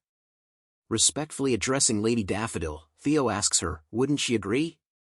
Then the master of the Daffodil Palace appears in the banquet hall, releasing her icy aura, which clearly scares the Elder Dragon. Lady Daffodil says this is her daughter's birthday celebration and asks what the hell do they think they are doing. We are introduced to the Ice Dragon, Lady of the Daffodil Palace, Melia Ragnar. Addressing the Ice Dragon as Lady Daffodil, the Elder Dragon asks can't she see his arm. But the Ice Dragon stops the Elder Dragon and says she doesn't want to hear it. She has no interest in petty squabbles, she says. As Theo said, let's reach a quick conclusion. With an angry tone, she says that is the final courtesy her patience can allow right now. Murmurs can be heard about the dual trial. One asks the other, wouldn't the counselors have an unfair advantage? Even if they are retired, they are all above the level of a Dragon Gate swordsman. The other one says, exactly. Only the demon dragon stands a chance. Hearing the murmurs, the Elder Dragon thinks they have the advantage here. The dual trial rules are simple. 3 versus 3, best of 2 wins. The final duel is fought between the defendant and the plaintiff. But the first 2 battles must be carried out by their chosen representatives who are related. As for the demon dragon's representatives, he has got nothing but a one-armed wretch and that annoying bastard. The Elder Dragon gets happy, thinking there's no need for it to even reach his turn. He will end this in the first 2 rounds. Then the Elder Dragon tells the demon dragon if that's his stance. Then the Elder Dragon accepts. Let the purity of the sword decide what's right and wrong. Thorkel thinks Theo has exceeded his expectations. Knowing the demon dragon's temperament, this situation would have surely spiraled out of control. Had Theo not stepped in, the Elder Dragon could have used this to politically topple the demon dragon. In such a short time, Theo found a solution that satisfies everyone. This is going to be fun to watch. Outside the Daffodil Palace at the duel ground, the Tribunal Hall commander announces from this moment under the tribunal's supervision, the dual trial shall begin. To ensure fairness, all use of magic is strictly forbidden. Everything that occurs in this duel is protected under Ragnar's law. The Tribunal Hall commander asks, do both parties swear there will be no retaliation or lingering resentment afterward? Both the demon dragon and the Elder Dragon swear. Then the Tribunal Hall commander asks the first duelists from both sides to step forward. Theo Ragnar steps forward from the demon dragon's side. One of the Lank siblings asks, is Theo really going to be okay? Remy also agrees. Remy says, it doesn't seem like Theo has got a great opponent. The Lank sibling asks, is the opponent of the Elder Dragon's side that strong? Remy says, Elder Dragon's aide, Wild Gust Sword, Vita, he is among the elite, even among high-ranked swordsmen. It's still better than the counselors stepping in. The Elder Dragon tells Vita for this duel not to hold back any lethal moves. Vita asks the Elder Dragon is he saying Vita should kill Theo Ragnar. He is an heir candidate now. The Elder Dragon tells Vita not to worry as he knows everything that happens during a dual trial is pardoned. At the very least, Vita needs to bring one of Theo's arms.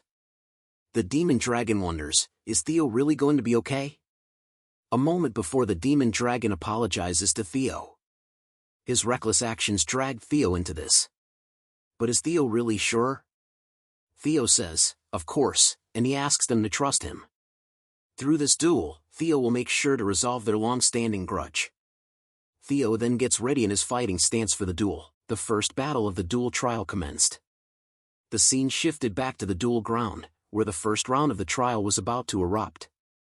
The air in the arena grew heavy with anticipation. Across from Theo, Gale Elder Dragon's aide watched his opponent take his battle stance, a determined fire burning in Theo's eyes.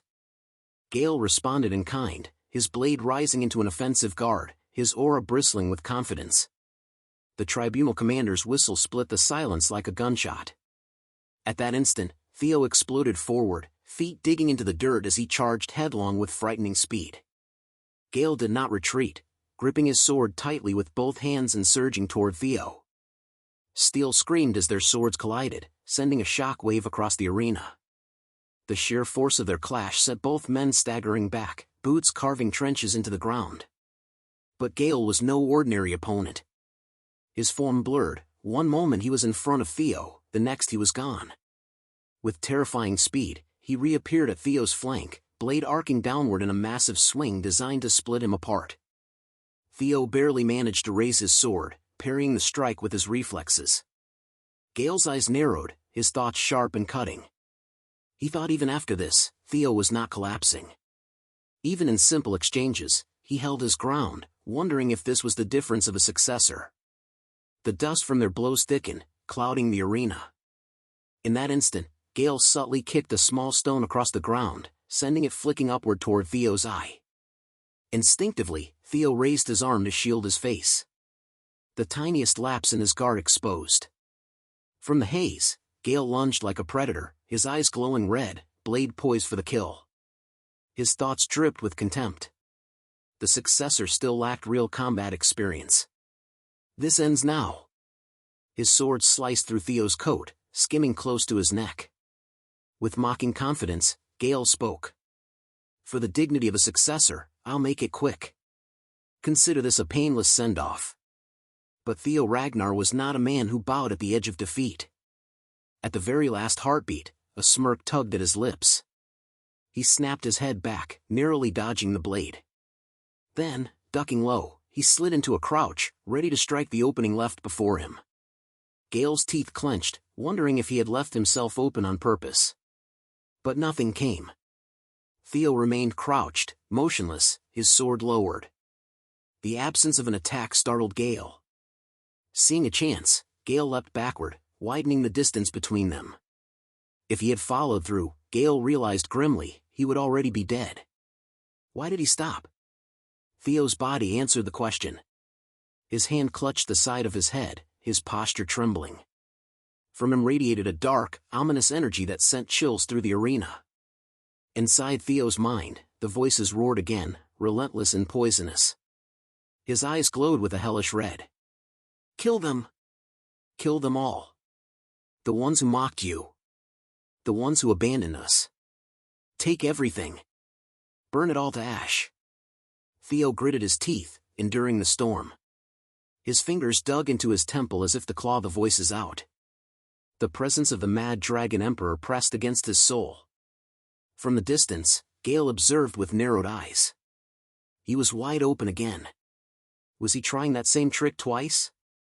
There was a limit to how much you could underestimate me, successor.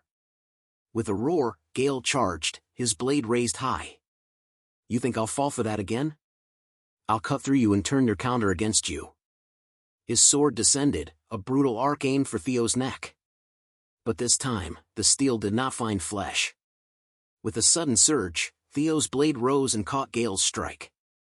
The clang rang like a war bell. Gale's eyes widened as he halted at him. Theo's demeanor had shifted entirely. His expression had darkened. His aura drenched in bloodlust. His red gleaming eyes glared not at Gale, but inward at the voices that sought to consume him. And in a tone colder than the steel in his grip, he spat at the phantom whisper. That endless chant, kill, kill, kill enough. He will handle this fight myself, so he should keep quiet. His words cracked through the arena, more terrifying than any roar. Gale's face twisted in confusion. He cannot understand what Theo is saying. He spat, his voice shaking with both rage and fear. But before another word could leave his mouth, Theo's sword blurred into motion. The swing was so fast it looked like a glitch in reality. In the blink of an eye, Gale's arm and leg were severed clean. Blood sprang across the stone floor. The sheer force detonated in the heart of the arena, triggering a massive explosion. The ground split, shock waves tore outward, and the blast hurled dust, stone, and debris in every direction. Guests shielded their faces. Nobles ducked behind chairs. Robes whipping in the gale force winds unleashed by the clash. Even the ice dragon herself, Nellie Ragnar, had to intervene. She raised her pale hand, aura flaring like a frozen wall as the attack came rushing toward her seat near the front. A stern, unreadable look crossed her face. So this is Theo Ragnar. Truly remarkable. The ground beneath her froze over, the destructive waves splintering against her effortless barrier. Around her, the floor was split clean into two jagged halves. Yet where she stood, untouched ice remained, pristine and unharmed. Her eyes glimmered with something rare. Respect. To release this level of force without even imbuing mana. At his age, this is unheard of.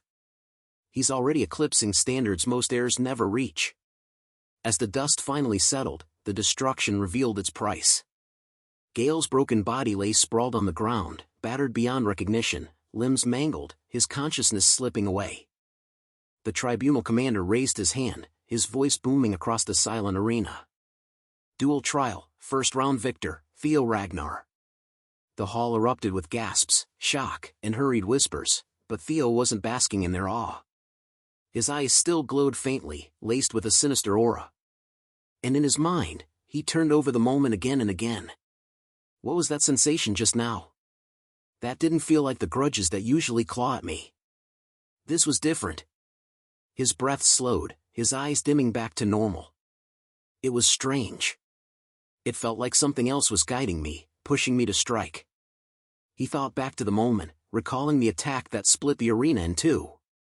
When I let go and entrusted myself to that sensation, I unleashed power on a completely different level.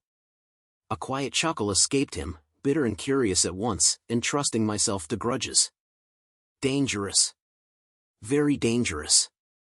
But if I could control it, his fist clenched, excitement flashing across his expression. If I could master it, I could become twice as strong as I am now. The silence shattered as the commander's voice rose again. Prepare for the second round. Both fighters, step forward. Theo did not hesitate, his boots rang across the stone as he stepped forward once more, his voice cutting through the air like a declaration of war. The defense declares consecutive battle. The crowd erupted in noise at his boldness. On the other side, the elder dragon ground his teeth so hard the sound could be heard. Theo Ragnar staying in for the second round as well. Arrogant bastard. Fine. If he wants to play reckless, I'll kill him here myself. A new fighter emerged from the elder dragon's side. His presence radiating with an authority born from decades of battle. His voice carried like an oath. I'll be counting on you, young blood of Ragnar. The announcement sent ripples across the crowd. This was no ordinary aid. The man was Paige Garson, the Sword of Mystics, a former Dragon Gate swordmaster. His very name heavy enough to silence lesser men. The Lank siblings' jaws dropped. Erica's eyes widened in awe. That sword. He can wield something like that without even channeling mana. Hulkus grinned, eyes lighting up. That blade's a beast. I like it. But Ray's face was grim, his tone tight. This isn't a joke. Paige Garson isn't like the first opponent. Unlike Gale, Garson himself is stepping into the ring. This duel, they don't intend for Theo to just lose. They mean to kill him. Erica waved her hand dismissively, trying to laugh it off. Remy, you worry too much. Sure, Theo might not win this one, but he won't die either. Remy's jaw clenched as his eyes stayed locked on the arena. No, that might not is going to become reality. This isn't just about testing him anymore. This is an execution dressed as a trial. And in the arena, Theo tightened his grip on his blade, staring down his next opponent as the second round loomed. Theo Ragnar and Paige Garson faced one another in the center of the arena like two headlines about to collide. The tribunal commander whistle sliced through the air, marking the official start of the second round. But before the crowd could lean in, Theo lifted a hand as if signaling a pause. With a casual tilt and a look that could have been a meme caption, he said, "I yield." Shock ricocheted across the sand. Paige Garson's composure cracked in an instant. Fury erupted from him like a ruptured dam. "What the hell?" he barked, disbelief raw in his voice. Theo only smiled, the kind of smile that rewrites expectations. How could a mid-ranked examiner like me possibly face an elder and hope to match him? Even without fighting, it's obvious an elder would win. Any newborn could see that? He spoke with the cruel logic of a chess player sacrificing a pawn. Paige Garson ground his teeth, slammed his sword into the ground, and fell into a stunned silence that thundered louder than any shout. The commander announced, steady and official, second round victor, Paige Garson. The crowd swelled with reaction. Some applause, some whispers like notifications popping up across a feed. A hit to the council's face this time, one voice murmured. Lord Theo is playing chess while everyone else brought swords. Even with full strength, they'd struggle, someone else noted. With that arm of his, the third round will be brutal. The elder dragon's face drained of color. A cold realization crawled through him. That bastard of a successor, he thought, stunned. Don't tell me he predicted this far ahead. The plan had folded beautifully against him. The scene shifted to Evelyn Nerevevel. She watched the elder dragon, surprise and a strange relief in her eyes. I've never seen him shaken like that, she thought. Guilt rose in her throat. My lord, she started, voice small. I'm sorry. This is because of me. But Theo stepped forward before she could sink under blame. Don't be sorry, he said firmly. Comrades, help each other. Julius let out a grin and added with fierce warmth. Right, Evelyn. Watch closely. I'll smash them to pieces. Evelyn's lips curved into a fragile smile as memories unreeled behind her eyes. She remembered Julius's voice like a lifeline. Evelyn Nerevevel, come to the White Dragon Cavalry. You're too talented to rot here. Another flash. So what if you can't ride a dragon? Retirement isn't the answer. Come back and make the one who cast you off pay. Theo's voice echoed too, softer but steady. Didn't you say you'd become my sword? Evelyn, I plan to fulfill your long-standing wish. The past braided with the present, and something fierce lit inside her. She gripped her coat as if to hold herself together and thought, both of them, Theo and Julius, care for me. I can't stay trapped in the past. I can't be the one who can't move forward. Her jaw set like a drawn blade. She opened her eyes and fixed them on Theo and Julius. Captain, she called, voice steady and resurgent, removing her coat with emotion that shed the weight of memory. She stepped forward, sword in hand, resolve carved across her face. This villain's role, she declared. I'll sever it with my own hands. I have something to say. The commander's voice boomed, slicing the murmurs into silence. The third and final round will now commence. Fighters, step forward. From the far end of the arena, the elder dragon advanced, a sword in one hand, while the other arm remained heavily bandaged. He muttered under his breath. Fury and wounded pride tangled together. Damn it, we've come to the third round. Because of that successor, we've lost any reputation we had left to salvage. Even if I die, I'll take Julius's arm with me. Then the tribunal's gavel came down again. An unexpected ruling. The court accepts the defense's request. The defense will change their third-round fighter. A hush fell. Eyes tracked as Evelyn moved forward into the ring with a quiet storm in her chest. Sword clasped like a promise. The elder dragon barked a harsh laugh that cracked the air. This is absurd. There are limits to reckless bravado. What next? You'll beg for mercy? He spat the words like venom. Evelyn's motion was smooth and precise. She raised her blade and slipped into her battle stance as if she'd been waiting for the moment all her life. She met the elder dragon's gaze without flinching. Steel steady in her hands. Don't be a fool, old man, she said, voice cold with the years she'd shed. The one who should be begging is her father. The elder dragon's face contorted into a richness of rage. teeth clenched, veins shutting at his throat. The elder dragon barked a harsh laugh that cracked the air. This is absurd. There are limits to reckless bravado. What next? You'll beg for mercy? He spat the words like venom. Evelyn's motion was smooth and precise. She raised her blade and slipped into her battle stance as if she'd been waiting for the moment all her life. She met the elder dragon's gaze without flinching, steel steady in her hands. Don't be a fool, old man, she said, voice cold with the years she'd shed. The one who should be begging is you, father. The elder dragon's face contorted into a richness of rage, teeth clenched, veins thudding at his throat. He watched the woman he'd scorned become the force that would undo his cruelty. The crowd erupted in gasps as Evelyn's defiant word echoed across the arena. Father! The revelation spread like fire through dry grass. Wait, did she just say father? One man whispered. Evelyn from the White Dragon Squad, her father's wolf gang. Another voice broke in, disbelief thick in the tone. That can't be. They don't look alike at all. Someone else hissed. Could she be an illegitimate child? I once met Wolfgang's lawful wife, so everything she said was true. Each murmur cut deeper, every whisper a dagger aimed at the elder dragon's pride. His face burned crimson as he glared at Evelyn. You wretch, father, you say. What nonsense. Evelyn's eyes gleamed. Calm, but razor sharp. If I'd known it would please you, I should have called you sooner, she said coldly. Then, stepping forward, her voice rose above the hum of the arena. Since you love old stories, why don't I tell one? You elder dragon beat me half to death when I was just a child, simply because I dared call you father. All because I was born a bastard. Her tone cracked like a whip. Rage and grief fused into every word. You didn't stop there either. You tried to kill me at the White Dragon Squad to bury the shame of having an illegitimate daughter. Silence. Wolfgang roared, fury twisting his features as a member of House Ragnar. What's wrong with that? But before he could continue, the whispers of the crowd drowned him out. She's the real deal, isn't? Someone said, a bastard at that age, and he's the one preaching about pure bloodlines. What a joke! Even among the elder dragon's own followers. Eyes narrowed and jaws tightened. One of them muttered under his breath. You kept firing without restraint, and now look what's happened. Another glared at Wolfgang with silent reproach. I warned you, didn't I? Be careful or this day would come. Why didn't you end it when you had the chance?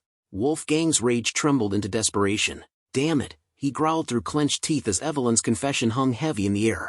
Julius and Theo stood at the edge of the field, watching every heartbeat of the unfolding chaos. You don't have to push yourself, Evelyn, Julius called out, worry coloring his voice. If you just let me, Theo cut in before he could finish, his tone sharp but steady. Instead of worrying, trust her, Captain. Watch Evelyn's resolve. And then the ground thundered. Both Evelyn and the elder dragon moved at once, blurring into motion. Their swords clashed with deafening speed. Every strike louder than the last, sparks flying like a storm of lightning. Wolfgang fought with the fury of a wounded beast, rage feeding his power. Evelyn fought with something deeper, resolve sharpened by years of pain. The fight escalated until Evelyn shifted her stance, and suddenly a faint, swirling energy began to rise from her body. The air itself trembled. Julius's eyes widened as he recognized the pattern of her movements. His voice dropped to a stunned whisper. No way, that's the wind god technique, Dockhart. A gale burst across the arena. The wind howled like a summoned beast, spiraling around Evelyn in a torrent of pressure.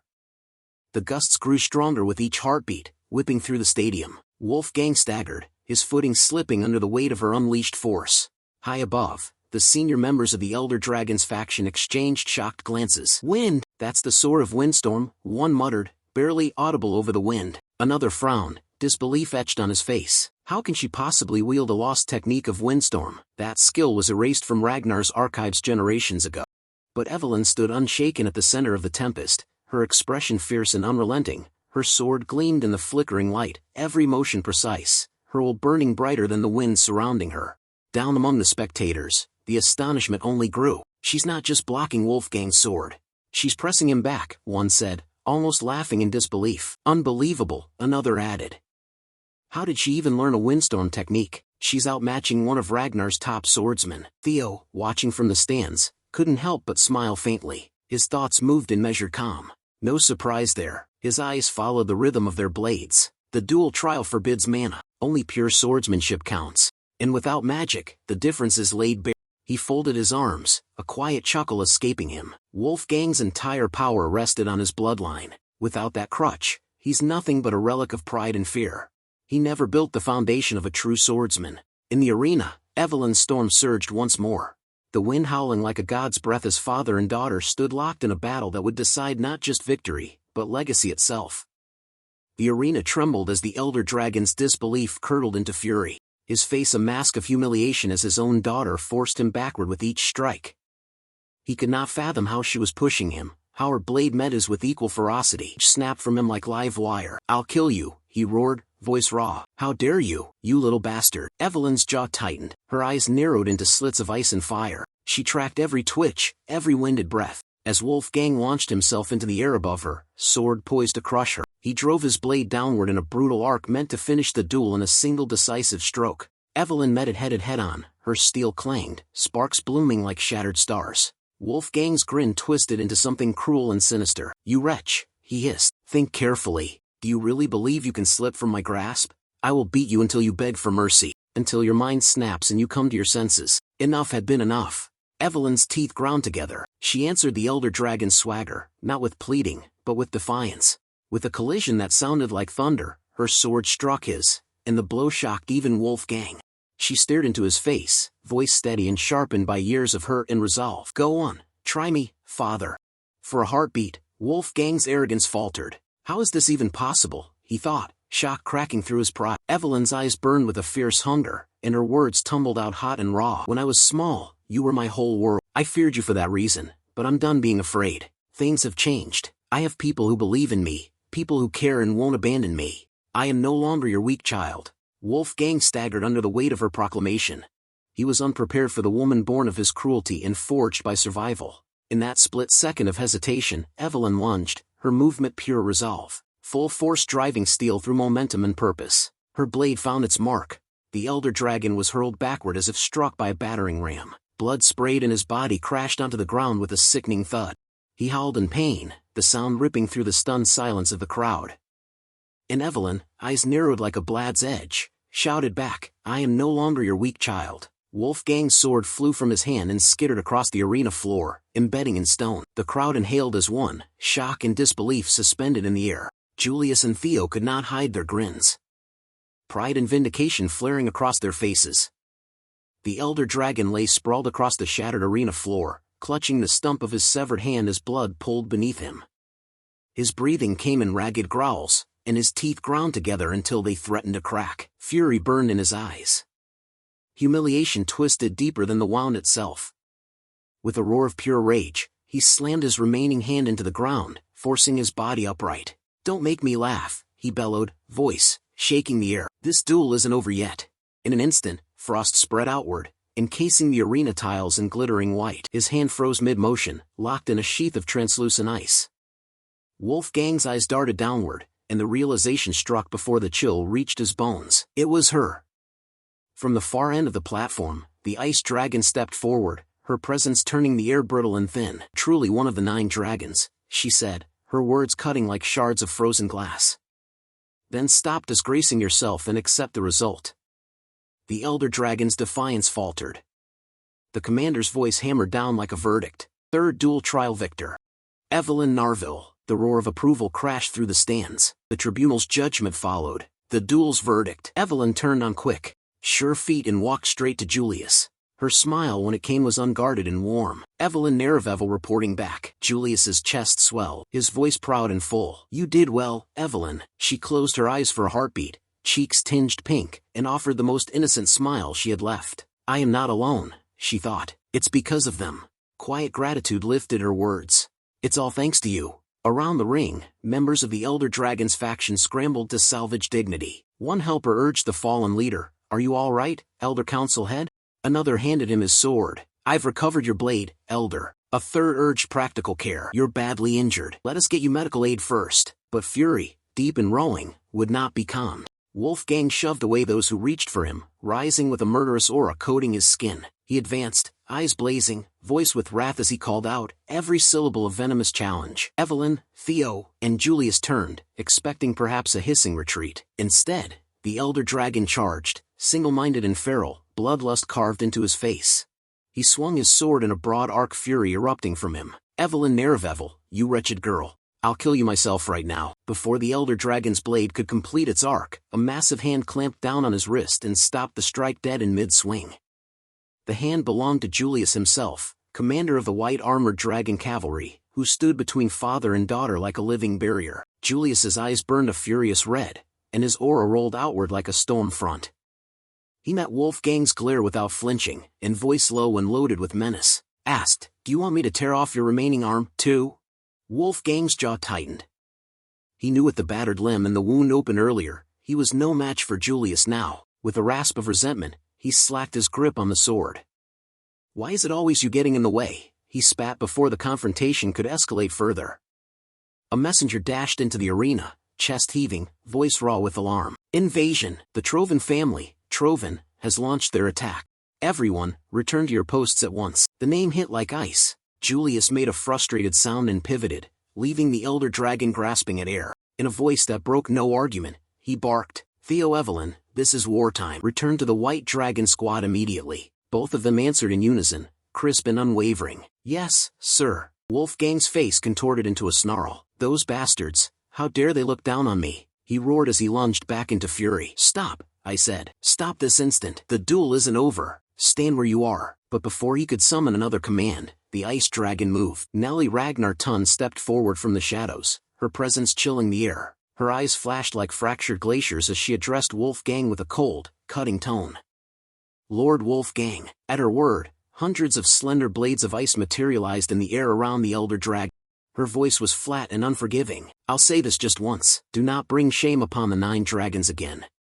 Wolfgang's hesitation was thin and brittle. "Lady Ice Dragon, are you ignoring me?" "Ignoring the entire Elder Council," he demanded, disbelief thick in his words. Her answer came clipped and cool. "Who can say? I doubt his view differs much from mine." To his shock, the members of the Elder Council turned and walked away. One elder's tone sliced the air as he passed. "Even if the Elder Council's honor has fallen, we cannot be represented by one who defies defeat and brandishes his sword after losing." The words shattered Wolfgang's swagger. Pride crumpling, he dropped to one knee and admitted defeat.